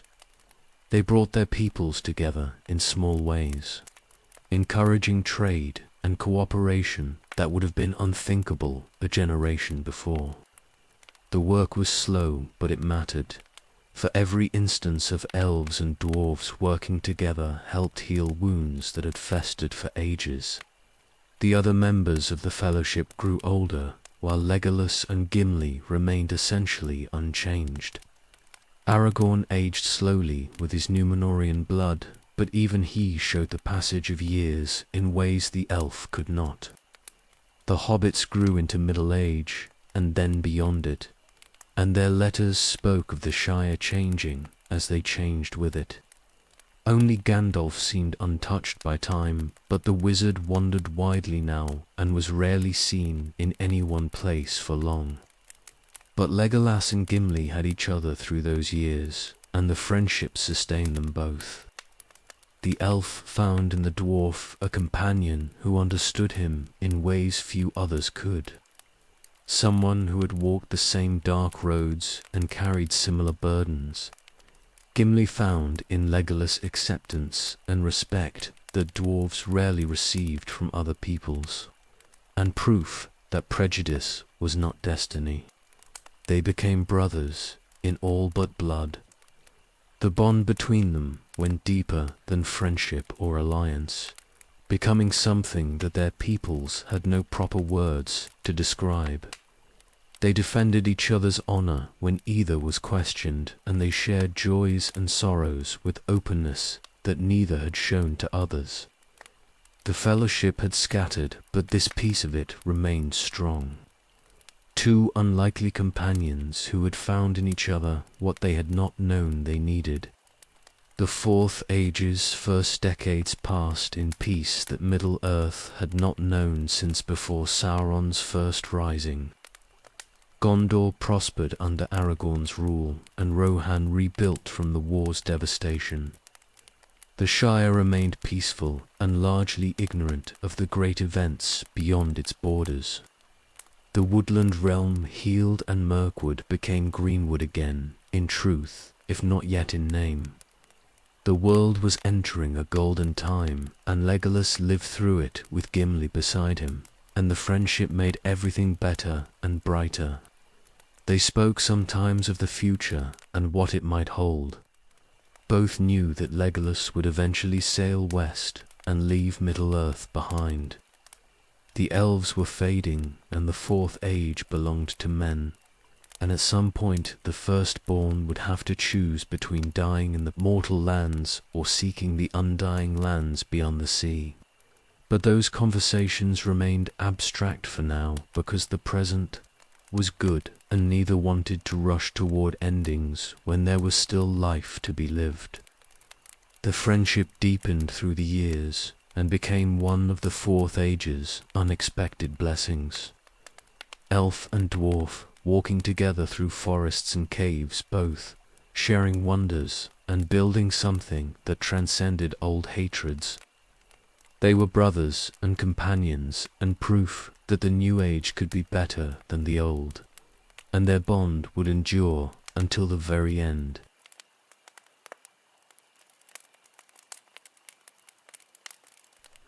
Legolas and Gimli became wanderers together in the middle decades of the Fourth Age. They travelled through Middle-earth, seeing lands that had been closed. To them, during the war years, walking roads that were safe now that Sauron's power was broken.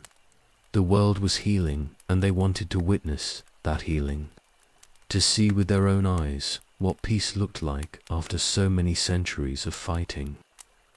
They walked through the Shire in the 30th year and found it as peaceful as legend claimed. The hobbits lived their quiet lives, tending gardens and smoking pipeweed and caring nothing for the great events that had nearly destroyed them. Merry and Pippin greeted them with joy and showed them the monuments that had been erected to commemorate the fallen. But mostly the Shire went on exactly as it always had. The changelessness was both comforting and slightly unsettling to travellers who had seen so much of the world transform. Rohan welcomed them as heroes when they crossed the mark. Éomer King received them in Meduseld with honour, and they drank in the Golden Hall with warriors who still sang songs of Helm's Deep and the Pelennor. But the king was aging now, his hair greying and his face showing lines that had not been there during the war.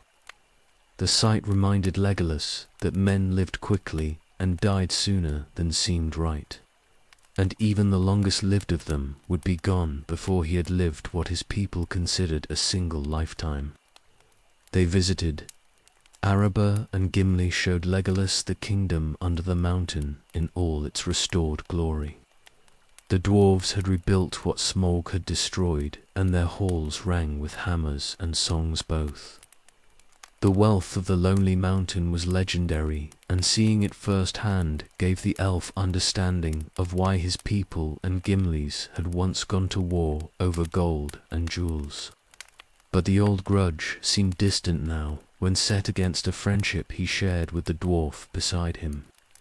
They travelled to the grey havens and stood on the shores looking westward. Lands Legolas could not yet see, but knew waited beyond the horizon. The elves there were preparing to sail, building ships that would carry them to Valinor when the time came to leave Middle-earth forever. Círdan, the shipwright, greeted them with courtesy and spoke of the undying lands with longing that Legolas was beginning to feel himself. The sea called to him in ways it never had before, and the call grew stronger each time he stood on the shore. The years brought changes that could not be ignored. Aragorn aged slowly, but he aged, and each visit to Minas Tirith showed new grey in his hair and new lines on his face. Arwen remained beautiful, but there was sorrow in her eyes that had not been there before. For she was aging as well, and she knew what that meant for an elf who had chosen mortality. The price of her choice was becoming evident, and there was no going back even if she had wanted to. Gimli felt time's passage, less than men, but more than Legolas.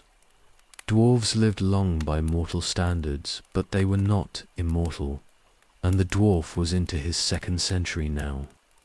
His beard showed more grey, and his movements were slightly slower, though his strength remained formidable and his spirit was undimmed. But the changes were there for anyone who looked closely, and Legolas looked closely because Gimli was his dearest friend, and losing him was something he tried not to think about. They returned to Fangorn in the 60th year and found Treebeard grown even more slow and contemplative than before. The Ent spoke of the world's changing and the Entwives who remained lost despite the war's ending. His sorrow was ancient and deep, and it would not be healed by anything the 4th Age could offer. The tree shepherds were fading along with the elves, and soon Middle-earth would belong entirely to the quick peoples who lived and died in the span of decades. They visited the ruins of Isengard and found Orthanc standing alone above, grasslands where the lake had finally drained away. Saruman was long gone, stabbed by Wormtongue in the Shire years before, and his tower stood empty and purposeless. The Ents had ensured nothing would grow in the valley for generations, and the ruins were a monument to what happened when wisdom turned to ambition and power consumed those who sought it. The Woodland Realm remained strong when they visited in the 70th year. Thranduil still ruled, and the forest was fully healed now, greenwood in truth again. But even there Legolas could feel the fading, subtle but unmistakable. The elves were fewer than they had been, and more were sailing west each year. The 4th Age belonged to men, and the firstborn were becoming legends, even while some still walked the mortal lands. Minas Tirith prospered under Aragorn's continued rule, and the city had grown into a true capital worthy of its king. Trade flourished, and the kingdom was strong, stretching from the sea to the mountains. But Legolas could see the weight of years on his friend's shoulders, the burden of ruling well, and the knowledge that even Númenor, blood, could not hold back time forever. Aragorn was still hale, but he was past his 100th year now, and the end was approaching, even if it remained decades away. The wandering was bittersweet in ways Legolas had not anticipated. Every place they visited was more beautiful and peaceful than it had been during the war, but the peace could not erase the fact that everything mortal was temporary. The Shire would endure, but not forever. Rohan was strong, but its strength rested on men who would age and die and be replaced by others who would do the same. Even Gimli beside him was mortal in the end, longer lived than men, but still bound for death eventually. The shadow touched everything despite the war's ending. Not the shadow of evil, but the shadow of impermanence and loss. Legolas was immortal, and he would watch everyone he cared about fade and die, and then he would either fade himself or sail west and leave everything behind. The choice was inevitable, and he could feel it pressing closer with each passing year, each new grey hair on Gimli's beard and each new line on Aragorn's face. They walked Middle-earth together and saw its beauty and its peace. But underneath the beauty was the knowledge that nothing lasts and everyone leaves. The Fourth Age was golden, but gold could not stop time, and time was the enemy that no one could defeat in the end.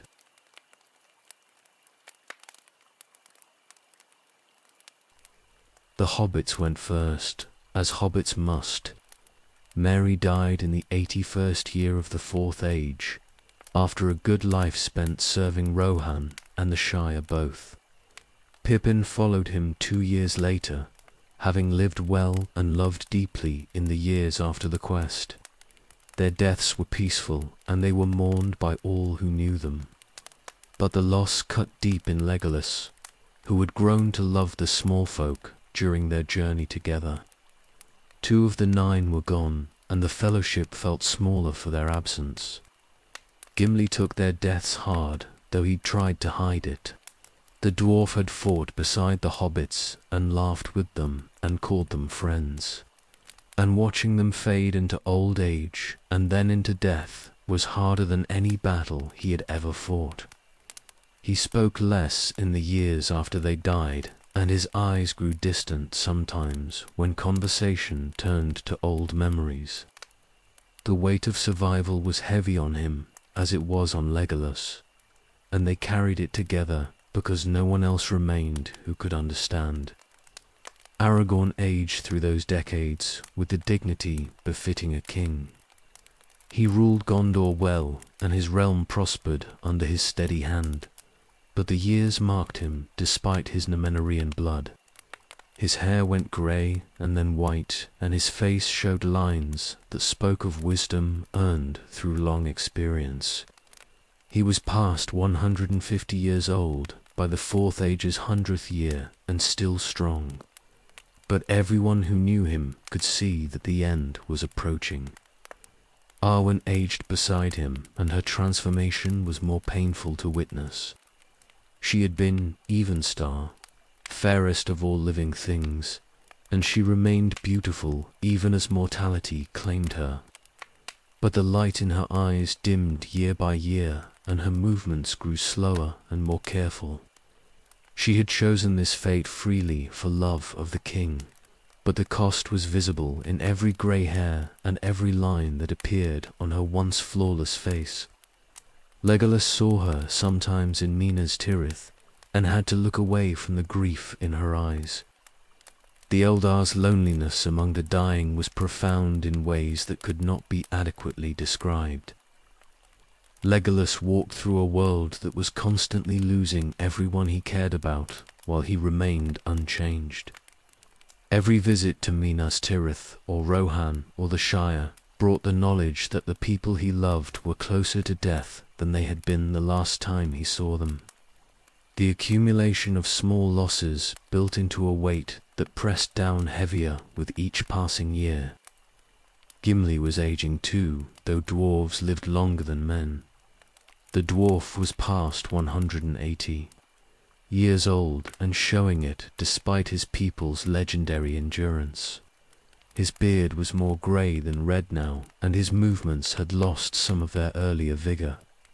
He was still strong enough to swing his axe and stubborn enough to march for days without complaint.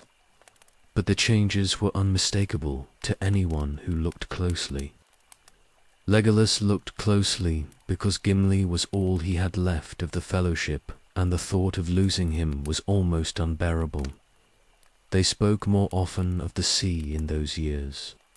Legolas felt its call growing stronger with each season that passed, a pull toward the west that was becoming harder to resist. The elves were sailing in greater numbers now, and the Grey Havens were constantly building new ships to carry them to Valinor, the Undying Lands. The age of the Firstborn was ending, and remaining in Middle-earth meant fading into shadow until nothing remained, but memory and regret. But leaving meant abandoning Gimli and Aragorn and everyone else who remained. Legolas was torn between the sea's call and his loyalty to friends who would die if he stayed and be left behind if he sailed. The choice should have been simple for an immortal whose proper place was in the Undying Lands. But friendship complicated everything and made simple choices impossible. Gandalf had sailed years before, his task in Middle-earth finally complete. The wizard had departed quietly from the Grey Havens with Frodo and Bilbo and others who had earned the right to seek healing beyond the circles of the world. His absence was another loss in a long series of losses, another friend gone beyond reach. Legolas had stood on the shore and watched their ship disappear into the sunset, and the loneliness that crashed over him then had never fully lifted. The Woodland Realm grew emptier each year as more elves chose to sail. Thranduil remained, but even he spoke of the sea sometimes with longing in his voice. The forest was healed, and greenwood stood fair again, but it was a greenwood with fewer elves to walk beneath its trees. The Fourth Age belonged to men, and the Firstborn were departing, and soon Legolas would be among the last of his kind remaining in the mortal lands. He visited Aragorn in the 119th year, and saw death approaching in the king's eyes. Aragorn was 209 years old, and still ruling with wisdom that commanded respect, but his strength was finally failing. He moved more slowly and tired more easily, and everyone in Minas Tirith understood that the king's time was ending. The realm would survive his passing, but the world would be diminished by it, and Legolas felt the approaching loss like a physical wound. Gimli came to Minas Tirith that same year, and the three companions spent time together, knowing it might be the last time they would all be gathered. They spoke of the quest and the fellowship and the friends they had lost along the way. They remembered Gandalf's fall and Boromir's redemption and the hobbits' courage, and the memories were precious, even though they carried pain. The past was all they had left of the fellowship, and they held it close against the darkness that was coming. Aragorn spoke of his death approaching as if it was simply another journey he had to take. He would choose his time as the Númenórean kings of old had chosen, lying down when he decided the burden had become too heavy to carry further. The choice was his right, and he would exercise it soon, perhaps within the year. Legolas listened and felt his heart breaking for the friend who had walked beside him through darkness and triumph both. The Fourth Age was past its century mark, and the companions of the Ring were dying or dead, and Legolas stood among the ruins of everything he had known. The war was won, and the peace was real, but the peace could not prevent the inevitable march of time. Everyone mortal was dying, and he was not, and the difference was becoming unbearable.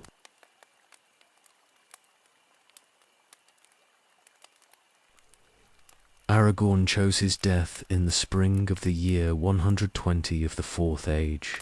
He was 210 years old on the first day of March, and he decided that day would be his last.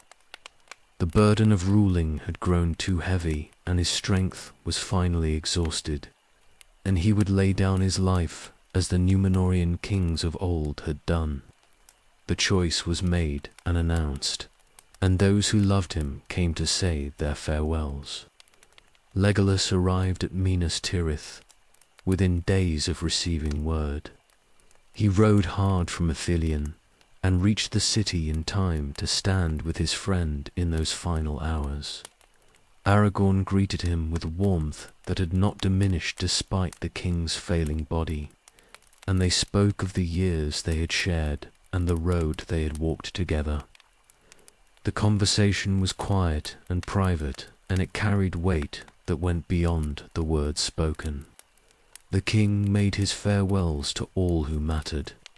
He spoke with Faramir, who would rule as steward after him, and gave final instructions for the kingdom's governance. He blessed his children and grandchildren who had gathered to honor him.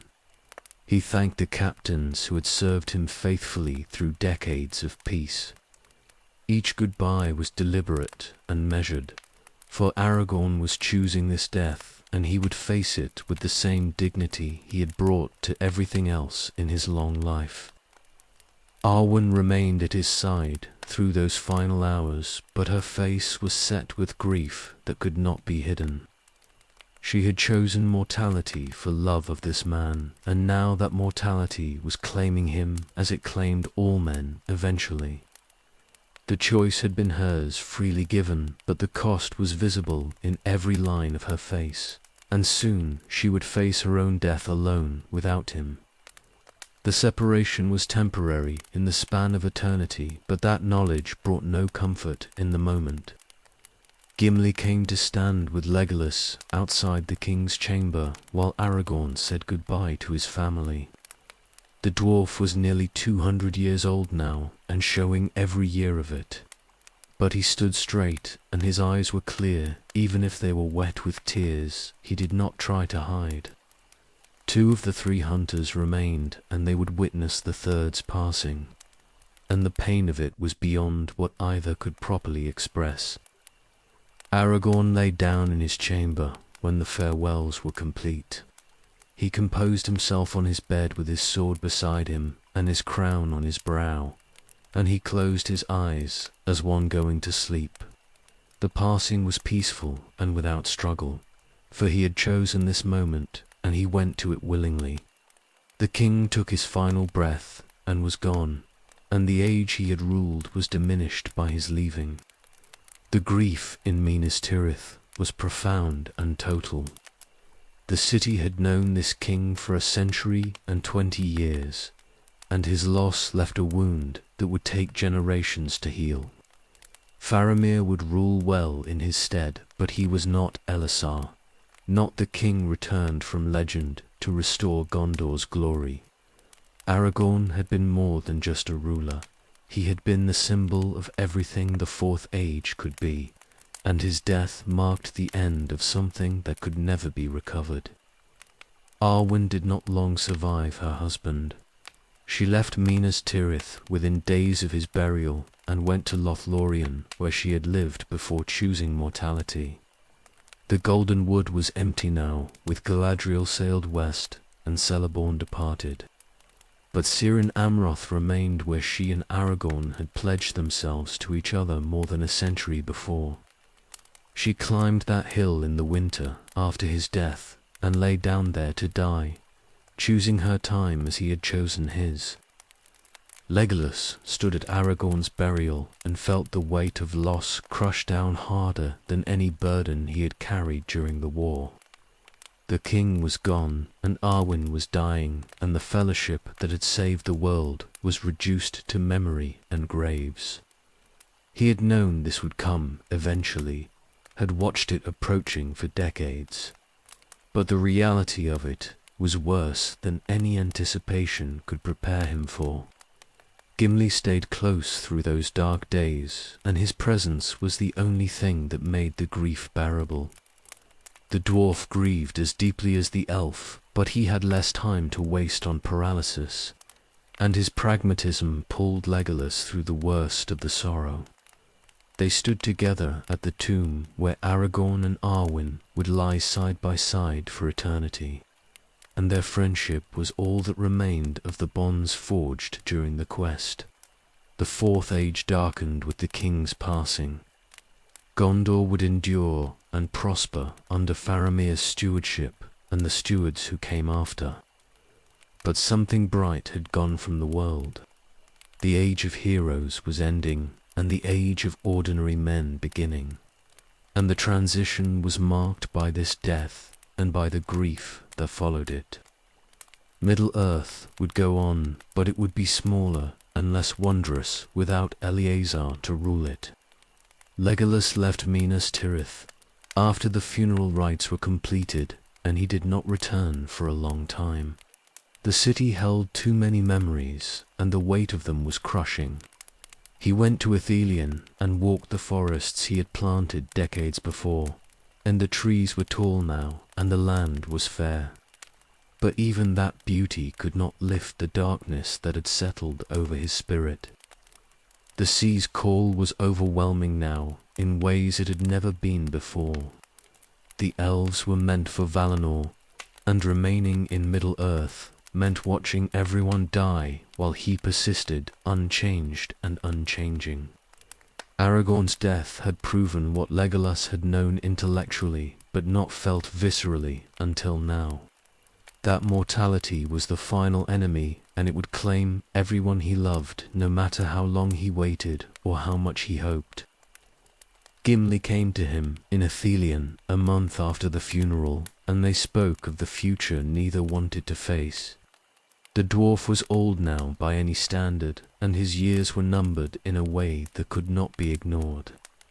Legolas would lose him too eventually, and that loss would leave him completely alone in a world that belonged to peoples who aged and died, and were replaced by others who would do the same. The prince of the Woodland Realm stood in Ithilien and looked west, though he could not see the sea from there. The call was constant now and growing stronger, and he knew that remaining much longer would mean fading into shadow and regret. The Fourth Age was not his age, and Middle-earth was not his home anymore. And the only question remaining was when he would finally acknowledge what had been true for years.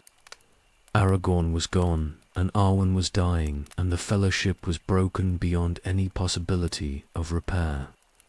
The quest had succeeded, and the peace had lasted, but the cost of victory was loneliness that went deeper than death.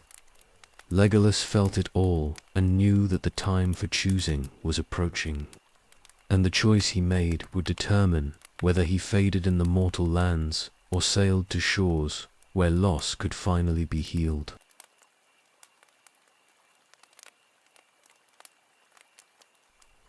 Legolas began building the ship in Ithilien in the months after Aragorn's death.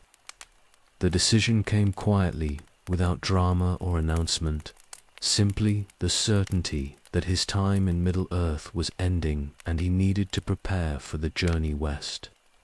He chose a site near the Anduin where the river ran wide and deep, and he gathered the materials and tools that would be needed. The work would take months, but he had time, and the building itself would be part of the farewell.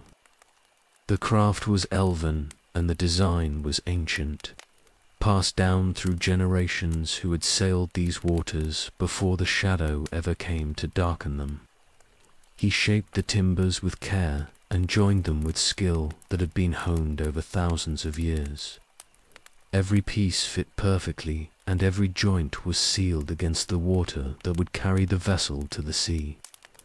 The ship grew slowly under his hands, and the work was meditation and mourning both. The elves from Ithilien helped when he asked, but mostly they left him to work alone. They understood what he was building and what it meant, and they respected his need for solitude during the construction. Some of them were building their own ships, for they too felt the call growing stronger. The age of the elves in Middle-earth was ending, and the Grey Havens were busy with departures that came more frequently each year. Gimli arrived in the spring when the ship was nearly complete. The dwarf came walking up the riverbank with his pack on his back and his axe at his belt, and his face showed determination that Legolas had learned to recognize over their long friendship. Gimli had come to ask something, and he would not be denied, and the elf waited to hear what request could bring the dwarf all this way. The request was simple and impossible both. Gimli wanted to sail with him. The dwarf had no desire to remain in Middle-earth after Legolas departed, and he had even less desire to fade away alone, waiting for death that might still be decades away. He wanted to see the undying lands and the glittering caves of Valinor that legends said surpassed anything in the mortal world. He wanted to stay with his friend for whatever time remained to him, whether that was years or decades or something beyond mortal reckoning. The request violated every precedent and custom that governs such things. Dwarves did not sail to Valinor, and they were not welcome in the Blessed Realm except under the most extraordinary circumstances. Only one dwarf had ever been granted that grace, and he had died in the elder days, defending an elven king. Gimli had no such claim, and his people had no expectation that any of them would ever see the western shores. But Legolas agreed without hesitation. The rules and the customs meant nothing against the weight of their friendship, and if the Valar turned them away, at least they would have made the attempt together. Gimli had walked beside him through darkness that should have killed them both, and the dwarf had earned the right to choose his own ending. If that ending was a journey into the west, then Legolas would take him there regardless of what the powers beyond, Middle-earth, might say. The decision made, they finished the ship together. Gimli's hands were skilled with tools, and his knowledge of craft was deep, and the vessel benefited from his work as much as from the elves. They worked side by side through the spring and into summer, building not just a ship, but the final chapter of a friendship that had transcended everything the old age had said was impossible. The ship took shape and became beautiful in the way that elven craft was always beautiful.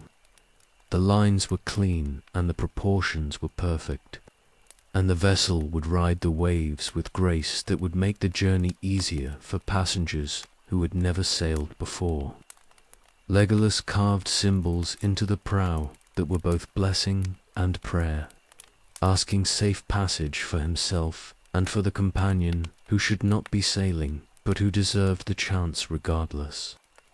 They gathered provisions for a journey that might take weeks or might take months, depending on winds and currents and the will of powers beyond their control. The preparations were careful and methodical, for they would get no second chances once the ship left the river and entered the sea. Everything had to be perfect, or as close to perfect as mortal and immortal craft could make it.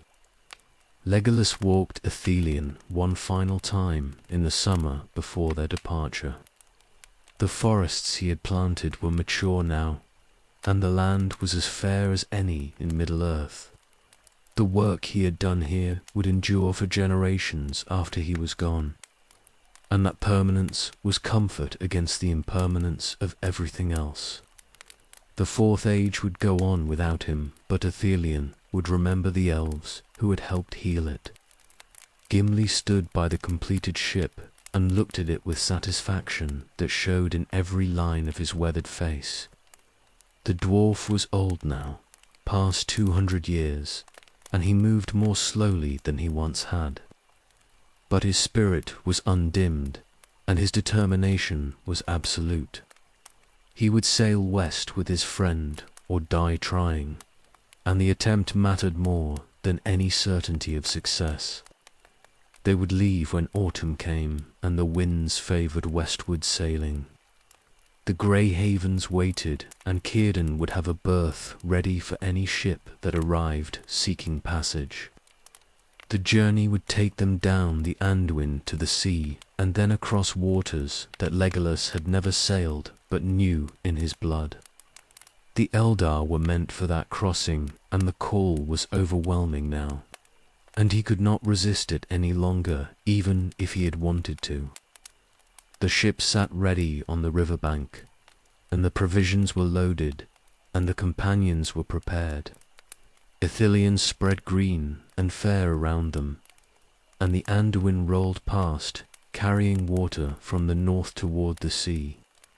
Everything was in place for the final journey, and only the departure remained. The moment when they would push off and let the current carry them toward whatever ending awaited them beyond the circles of the world.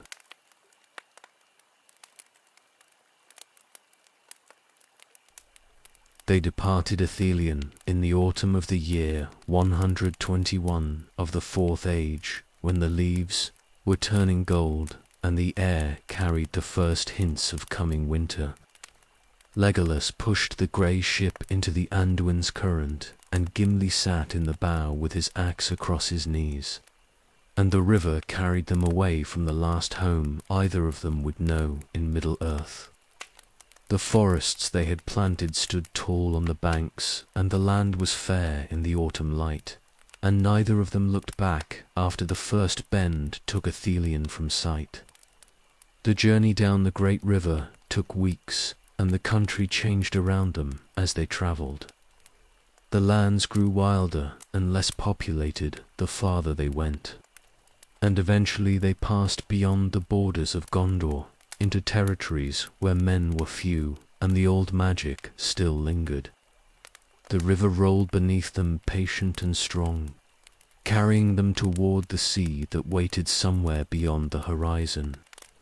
They reached the Gulf of Lune in late autumn and followed the river mouth to where the grey havens sat on the shore. The elven harbour was smaller than it had been in earlier ages, for so many ships had already sailed. But Círdan, the shipwright, remained, and his welcome was warm despite the strangeness of their company. The ancient elf looked at Gimli with surprise that transformed to understanding when Legolas explained, and he asked no questions about whether a dwarf could or should make this journey. The choice had been made, and Círdan would honour it. The final preparations took days while they waited for winds that would favour the crossing. Legolas walked the shores of Middle-earth one last time and felt the weight of everything he was leaving. The Woodland Realm where he had been born so long ago that the count of years seemed meaningless. The forests he had defended through millennia of war against darkness that had finally been defeated. The friends he had loved who were dead now or dying, reduced to memory that he would carry forever. Gimli spent those final days carving a memorial stone that would stand on the shore after they departed. The dwarf worked with hands that remembered their skill despite age creeping through his bones, and the stone he shaped bore the symbols of the fellowship in dwarf runes that would endure for ages.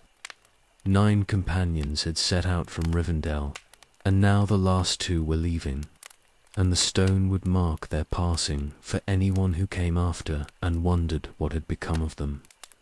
The ship was blessed by Círdan with words in languages older than Sindarin, blessings that called on powers beyond Middle-earth to grant safe passage. The shipwright looked at Legolas with eyes that had seen the elder days and the ages that followed, and his gaze held sorrow for the ending of things, but also hope for what waited beyond the circles of the world.